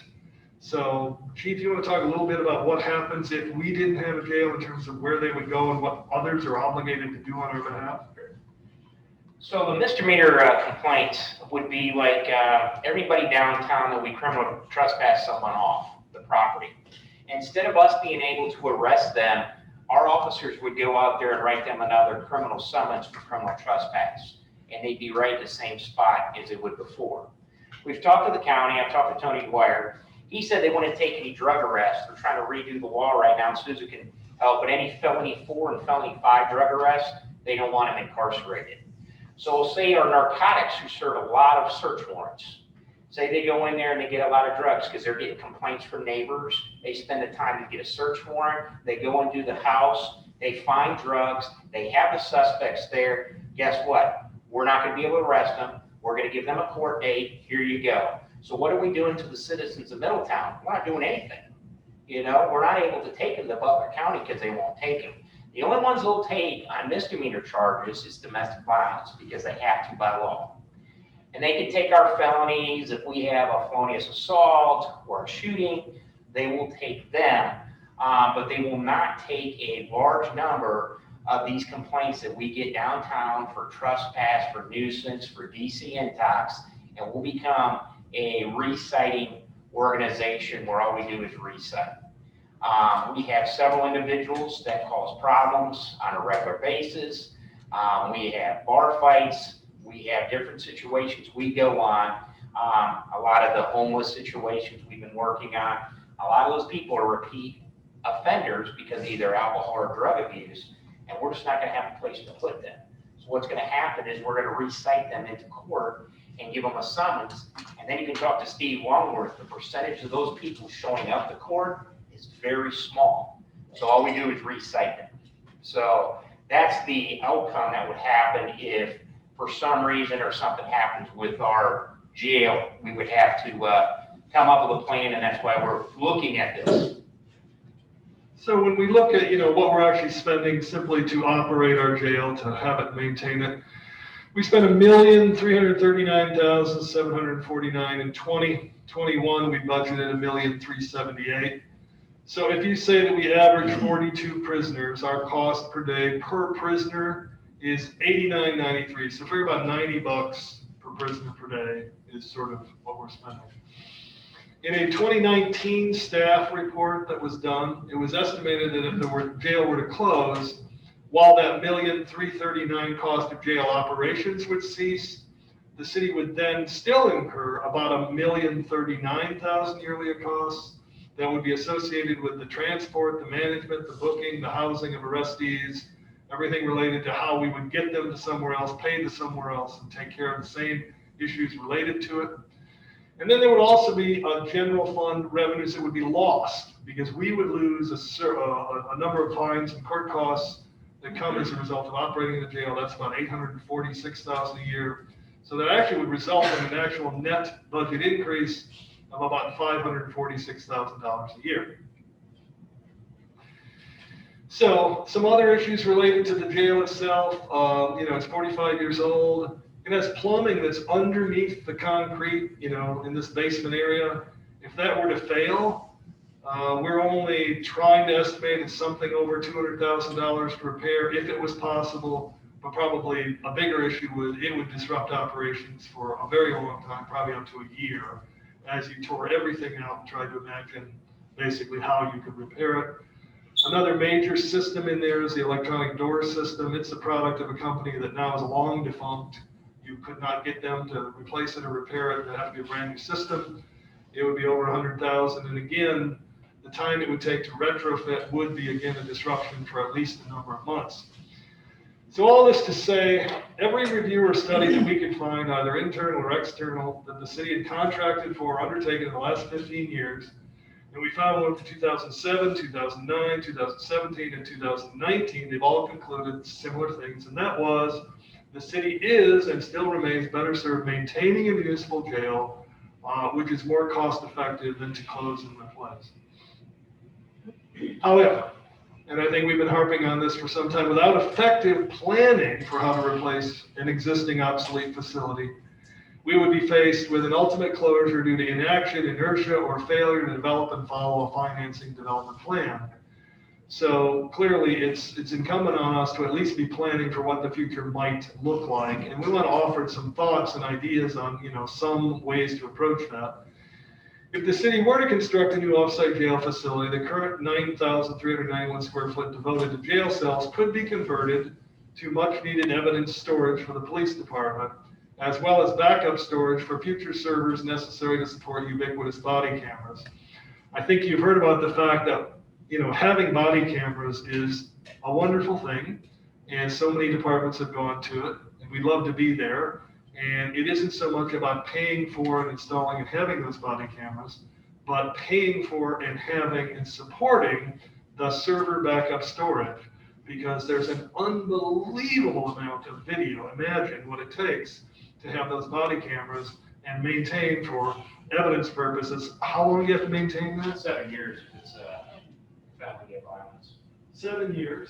And you're constantly, every single day, running up hours and hours and hours. So it becomes a real issue. So at least if nothing else, we'd be freeing up some space for what ultimately is going to be needed, we know, which is a lot more storage for evidence, which, tell us about the way, your evidence storage, I'm sure, is pretty inadequate based on what you Yeah, have. our back evidence room right now is pretty full. So then we have the front evidence room on the back side of council. And we store, if there's a raid, we have to maintain it for 5 to 7 years, homicide. So if there's a raid, we have to take all the bedding, we have to take everything like that. So it's taking up a lot of room and a lot of shelving units. So if we were ever to shut the jail down, we would definitely use that for some storage that we need for all the cases that Middletown takes on. So we would definitely utilize the space for evidence. So then on top of body cameras too, on top of the feed, you have to hire a personnel to redact information. So like Fairfield, for example, they hire one full-time person and all they do is redact information from the body camera throughout the day. Now, we are extremely, more busy than Fairfield. So we would probably have to fire a person and a half to go through all the cases that the attorneys request. And then the attorneys get really smart and they go back and say, hey, I want this officer's for the last 30 days body cameras. And then we have to go through 30 days, 8 hours a day of that officer working, and someone has to make sure that there's no social security numbers, personal information, anything like that. So it's more than just the evidence, but that is a big part of it. But it's also hiring these additional recurring costs every year for the redaction information. So, go ahead, Jim. So, again, as we would imagine, if you're going to replace the jail, you can't do it in the existing facility. It's got to be somewhere else. So that means, of course, you would also have to have a facility designed with the courts, because then those current spaces dedicated to the courts also could be repurposed for other additional city uses in our city building. Excellent. So the city could design and construct, could approach this in a number of different ways. Number one, we could say, well, a facility that just meets the city's current identified incarceration and court capacity without any room for growth. Obviously, it's a choice. Design a facility that meets current identified needs and perhaps some capacity for growth. Could design a facility that meets current identified needs along with a mental health wing, recognizing contemporary trend and practice. And of course, what are we hearing more than anything else across the country in the last several years about police departments? The concern about reforming the police and defunding the police and all the other issues related to police department procedures and processes is that a lot of what police officers have to do deal with folks suffering from mental health issues. So any contemporary incarceration facility has to recognize that so many people who wind up there, more than anything else, actually have mental health issues, and they don't get incarcerated or need to be in the same manner as someone who doesn't have those issues. And then 4, the last choice would be a facility that meets current identified needs, along with a mental health wing, and maybe some significant additional capacity that would actually serve as space to contract for prisoner housing to an outside facility, call that federal marshal service or somebody that might need that, if and only if those contractual payments you got exceeded the full cost to house and serve to actually subsidize the city's cost to construct that, either upfront in a major grant or through per day operational revenues. We throw this in there because I've always been a proponent and an advocate of only doing things for other people or other entities or other jurisdictions outside of what you're responsible for, if doing that makes you money. But you don't do it using your citizens' facilities and resources unless it is actually a benefit, a true benefit, where you're making something as a result of it. Next slide. So this would contemplate imagining number 4. We've just sort of thrown some ideas out there in a general sense. What if we imagine a municipal justice center where the current fire headquarters are, near the AK Steel? And in this case, again, this is blue skying it. This is using some of AK Steel's non-productive, wooded, otherwise vacant property behind the fire headquarters and a bit of the unused Goldman Park there. So again, nobody's making this proposal except to say, how much space would it take and where might it be if it was centrally located? Okay, so it kind of gives you a sense of size and what it would look like and what it would take up. So it would take about 13 acres to do something like what we're going to sort of describe if it did some of those things that number 4 did. So you would need about 75,950 gross square feet. 22,650 of that would be for the courts. 53,300 would be for a detention facility. And this contemplated detention facility would include the following. It'd have 164 beds, 104 of those male, 36 female, and 24 special needs or mental health. The 104 male would be divided as 24 individual, 24 dormitory style congregate beds, 56 beds for contract to another agency. And this is that concept that says, hey, you could contract to another agency and you would make money doing it, so you would help subsidize the needs that you have for your own facility. 36 female cells would be divided as 12 cells and 24 dormitory style congregate beds. There would be an individual separate wing for special needs and mental health, with recognition for the contemporary trends and the really needs there, but also acknowledging that that would probably be a contracted opportunity for actually producing more revenues than it would cost as well. The courts would be functionally stacked as a second story over the detention facilities.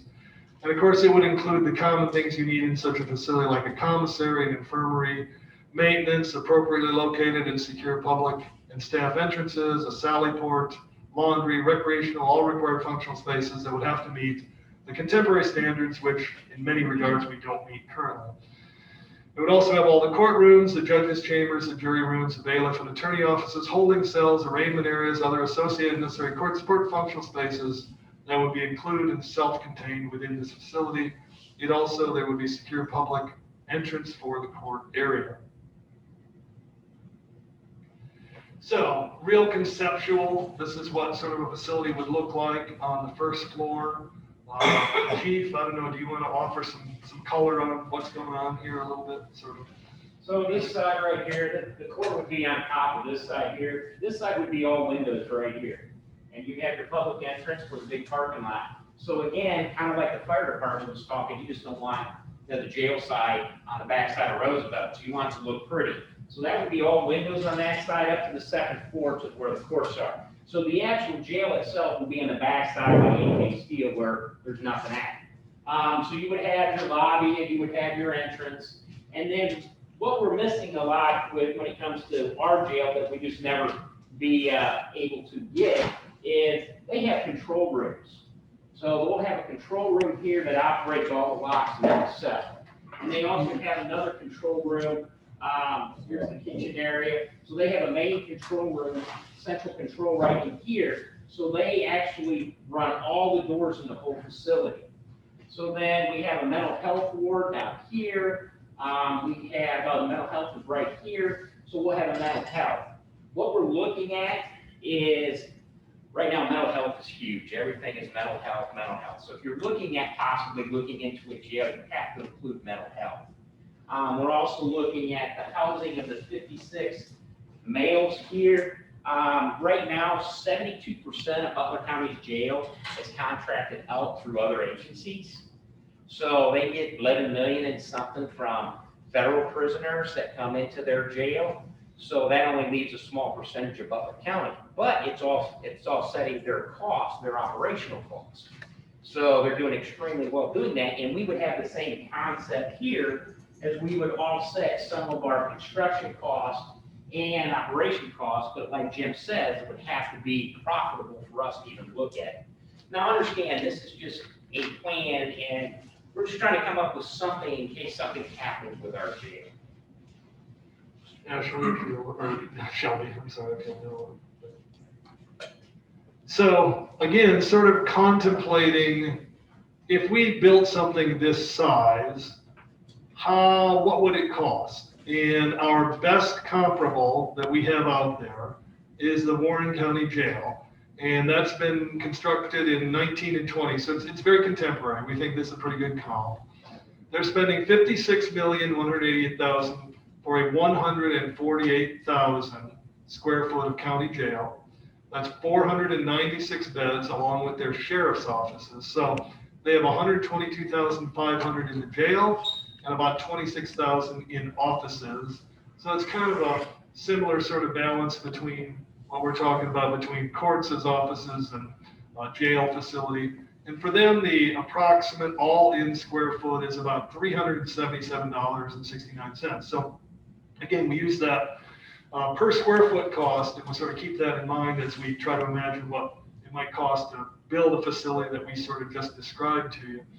So if we extrapolated that for the so-called Middletown Justice Center, if you were building with these courts and this jail the way we imagined it, let's say again that we had those 75,950 square feet, and our all-in square foot cost, let's raise it some because of course it would happen sometime in the future and there wouldn't be quite the economies of scale. So let's say it's 395 instead of 377.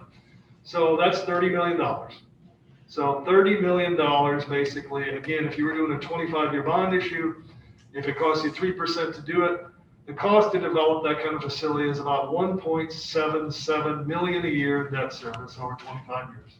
So that's the number we wanted to see if you were going to build something like this. So in turn, how would you go about being able to fund that? And that's the point of this exercise, to say, could you get actually to a solution to solve that easier than we can to a solution to simply solve a simple replacement of jail? And so we started to look at how you might do that. So what would be the possible range of funding sources for capital construction? So one thing to note that has already happened in the first days of the Biden administration is President Biden just signed an executive order that bars the Federal Department of Justice from contracting with any private for-profit prisons or detention facilities.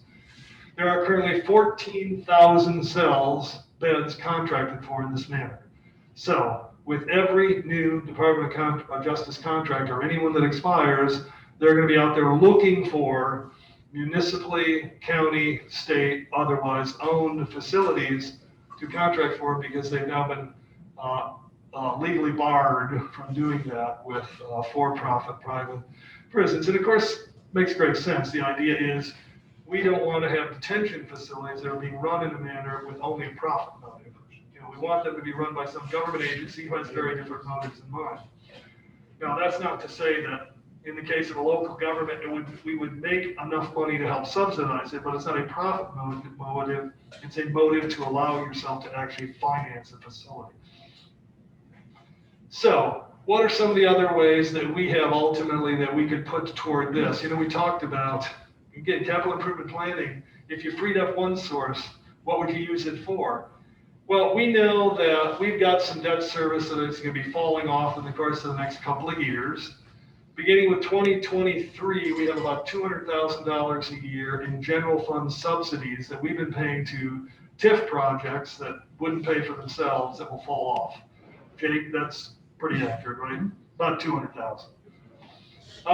There's also, again, there might be federal infrastructure grants for publicly run detention. With that first statement, they're not going to look at private detention anymore.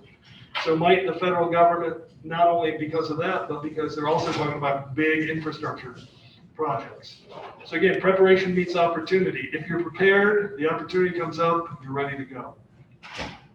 Certainly there might be federal grants for mental health treatment facility construction, because people are fully recognizing the need for that and acknowledging that we got to do a whole lot less about standard incarceration and a whole lot more about treating people who are suffering from mental illness.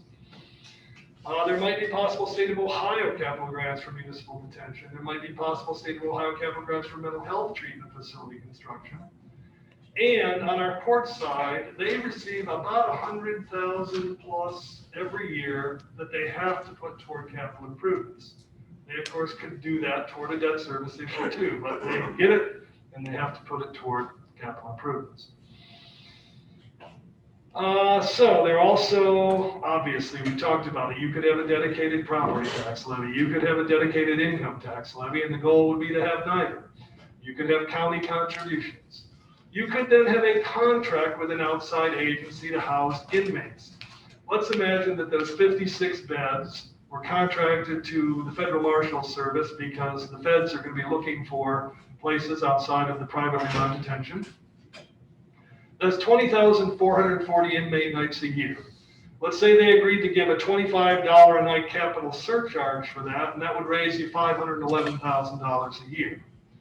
Let's say you also contracted with an outside mental health agency to accept detainees, and of those 24 beds that you have, you keep 10 for local issues and 14 contract out.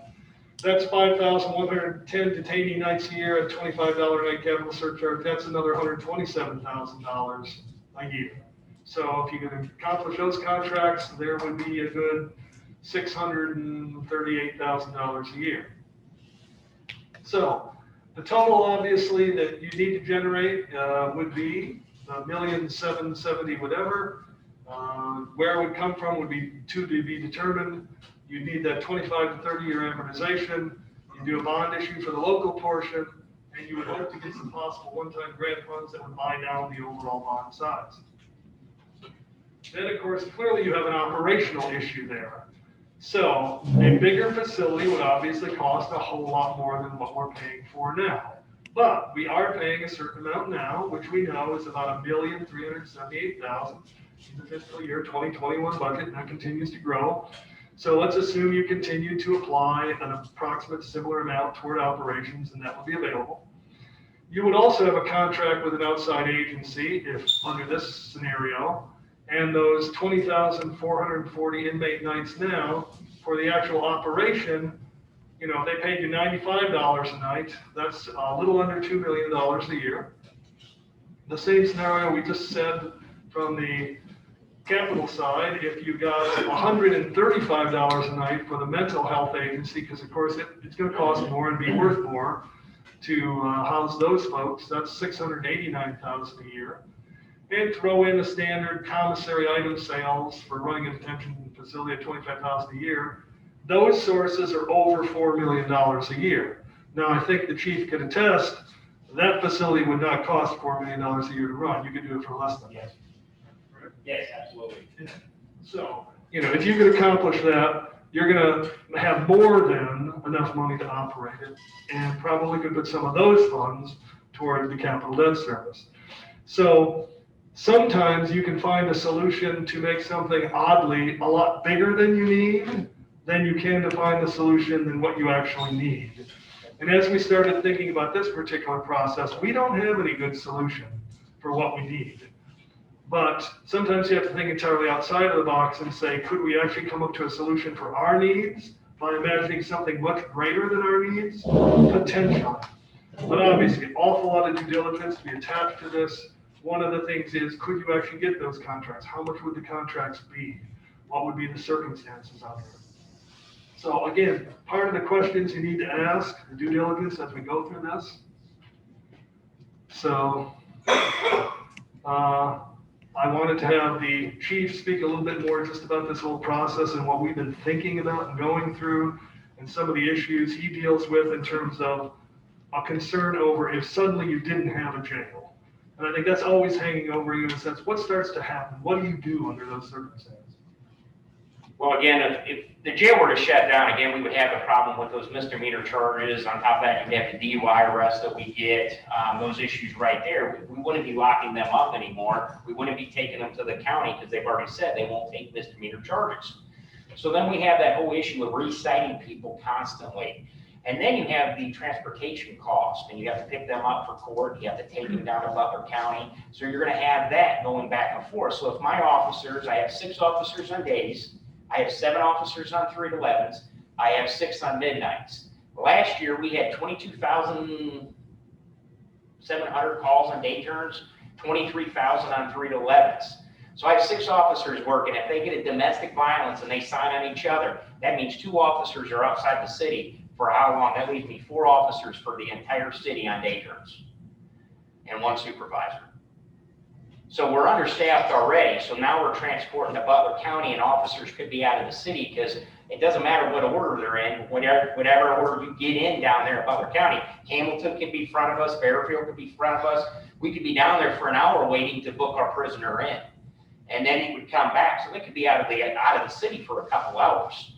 And that's gonna affect service to the city, to the citizens that are paying taxes, because we're gonna be out of the city more. Go ahead, Joe. So is your point then, I mean, when Westchester arrests someone for, that scenario that you're talking about, or Monroe or Trenton where there's no jail, they must go immediately to Butler County? Well, depending if there's injuries or anything like that, they're not taking misdemeanor charges there. So what happens is they're gonna recite them into court. So we take a lot of misdemeanors in our jail for DC, criminal trespass and all that. Butler County's not taking them. So then what would happen is we just re-summons them back into court. And then if you look at the statistics on how many of those people show up, it's very low. So then we're gonna go back out on them, they're gonna have warrants for them. County's not gonna take warrant charges. So then we're gonna re-summons them again for missing their court date. Well, I'm sorry, Chief. My question was, wouldn't there be, I mean, you're talking about taking officers off the street, wouldn't there be a holding center? No, there wouldn't be a holding center. We would go in, we would book them in like in Middletown, so we would have their information. That officer would be responsible to taking them to Butler County. Because we would have to hire additional staff to hold them there, so we would have to have a corrections officer on staff. You'd have to have a male and a female if we have a holding facility. Then it becomes like a 12-day jail, because we're holding them and transporting them all at once. So you would have to have staff to be with them until they're taken down to Butler County or Warren County, wherever they go. And then if we had something, right now, we're in Warren County and Butler County. If we have something that happens in Warren County, we can still take them to our jail, book them, and as long as we know that, hey, if it's a felony, we gotta send the felony docket over to Warren County, we're good. That's not gonna happen anymore. What's gonna happen then, if we have that, we're gonna have to take them to Warren County if it's a felony, and book them in Warren County, which is much farther than Butler County Jail. So we have issues when it comes to transportation, taking officers off the street to transport them to that jail, and then the booking process, and then getting them back. And then on top of that, if something happened to jail, we would definitely have to have transport officers to pick them up for court, take them back and forth to court. We would have the transportation of bringing them back and forth for their motions, their hearings here in Middletown, and then it would have to take them back to Butler County. And there's no video arraignment? We haven't got there, but the new facility would be set up for video arraignment. But right now, we don't have it. I don't know why. The judge is just not a favor. Susan may be able to shed some light on that, but we do not have a video arraignment now. But that is something we can look at. We have explored it. For some reason, we've never done it. Anybody else got any questions? Yeah, I got a question. Have we looked into, I have a couple, so the 14,000 cells or beds nationally that are supposedly now up for grabs from municipalities or whatever, do we know how many jails currently exist that are able to? I know we have one in Ohio. We have one in Cleveland. It's a privately owned jail, and they're having a lot of problems with. Sorry, I'm talking about the For-profit. the government entities that are now going to be able to absorb that we're talking about possibly the 56 per night that we would take in if we were to build a jail. How many other government jails? It's mostly county jails, because there's only 5 city jails in Ohio. We're one of 5. And like the county takes in a lot of U.S. Marshals, a lot of immigrants. So the county would be an option. Different counties would be an option and encumber a lot of those private jails that are currently operation now. Okay, I guess, yeah, my point of that is, like, what would our competition be, right? The answer is we don't know fully, obviously, we didn't look into that yet. But I think sort of anecdotally, we know that most places try to build at least the capacity that they've been desperate for. And seldom do they ever even contemplate building a building in advance that says, we're gonna actually build capacity, have capacity for somebody else. Almost everybody has that, they have capacity for themselves, or things that they know are their existing thing. I have looked in, I checked with U.S. Marshals, and they're very interested in having a facility because they spend a lot going to Butler County. But we're in a great position. Middletown's right off the Highway 75 between Dayton and Cincinnati. So when they're going to Dayton Federal Building or they're going to Cincinnati. By having it right off the highway in Middletown, it would give them an opportunity to store prisoners and then take them back and forth to court, and then they go to their long-term facility. So U.S. Marshals is one place that's interested, and then, we could always look at Hamilton, Fairfield, Trenton for housing those misdemeanor charges if we get to that point. And allow me to say something too, and I want to make this really, really clear. We don't have any desire to become the place to house a bunch of people in incarceration. The issue was, we have a facility that we have to replace, and we think it's going to cost about $15 million. If we do that, we have to come up with all the money, ourselves. That's it. There's no other choice.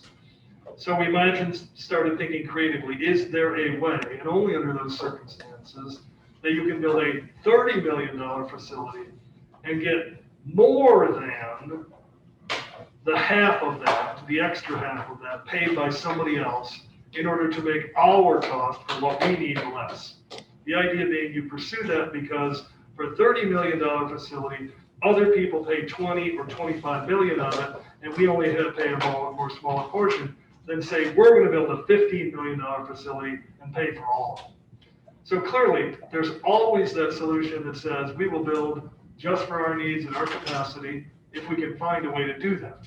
But is there some other solution that says someone else can pay a disproportionately high portion of this facility so that we get the benefit of paying a lot less for the things we need as part of it? And that's this exercise that we've been going through. Well, I mean, part of the issue too is, I think what's missing from this analysis is, what is the effect of a jail versus crime and safety? I mean, is there a correlation? I think there would be a correlation. I mean, we receive a lot of complaints of, and anybody downtown can back me up on this, we get a lot of regulars downtown that have been trespassed off the property, they're causing issues, and we remove them from the situation, just like we do when we do narcotic search warrants. So what's going to happen is we're going to be a city that's known for reciting people. So when we go in there and do a search warrant for drugs, we're not going to take that person to jail where the neighbors are applauding because of all the traffic. What's going to happen? That guy's going to go find his drugs again and start selling from that house again. And then we're going to have a complaint. Why didn't you do anything? Well, we can't take him to jail. We have to re-summons them. We have to send that to the lab. So I don't know if you can put a price tag on the service that we're giving the citizens of Middletown.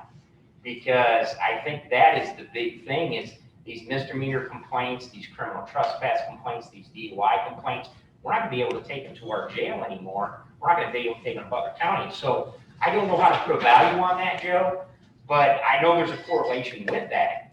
A lot of these shot fire calls, those are misdemeanor calls. Those aren't felonies. So we grab a kid off the street that's firing the city limits, that's a misdemeanor. So I can't take him to Butler County Jail. So what I'm going to do, I'm going to summons him, take his gun, send it to the lab, and he's going to be right back out on the street. And Amy could testify to that. So, but go ahead. Chief, if we're bringing these people, now, they're not Middletown citizens. These You're right. People who are coming into Middletown, we're bringing people into Middletown to house them in this jail. Yep. Would there be a potential that those people could be released into Middletown after Usually when they're, sometimes they just end up where they are and then they don't leave? Like, what happens when we're? I don't know for sure on that because our facility would be kind of like while they're going through trial and stuff between Dayton and Cincinnati, going to the federal courthouses, going to Columbus, and then when they get stationed someone for long term, that's where they go. But ours would be kind of a holding facility by the time the court and all their appeals and everything gets through. So like I know when we had, Potential that they would become I mean, that's really a critical. part of. We've never had Yeah. interest in taking a finally judged person that is serving a sentence. They'd be being held there, basically awaiting the potential. and Joe can testify, trials take forever, especially federal trials. I mean, we've proffered, it's been 1.5 years before you had a federal trial. So that person may be in Middletown jail for that 1.5 years until the trial happens because of the appeals and everything else. And then he's stationed in Middletown. Then when the trial's gone, they give him a long-term facility. I thought we had a limitation on 364 days or something. So it all depends if they sign a release waiver, a time waiver. But I know we've had federal trials that have spanned forever. So as long as they sign that waiver and that attorney does, then they can get over that time waiver. I think I'm just trying to think in terms of like the citizens and their fear about something like this. I mean, so having it downtown, when people get released from our jail in Middletown, they end up downtown. So Yep. that kind of contributes to a little bit of the increase in, I don't know if it's the increase in crime, you can probably speak to that, of having our jail located in our downtown that we're trying to develop. You definitely get more traffic downtown, absolutely. But like Jim Because they're said, coming, going from that location, but so if we move it out to this part of town, I guess we're moving the jail away from downtown, but we're also moving it across the street from a residential neighborhood. Like, what are the people in that residential neighborhood gonna think about having a jail across the street? You know, like, I think there are just a lot of those. Oh, yeah, public absolutely. opinion issues that we're gonna come into, and obviously, there has to be some solution, and maybe it's not a long-term solution to keep everything downtown, but these are gonna be the biggest issues when word of this gets out into the community. yeah, and the last thing we want to do is bring any federal prisoners in that have been sentenced that are going to be released back to Middletown. We have enough problems with people dropping other people off to us, and that's the last thing we want to do. And we felt that since we own most of that property with the fire headquarters and a lot of that property, we're only going to need about 3.5 acres, 4 acres from AK that's been sitting there wooded. So we were trying to find cost-effective places that the city already owns. And that way we can, so we own all this here. So the back part's gonna be the jail that butts up to AK Steel. So we need about 3.5 acres of this that we do not own. So we're trying to figure out where the city-owned property that we could put this at being most cost-effective. Well, I think, but like what I mean to say is, it's not just about finding the property, it's about where is that property located. I mean, we're adjacent to a park here and a neighborhood. And that's what I want to speak a little bit to. Again, absolutely no commitment. We're just trying to imagine a site that meets a certain series of things. And like on this site, all of the stormwater detention is up at the front, so you buffer this site with that. Then you have the parking lot that buffers it further. Then you have the courts with a public-facing, nicer part of it, seeing out here with windows and their offices above. And the actual detention facilities line up all the way back here, which now is, 1,000, 1,500 feet or something away from this thing, and now well away from there, buffered on this side by, some parks and things, and on this side by a large industrial complex. It's always gonna be a large industrial complex. So you sort of try to create a place where it wouldn't be this negative to the area. Of course, there are still some negatives, and that's why we're not saying it's here, but it's just thinking through a process that would say, what are some of the things you would do if you are gonna design it to at least mitigate some of those to the fullest extent possible. So no one would even see the jail portion of this. You would see way back from the road what looks like a 2-story court building, and built behind it would be this thing that nobody would necessarily even realize was there. So we've been discussing I appreciate that effort. yeah, we've talked about the jail last 3-4 years, because previous administration was considering, closing it the opposite end of this discussion, and I supported keeping it open. So I continue to support keeping the jail as it is, and what we've been told for the last 3 to 4 years is, yes, there's issues, but the state's never gonna shut us down. They're not major issues. Yeah, we don't have windows. We're never gonna have windows. There's not enough jail capacity, but we're gonna make it through. And now I feel like that story is being flipped and saying, we got major issues, it's gonna shut down, whereas that's not what we've been told the last couple of years. Much of that, again, we said it's not as acute. There's no question. We're dealing with shutting down in the next near term, but things can start to go bad. Somebody can start to think that those issues that were bad are getting worse. And there are other reasons, plumbing goes out, the electric goes out, all kinds of other things. And then there's just the acknowledgement that it's way too small in size, it doesn't serve the needs, the police department's expanding, and you have to sort of deal with that issue. So again, dealing with that issue in an effective way would be building a remote jail on an off-site. And we've been saying, okay, we know that's a lot of cost, is there any other alternative to that?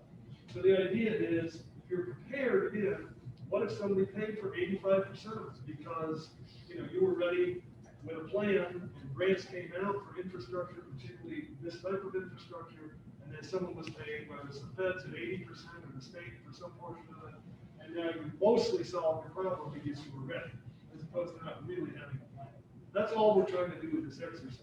We're not saying that this jail is in any way prepared to shut down or has to shut down in the next 5 years. But there sure are a lot of concerns related to those things that scare us and keep us up at night, right, Chief? The plumbing's the biggest issue. We put a new grinder in there, but if something happens with the plumbing, we got to shut it down because all the pipes and stuff are underneath the jail. Now, we use some of the COVID money to put that antibacterial flooring down and paint. We've got a new heating and air system back there. So we've added some money with COVID, which we haven't done updates in that jail. Jay can tell me 9,000 one year, 9,000, that's fixing the washer and dryer and stuff like that.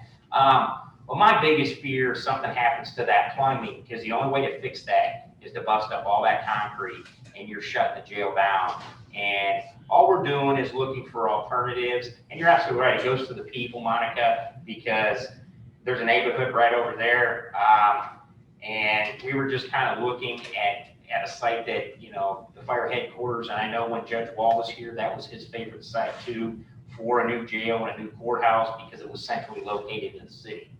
But we're just trying to think outside the box and be prepared, because there was just a grant that came out, a state grant for $50 million for county jails.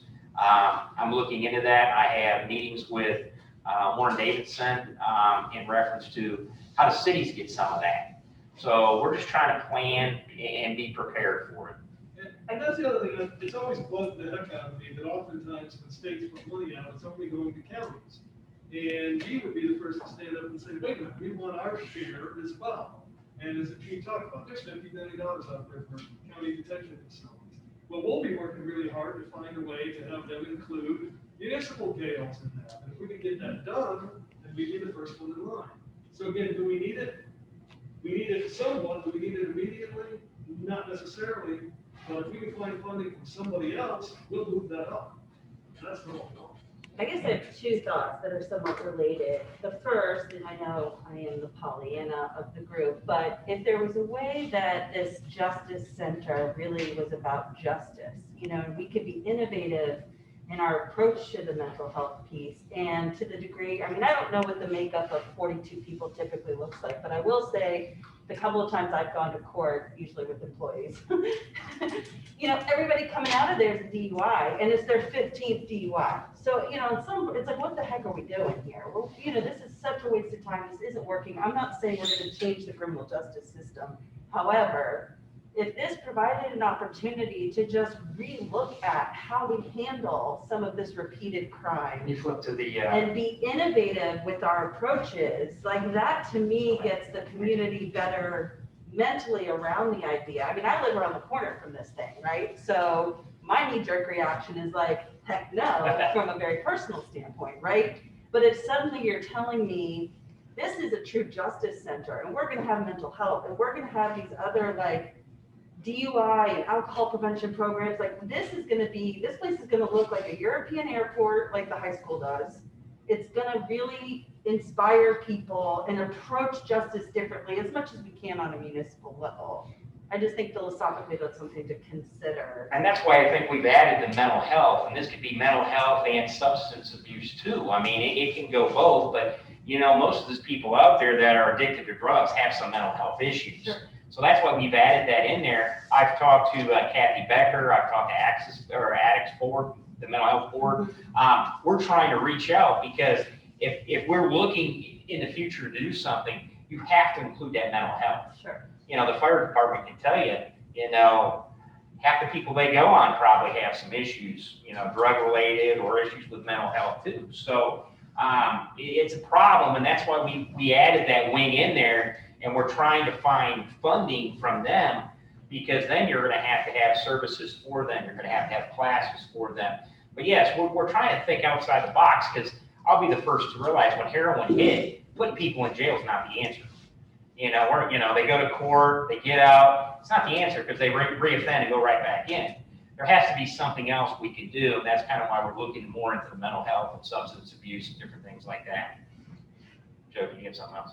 Well, yeah, and that's the difficulty, is because, again, predates you, and maybe not so much you, but we have just, come up on maybe the 20-year anniversary of the city making a bad decision with Section 8 vouchers and increasing the number. We were a magnet for poverty, did horrible things to income tax revenues, did strain the public safety system. And now we're gonna say we want to be a magnet for addicts. And I take real pause when I'm considering this type of proposal. I think that we've come too far in the past 20 years, we're turning the corner. I don't think we want to take a step back and say, we're opening up the doors and we want to house, other communities' issues. I just have real issue with that. And that's kind of why we're presenting it, we're getting your feedback, we obviously would have other feedback. I mean, if we don't take those 56 beds, then we go back to the original plan of keeping our needs. What's our needs, What do we need to build a jail for our needs instead of housing those 56? And then you take that square footage away, and then, we get grant money or whatever, and we find a way. But that's why we're trying to find a way to pay it. I mean, I know Sheriff Jones gets $11 million or something from outside prisoners. We're funding a lot through that, so. But this facility doesn't exist to No, generate itself Absolutely and be not. self-fulfilling. no, This justice center or a new jail would exist to make the city a safer place absolutely, and to make your job easier. absolutely. So the financial component, this is always going to be an expensive proposition. Oh, yeah. So there's lots of questions floating around, right, at different levels. So in my mind, I thought, okay, is there an order of the questions that we kind of need to follow through to help us? And in my mind, there's 5 questions. 1, do we want a jail in Middletown for our youth? I vote yes. And that's something I feel like we have to, at some point, say, right? Because without that answer, then I think we need one, but obviously we don't vote in these sessions, but overall, I feel like the consensus is yes. All of the studies have pointed in that direction, but that is something we need to decide. The second question is, should we run it? Because there are private entities, and I don't know how cost prohibitive it is, but maybe someone's interested in putting one in Middletown that we don't have to put up the capital. We pay a certain amount, we give them certain tax, I don't know, maybe that's something. I think they're trying to get away because of the private funding. They're cutting money toward private jails, so they're getting away from going private. They're sticking with counties and cities. Well, right now, yeah. But think about the concept of anybody in the private sector doing anything. You talk about necessity, you do it to make money. Sure. We don't need to make money, so why would we ever let somebody else run a jail for us to make money when we would do it, take the profit margin? Well, because, and here's the one reason, our capital stack doesn't allow us to build one, right? So to me, that is an option. I'm not saying it's the best one, but I don't know what the cost is, right? So we can't fund all new roads, all new fire stations, and a jail, we need it all at once. It might be something we could look into. What is the cost? And then the operational side of that builds in the same debt service that we have plus the profit margin. So again, it's dramatically higher than what we would do ourselves. It would never be a good answer. No. Okay. The third question then is, should we aim to profit from it, right? I'm just going in a logical flow of where we're trying to go with this.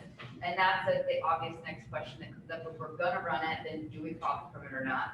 Then we get to where should it be? Then we get to what should it look like, right? So I guess my point is, I love talking about, how would it be structured or whatever. I think we kind of need to get through the first set of questions before we can say the front would be glass and beautiful, and yes, we should do that for sure. So just from a strategic planning perspective, and what we're here doing, I'd like to see us kind of flow through it and answer the first few questions. And that's precisely what we hope to elicit from all of you, which is the idea, let's not forget this. There's a lot of questions to ask, keep asking them, but acknowledge the fact that this is another facility we have, and we can't just pretend it doesn't exist, and we'll have a lot of cost attached to it. So as we start asking these questions and preparing for them, we'll be able to better answer it. So if a grant does come up, and we say, hey, there's this grant available, and we can get 20 million from it, but we have to do X, then we wouldn't be introducing this to you for the first time, and you'd be able to at least understand what we're talking about. So, you know, it's more than anything to say, man, this is another issue we have. It's a big, ugly funding issue, and we gotta find ways to solve it. We haven't found it yet, but there are a lot of these issues that are touched. And just on the grant thought, and it dovetails with Joe's point about Section 8, with these federal monies, with federal programs, strings come, and there are unintended consequences. I'm sure the people that made that decision 20 years ago didn't intend for the consequence that occurred. So I have a lot of reservations. Absolutely. I also don't want to be the council that heard all of these things and the needs, and then it fell on deaf ears and we didn't do anything about it, right? So I think it is important we come up with some sort of a plan, because it could happen tomorrow where it just falls apart. I'd say I just appreciate the opportunity to talk about it and then to talk with our citizens about it, because I feel like for me, that's the next step. We've been presented with this possible option, and what I would like for the opportunity to do now is to talk to the people who live in this city about it and to hear their questions and to hear their opinions about it, and then go from there. I think that's all we really can do.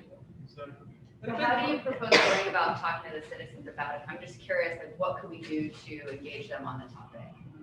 I mean, I think we reach them in a lot of different ways, and I think, you know, Shelby is a great asset for us in trying to reach the citizens in the many ways that she reaches them through our city communications.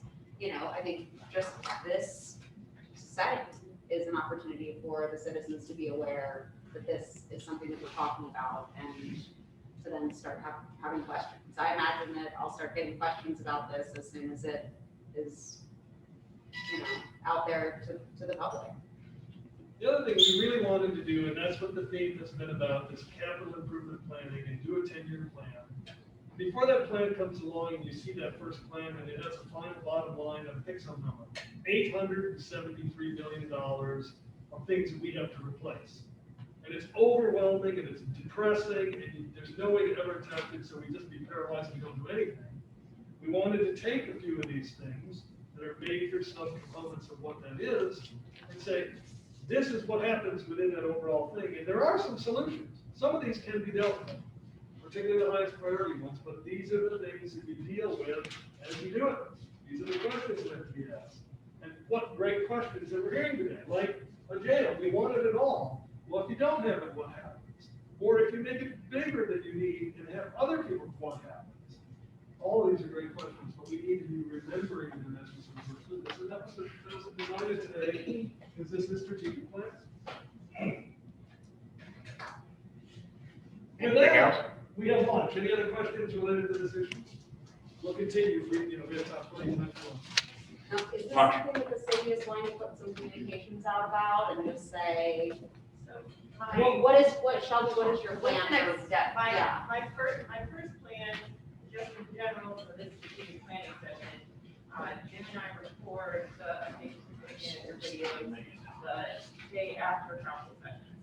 So my plan is that this kind of overview will be part of that update, and then we will have these slides available as a link to that video. So this whole presentation is going to be available by this video recording on Monday to everyone, and then it'll be part of the update.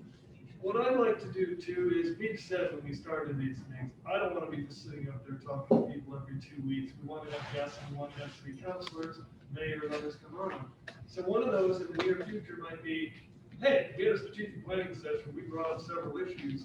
What do you think about some of those issues? And one or many of you might be on there saying, well, this is what I think about it. These are the questions we ought to ask, and this is what we ought to talk to our citizens about, or whatever. So that might be one of those opportunities. In general, we're gonna have to expand all of the updates of the city Hendrick wants to talk about later. And we try to have it 10 minutes and under, and it's gonna be expanded considerably. That's right. Which is not a bad problem. You communicate too much, you know. Never.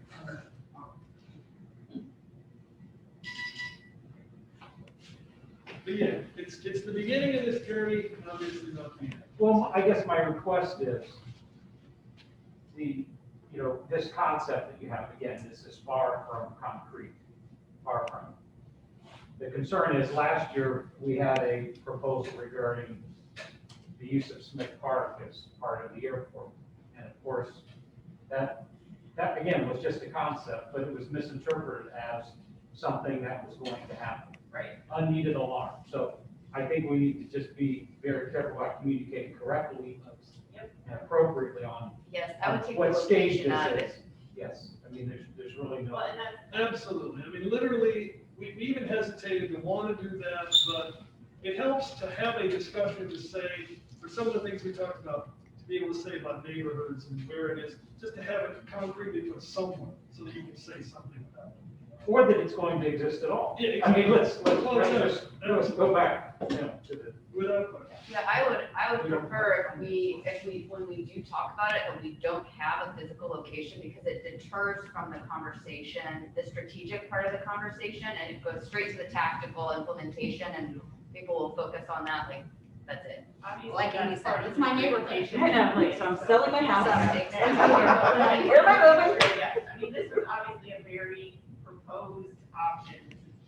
And I think council is able to look at that and get that, but like when citizens start seeing that, they're gonna be like, that's next to my Yeah, house. And people are gonna be like, Golden Park has been left for years and nobody cares about our neighborhood already, and now you're putting a jail there, that's how you feel about us, that's the narrative that we. And I do appreciate having a location in there because it does make me start thinking like, okay, oh, now I can think that's where it possibly could be. It could be over there, it could be over there, but now I'm starting to put myself in the shoes of what's around it. Exactly. But the citizens might not do the same. It also allows Or you they to might, say, they where's might learn the something. best location?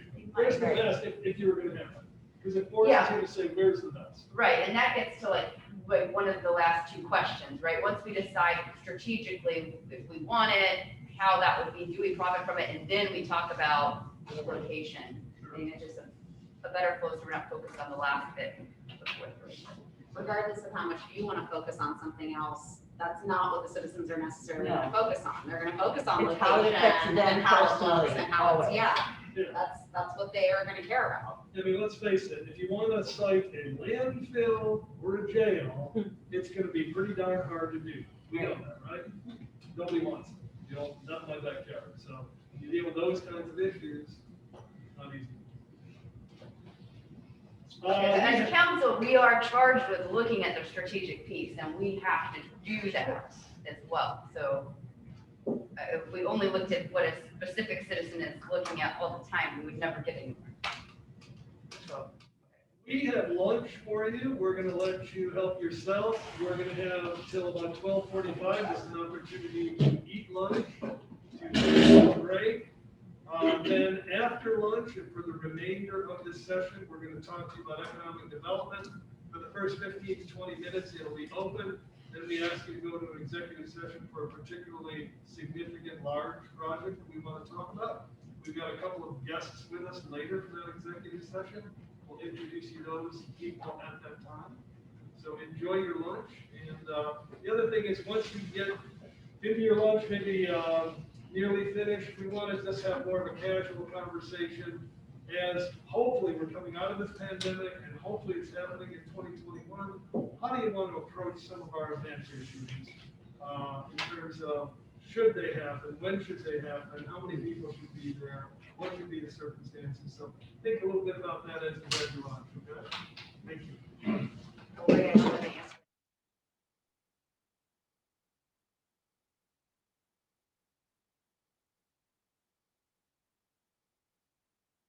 Obviously, we're still in a lot of COVID protocols right now, and we have a lot of special events that are being planned with the hopes, obviously, that this will be on the decline and we can have more than 10, 20 people in a room.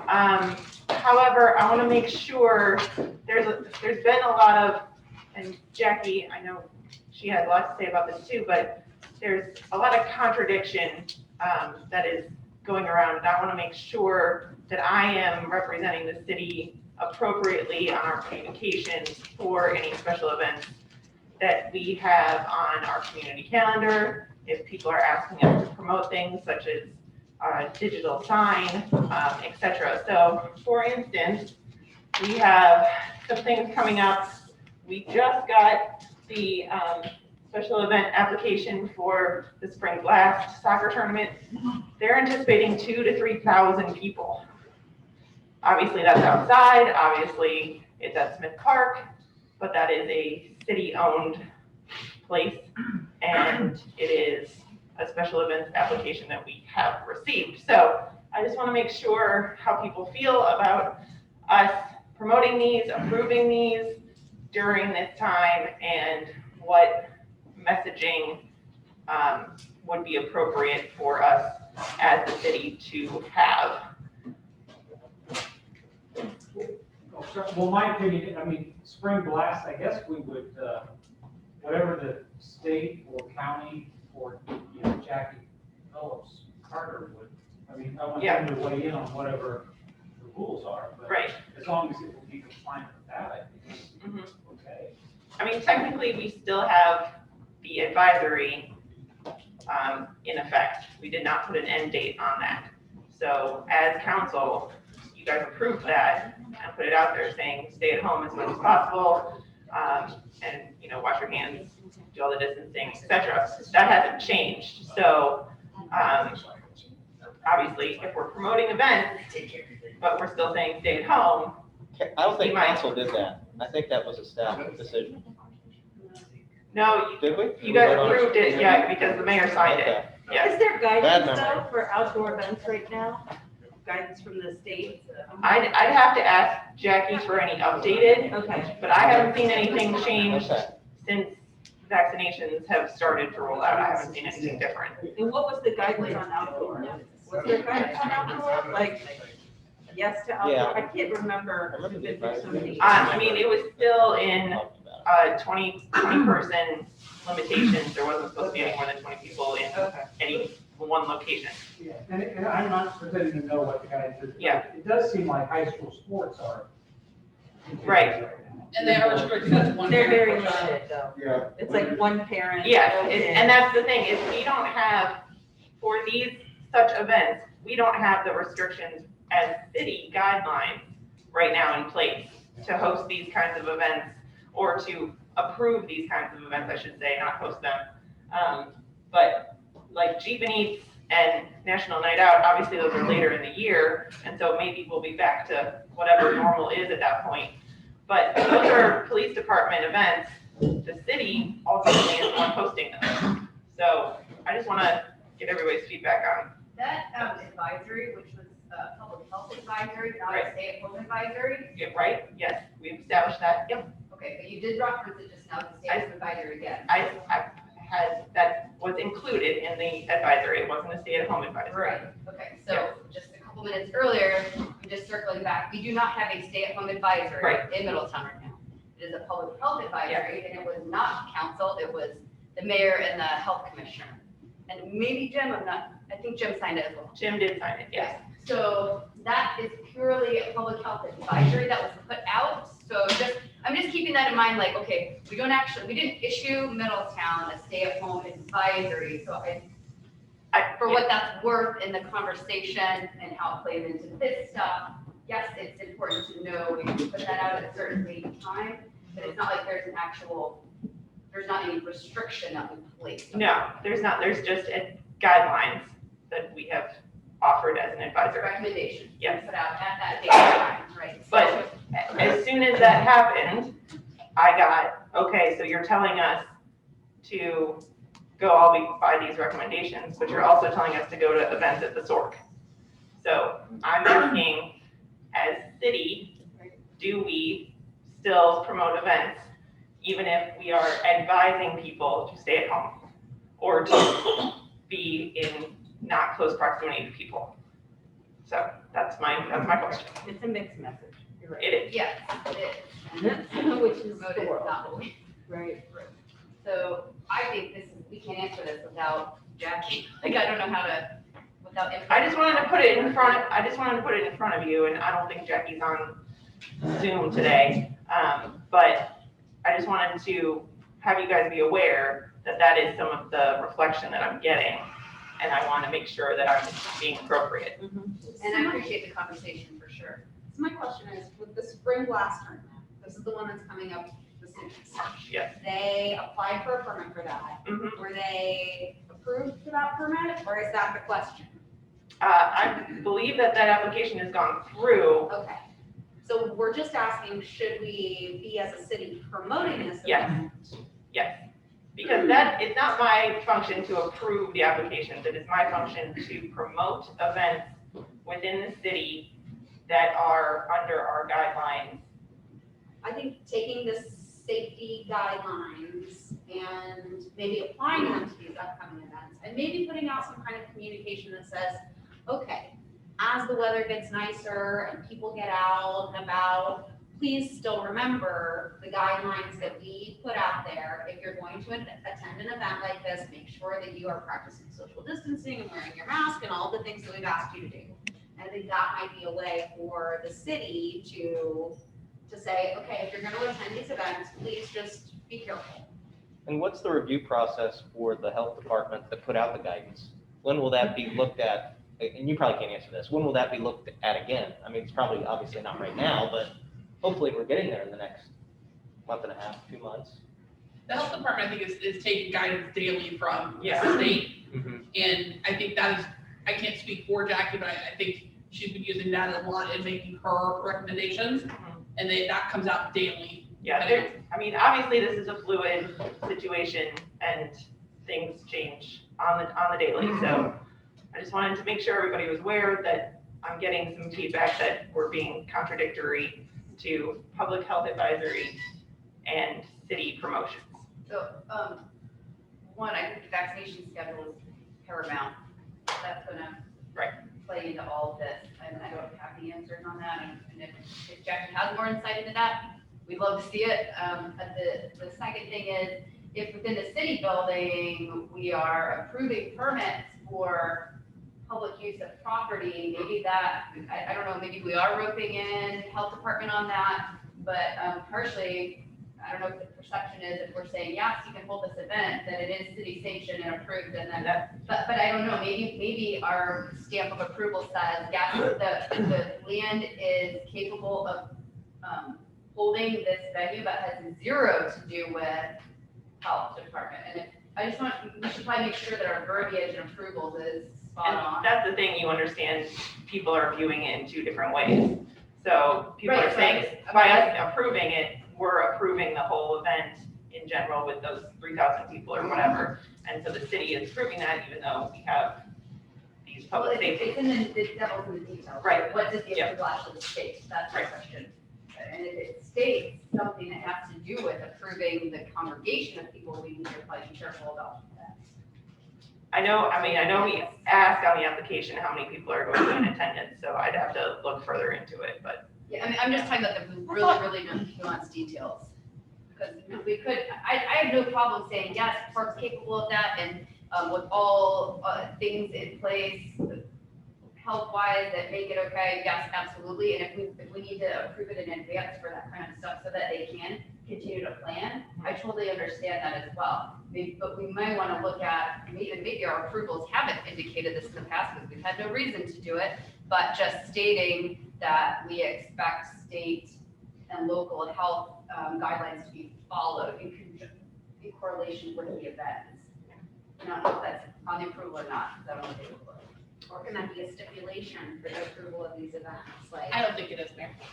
Yeah, I'm sure it's probably not. I mean, why would we have had it in there? you know, if high school sporting events are expecting that there's only one parent in attendance and no extra kids, can we say, yes, it's okay if you have this event, but you need to take the same precautions that other youth sports are taking, Yeah. and we expect that you will communicate to your people that this is the city's expectation for use of city property. And I will tell And I you think that, that yeah. just seems fair. And that's basically what my messaging has been throughout this, but I wanted to get your feedback, so. Is that the messaging to the users though? I mean, are they gonna Right. make sure people are 6 feet apart on the sidelines? Are they gonna make sure, I mean, 3,000 people at 6 feet apart in our park, is that feasible? Like, I just wonder how much we're actually gonna try and help implement or enforce, which is a weird word, There's no way. but. There's no way. There's absolutely no way possible. I think it Well, comes back right. to Joe's They point. enforce it in high school. Right, well, they do, they've been kicking people out of our kids to games. Well, and the different state and Going into local an auditorium, Right, guidelines going are into they the too. You know? But are they gonna mark maybe every 6 feet on the sidelines with spray paint? I don't know.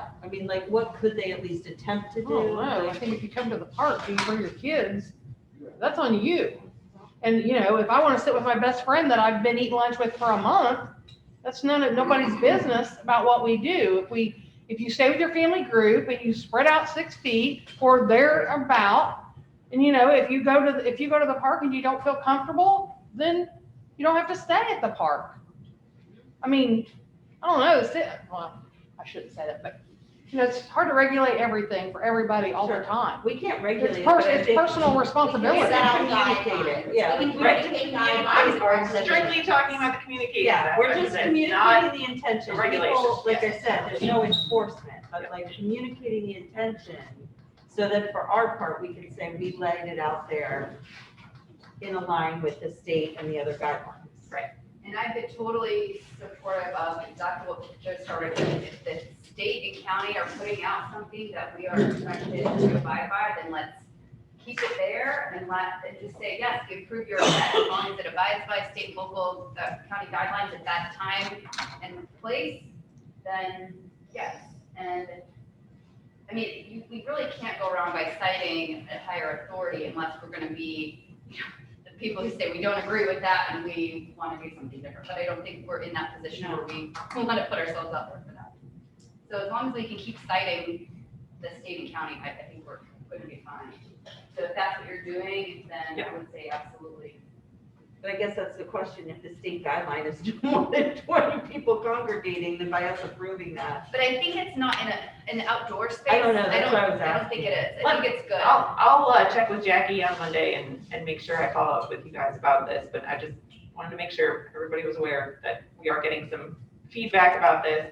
And I'm putting out the exact thing you're talking about is state and local guidelines, but we're still being a little contradictory to some people, so just wanted to let you know. Okay. There'll always be some people. Well, yes. All right, back to Jim's show. Thank you, Shelby. Now, the remainder of our time with you today, we are going to go over some economic development issues. And Chriselle is going to take about 15 minutes or so and talk to you about some small business grant assistance and our approach in the future. And then when she's complete, we're going to ask the mayor to take us into an executive session. If you're willing to vote on that, then we'll dismiss any folks that aren't necessary. And then we're going to present to you on a particularly big and significant economic development project. I don't know what's worse, being in front of, or right before lunch, or right before executive session, telling you we got something exciting to tell you about. So I'll make it quick. As you guys know, I'm always available via email, text, phone call. If you have any additional questions, just always know I'm available to answer anything you have. Just really quick, wanted to talk about the incentives that we have in our department currently. You guys are pretty much aware of them.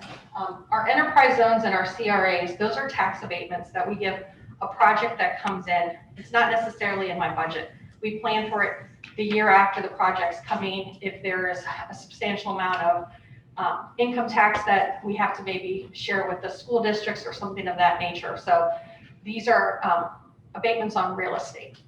The second is the job creation incentive grants. Those are typically for businesses are bringing at least a minimum of $750,000 in new payroll to the city. Again, those are put in my budget, but not, if a job creation incentive grant project is this year, it's not in my budget this year. I plan for it the year after because it's done the full year after the income tax is collected. So what I have in my budget now isn't always correlated to the projects that we're working on. Small business grants. We do have a line in my budget for small business grants. And that's what I'm going to kind of talk about today. There's essentially two different pockets of projects that we support. One is the traditional small business grants, and these are projects that are not as large as having a $750,000 payroll, and maybe they're not doing new construction. This might be someone buying, bringing in a dental office with 10 employees, or someone that's buying one of our industrial spaces that might have a payroll of like 500,000, where they don't meet that criteria, but we want to help them with a grant. The top 3, we fund project by project. Once we fund them, they go to council and they get council approval to move forward. The second is what we're going to talk about is our micro grants for entrepreneurial assistance. So these are kind of the grants that we talked about last year that we did. Last year, we tried to be super creative, really flexible. There were some grants that we gave the money up front, some where we did, there were reimbursable grants. We qualified numerous expenses. I think we did a really good job during the pandemic of helping our small businesses, but what we realized is that we really need to tighten up our program a little bit, make it a little bit user-friendly, take out some of the red tape, but still continue to support our small businesses. And this is kind of proof. So last year, the city of Middletown gave over $515,000 to our small businesses. Now, this was in part to CARES Act money, through the program that Susan and her department did. This is through economic development. This was like everything that we did combined, and kind of shows you the impact that we had. We gave out 61 unique grants to 47 different businesses. The demographics included women-owned business, minority, and other underserved populations.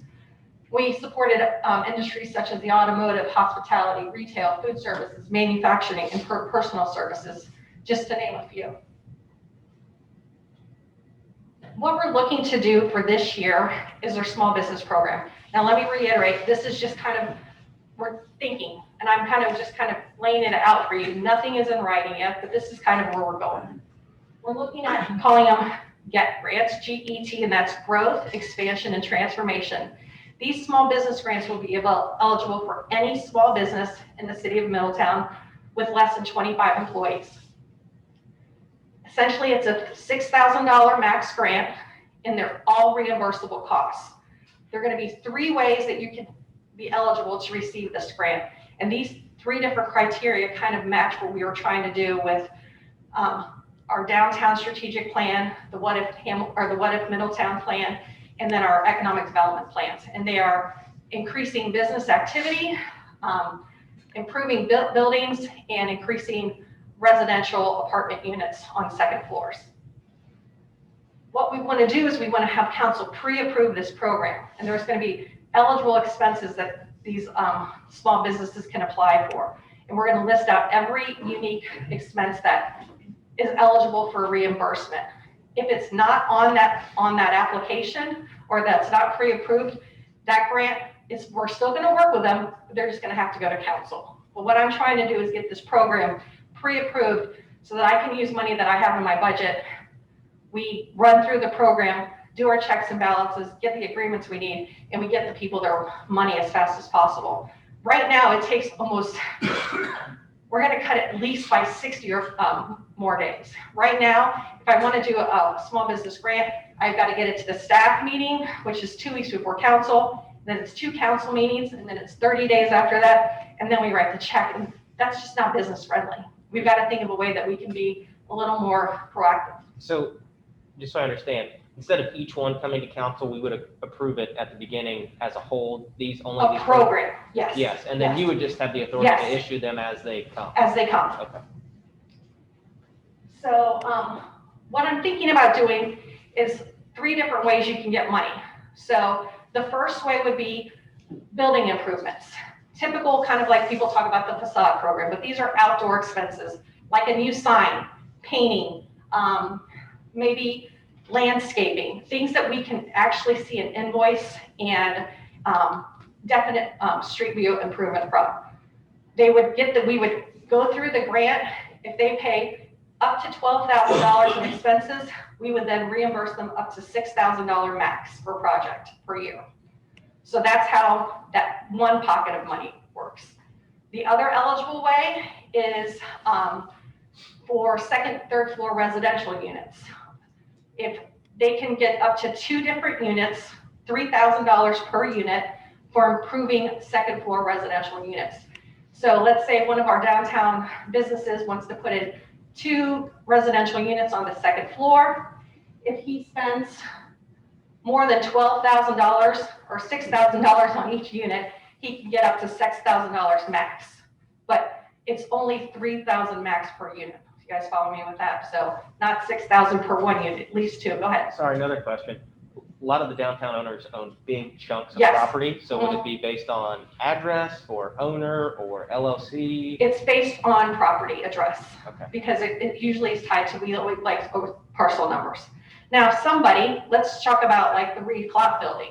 This project isn't for him. That's why we have these other projects or the other incentives available. So these are for the smaller projects. Again, these projects are also available citywide, not just downtown. Someone wants to do something on the east side, west side, north side, they're all citywide. The third thing we're looking at is doing a lease reimbursement. One of the requirements is a minimum of a 2-year lease. It has to be a market lease. So, and this is this is for a new business. So if a new business is coming in and they want to open up a bakery and they sign a minimum of a 2-year market lease, we will reimburse up to $500 per month with a maximum of 12 months. So that's $6,000. Probably started on the lease on the 2nd and 13th month of the lease, just to make sure that they're in there and everything. And we would reimburse those monthly after they show us a canceled check or something of that nature. That's a little bit more out of the box, but it's something that we have an opportunity here to help the business owners, the property owners, and also to try to fulfill our need for more heads and beds in some of the areas that we're really looking to target for increased population. So again, we're going to be working through all of this. We're going to come up with a single application. And really, when I talk about the buckets, we're going to be able to tell what bucket they fall into, but there's going to be a list of eligible expenses. We're going to keep it really easy. What I'd like to do is go ahead, come up with the plan, work with the law department, make sure that it's a clean and concise application. Everybody knows what expenses are eligible for reimbursement and but not. After we get it, we take it to council and then we start marketing. I start calling Ed and he starts helping me promote it. And we'll give it like 2 to 3 weeks head start so people can start gathering their information. And then we'll do a rolling application. We don't need to score it because we already know who's going to be eligible for what and what have you. If by some chance I run out of I'm looking at maybe putting $50,000 or $60,000 into this program, that's when I'll come back to council and I'll say, hey, here's the success we had. Here are all the projects we had. Now I need a little bit more money. Right now I'm not asking for money. I'm using money that's currently in my budget right now. What I'm asking you for is to give me the opportunity to work with these businesses in a more efficient, cleaner, easier way than having to bring these to you every council meeting and such. So that's kind of a really quick overview. Obviously, we're just in the early planning stages. You'll have the opportunity to vote on this and to approve the plan before we promote it and such. But it's just a way. This is not my idea. I go and I look at I attend a lot of conferences and I see what other communities are doing. So I've pulled little pieces from different places and such like that. But I think it's a good way to address the needs that we're looking at. It's to address them fairly citywide. And it just gives us an opportunity to help that many more different businesses as well. Did you cover Chris, if nonprofits who own buildings are eligible for this versus for-profit only? We haven't thought about it, but even if they're a nonprofit business, they still pay income tax. So I don't see why they wouldn't. So it just, but that we have not explored that. So that's something that it came up before, just in certain, yeah. Whether it's federal or state. Yeah. It was asking me. Because the thing about a building improvement per se or a build out, which would probably be the nonprofit, if the nonprofit decides it goes under or moves to another community, we still have that building that we've invested in. We still have that building that's had improvements, and then we just get a new tenant. So that's kind of how I look at some of these grants.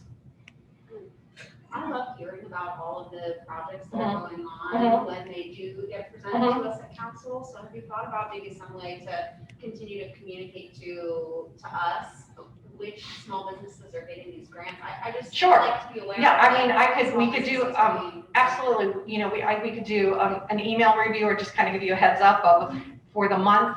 I anticipate probably a lot of the activity happening in the early stages of spring, because that's why I want to do it in the spring. That's typically when people get out and start painting and fixing and thinking things. We've been talking to a couple people, we get referrals. Amy's notorious for sending an email and making an introduction of someone that wants to start a small business. And right now we're telling them, we're going to get back to you. So we have a list of people that we will reach out to when the time's appropriate, when we're ready to roll out this program. But absolutely, that's something I can do. And we also, this is an opportunity for us to take advantage of our well, it's easy for me to say social media, where we have our own social media as well as the city. So we're going to be announcing all of these every time we get one, taking a picture, taking pictures of the process, taking a picture of the business owner to show people that things are happening in Middletown, because there's a lot of stuff going on. I just wonder if we should already think about giving you more money. I mean, right now, you've got 50 grand, 9 projects, and you're gonna be done. You did 50 last year. I mean, I'm just anticipating if things continue to go at the pace you were at, you've already got a list. I mean, you could be out of money within the next I could couple be. months. I So definitely I just could don't be. know if we want to think about potentially already, like, where's the next 50 grand gonna come from to have just kind of teed up for you, because I think you're gonna get there quickly. I hope so, because, these will have immediate impact. That's what I like to see. I like to see immediate impact. These projects will all have to have a requirement that they're going to be completed within a short amount of time, less than a year. So it's not like, I'm thinking about putting a bakery in a couple of years. No, you're starting it in a couple months, like you're ready to go. So also, one of the requirements will be to continue to work with our SBDC. If you guys didn't know, we moved them into the Economic Development Wing. David Riggs and I have a great relationship. So part of this application process is that these applicants will work with SBDC to do their business plan or market review or market study, because we want to make sure that we're going to be supporting quality candidate small businesses. As you know, we can't guarantee that all these businesses are going to be around 3 months or 3 years and everything like that, but we're going to do our damnedest to make sure that they're quality businesses that we want to support and that are going to be here. And then we're going to do everything we can to promote them and support them so that they are here 5 years from now. If we were to consider any more money at any point, to me, that capital part is the important piece, right? Because reinvesting, so like paying for rent or signage doesn't really get that return, like development does, right? You know what I'm saying? No, not necessarily. I think signage is probably one of the most important things for a small business. Good signage.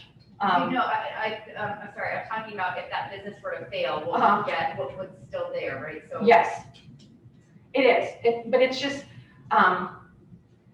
we're trying to help everyone. So sometimes we can help the owner of the building, but sometimes the new business needs help too. And they're not getting that support because we might have helped the building owner. So this is a unique way for us to help that small business with some revenue. I'm just communicating that if we were to look into it more, that the focus on perhaps more of that capital piece that does return back to the taxpayer in the end, maybe if that's like a good route, because there's a lot, I'm sure there's plenty of projects that have that, and the taxpayers might see their return a little bit more directly.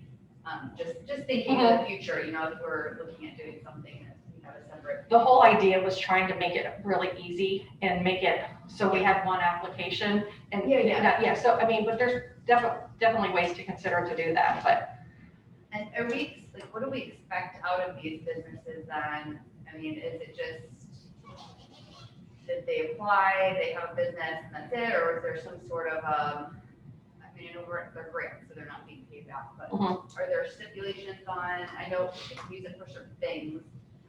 Is there anything else we're expecting out of them? to meet with the SBDC, that's one of them. To be current on their taxes is one of the things that we've had in our application. To abide by all building and zoning permitting requests. To actually be and that's where we go to, Joe, as we talk about, like, they have to be paid, there have to be a tax paid entity.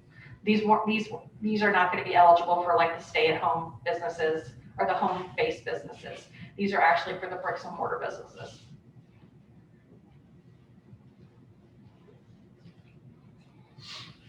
Did I talk fast enough?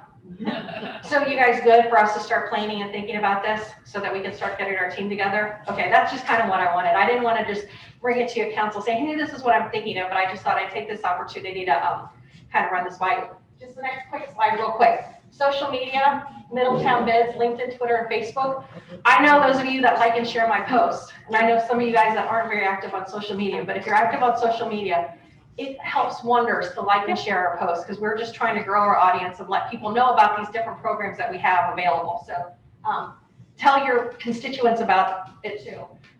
We have a newsletter. We're probably not going to do a newsletter like we did this last year because that's where we're going to use social media, but we will do like a mid-year update to let people know everything that's happening. Obviously, we have our new website that we're still continuing to build out and change on a monthly basis. Choose middletownoh.org. We do welcome letters. When we get the building department sends us a new business, we reach out to that business, introducing ourselves to the businesses, letting them know that we are that first point of contact of that city. We want that business to call us for any unique needs they have as we serve as liaison between all the other departments. We reach out to them. We might stop by if appropriate and give them a little mug, tell them to follow us on social media, offer to host a ribbon cutting for them. So we're trying to be proactive and develop those long-term relationships. And then Sit, Fight, and Buy, just really quick. Was kind of disappointed in Sit, Fight, and Buy. It was a partnership that I did with DMI, and I really just did not get the marketing support to push it forward as I had no control of the marketing. So really want to run the program citywide this year. So it will be for the independent restaurants and the small shopping boutiques.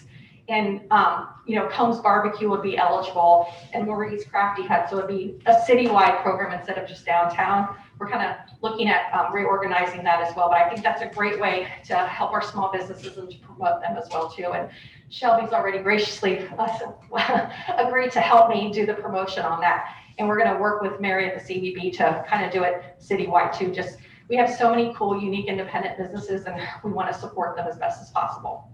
Thank you for your time.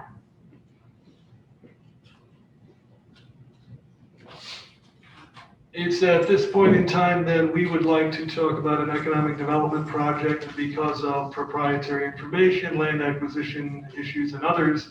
We would ask if you would go into executive session. So I would ask the mayor and Amy to walk us through if we can get to executive session. All right.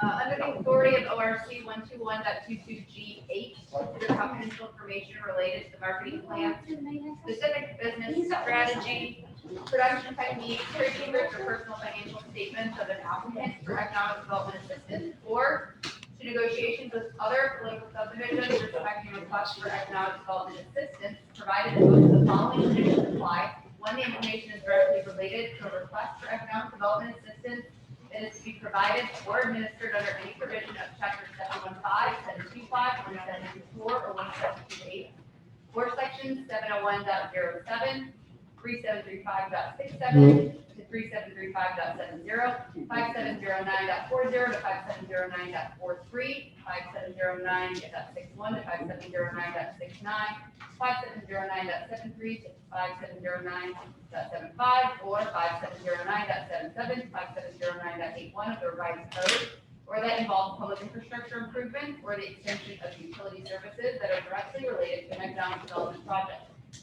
2, a unanimous quorum of the public body determined by a roll call vote that the executive session is necessary to protect the interests of the applicant or the possible investment or expenditure of public funds to be made in connection with the economic development project. Do we have a motion to move to executive session? So move for adoption. Second.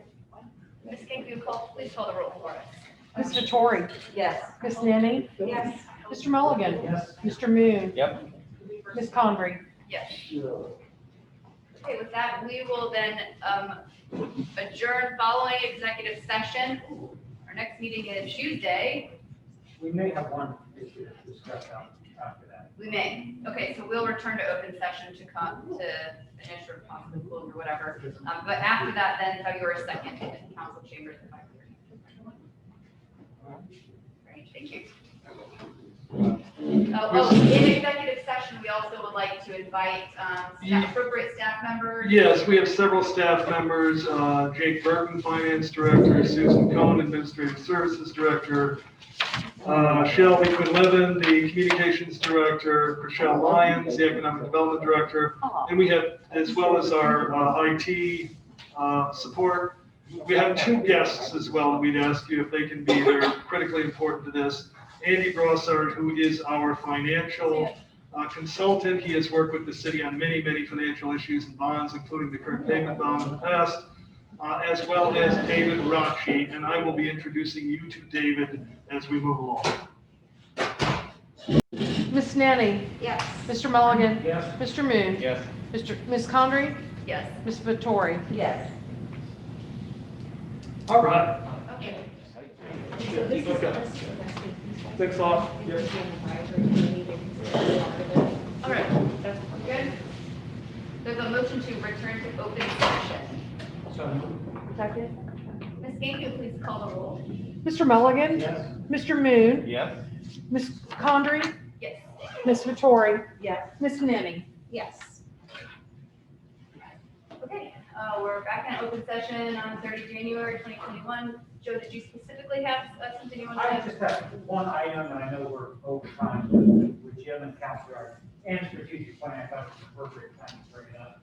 I was contacted by a resident recently about the Middletown landfill site, and he had read an article in the Big Business Journal about Mr. Kralnick and possibly some industrial aims for that, or goals for that.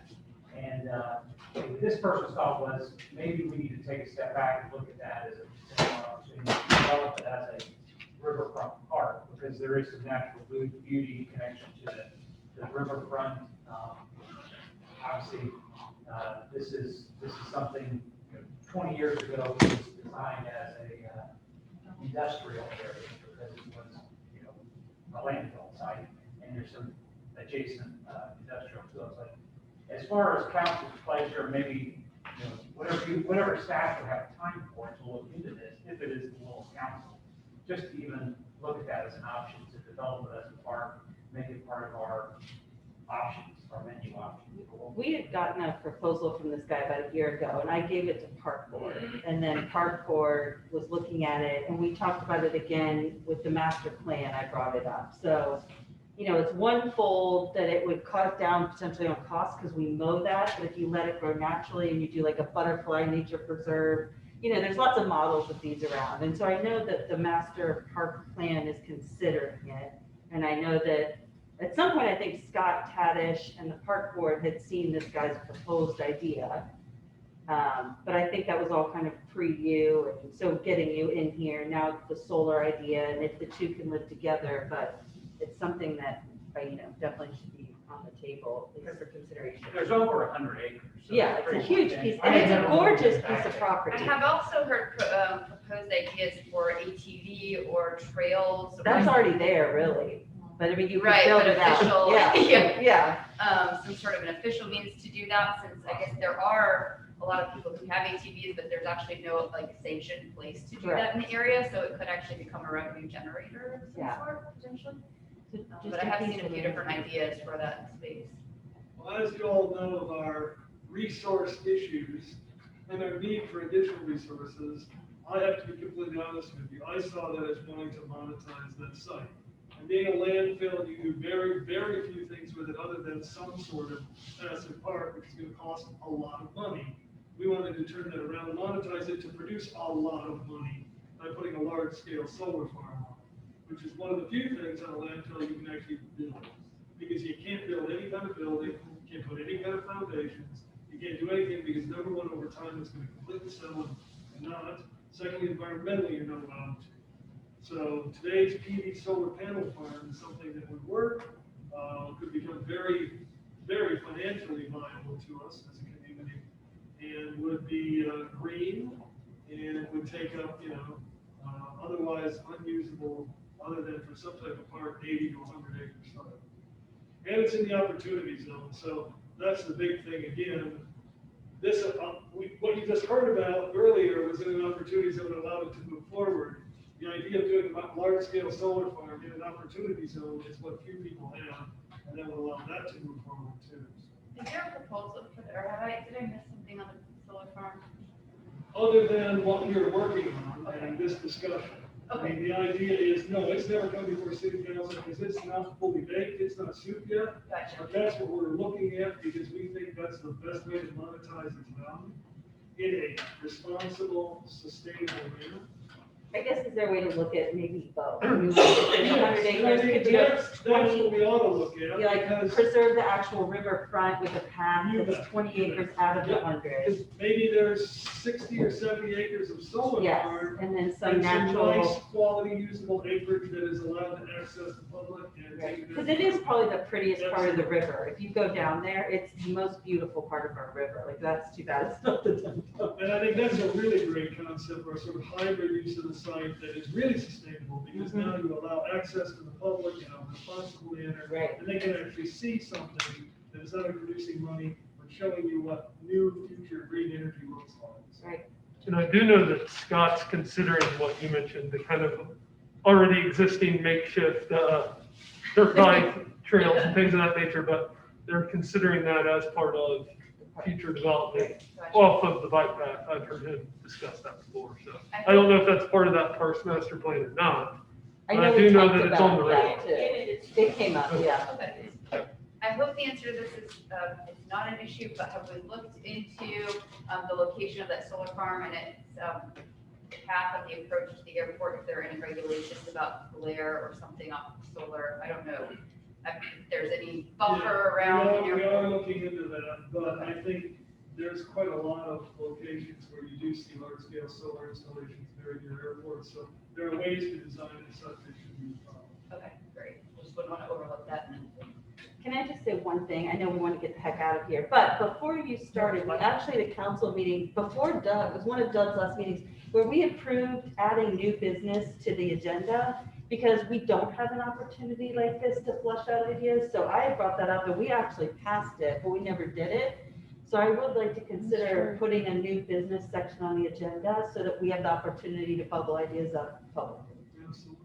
We've already passed it, so Yeah. I don't think we have to pass it. I'll be happy to add that. I do remember that. Yeah, it was right before lots of stuff, so it got lost. Yeah. I remember that. Yeah. Would you like it at the beginning of the agenda, at the end? I think we had talked about doing it at the beginning, Or after citizen. after comments. citizen comments, yeah, I think is what we had said. Okay. I'll be glad Is to it add it. before council comments? I think so, because we're also trying to get people to stay around and hear it, because you know, people always bail after like their comments and our comments. Don't you want to hear it? If we did it before citizen comments, would Yeah, sometime give before citizens legislation. a chance to weigh in on Anytime some before of that legislation. stuff? Yeah. You I have mean, to it's- have your comment card in before the meeting, so Oh, yeah, that wouldn't really work. That wasn't Yeah. working there. they'd have to wait until the next meeting. As it is said, so shall it become. Yay! Okay, so Thank you. with that, we will adjourn until Tuesday at 5:30 PM. So then, guys, Thank you all very much. All right. thank you. Thank you very much. Well done.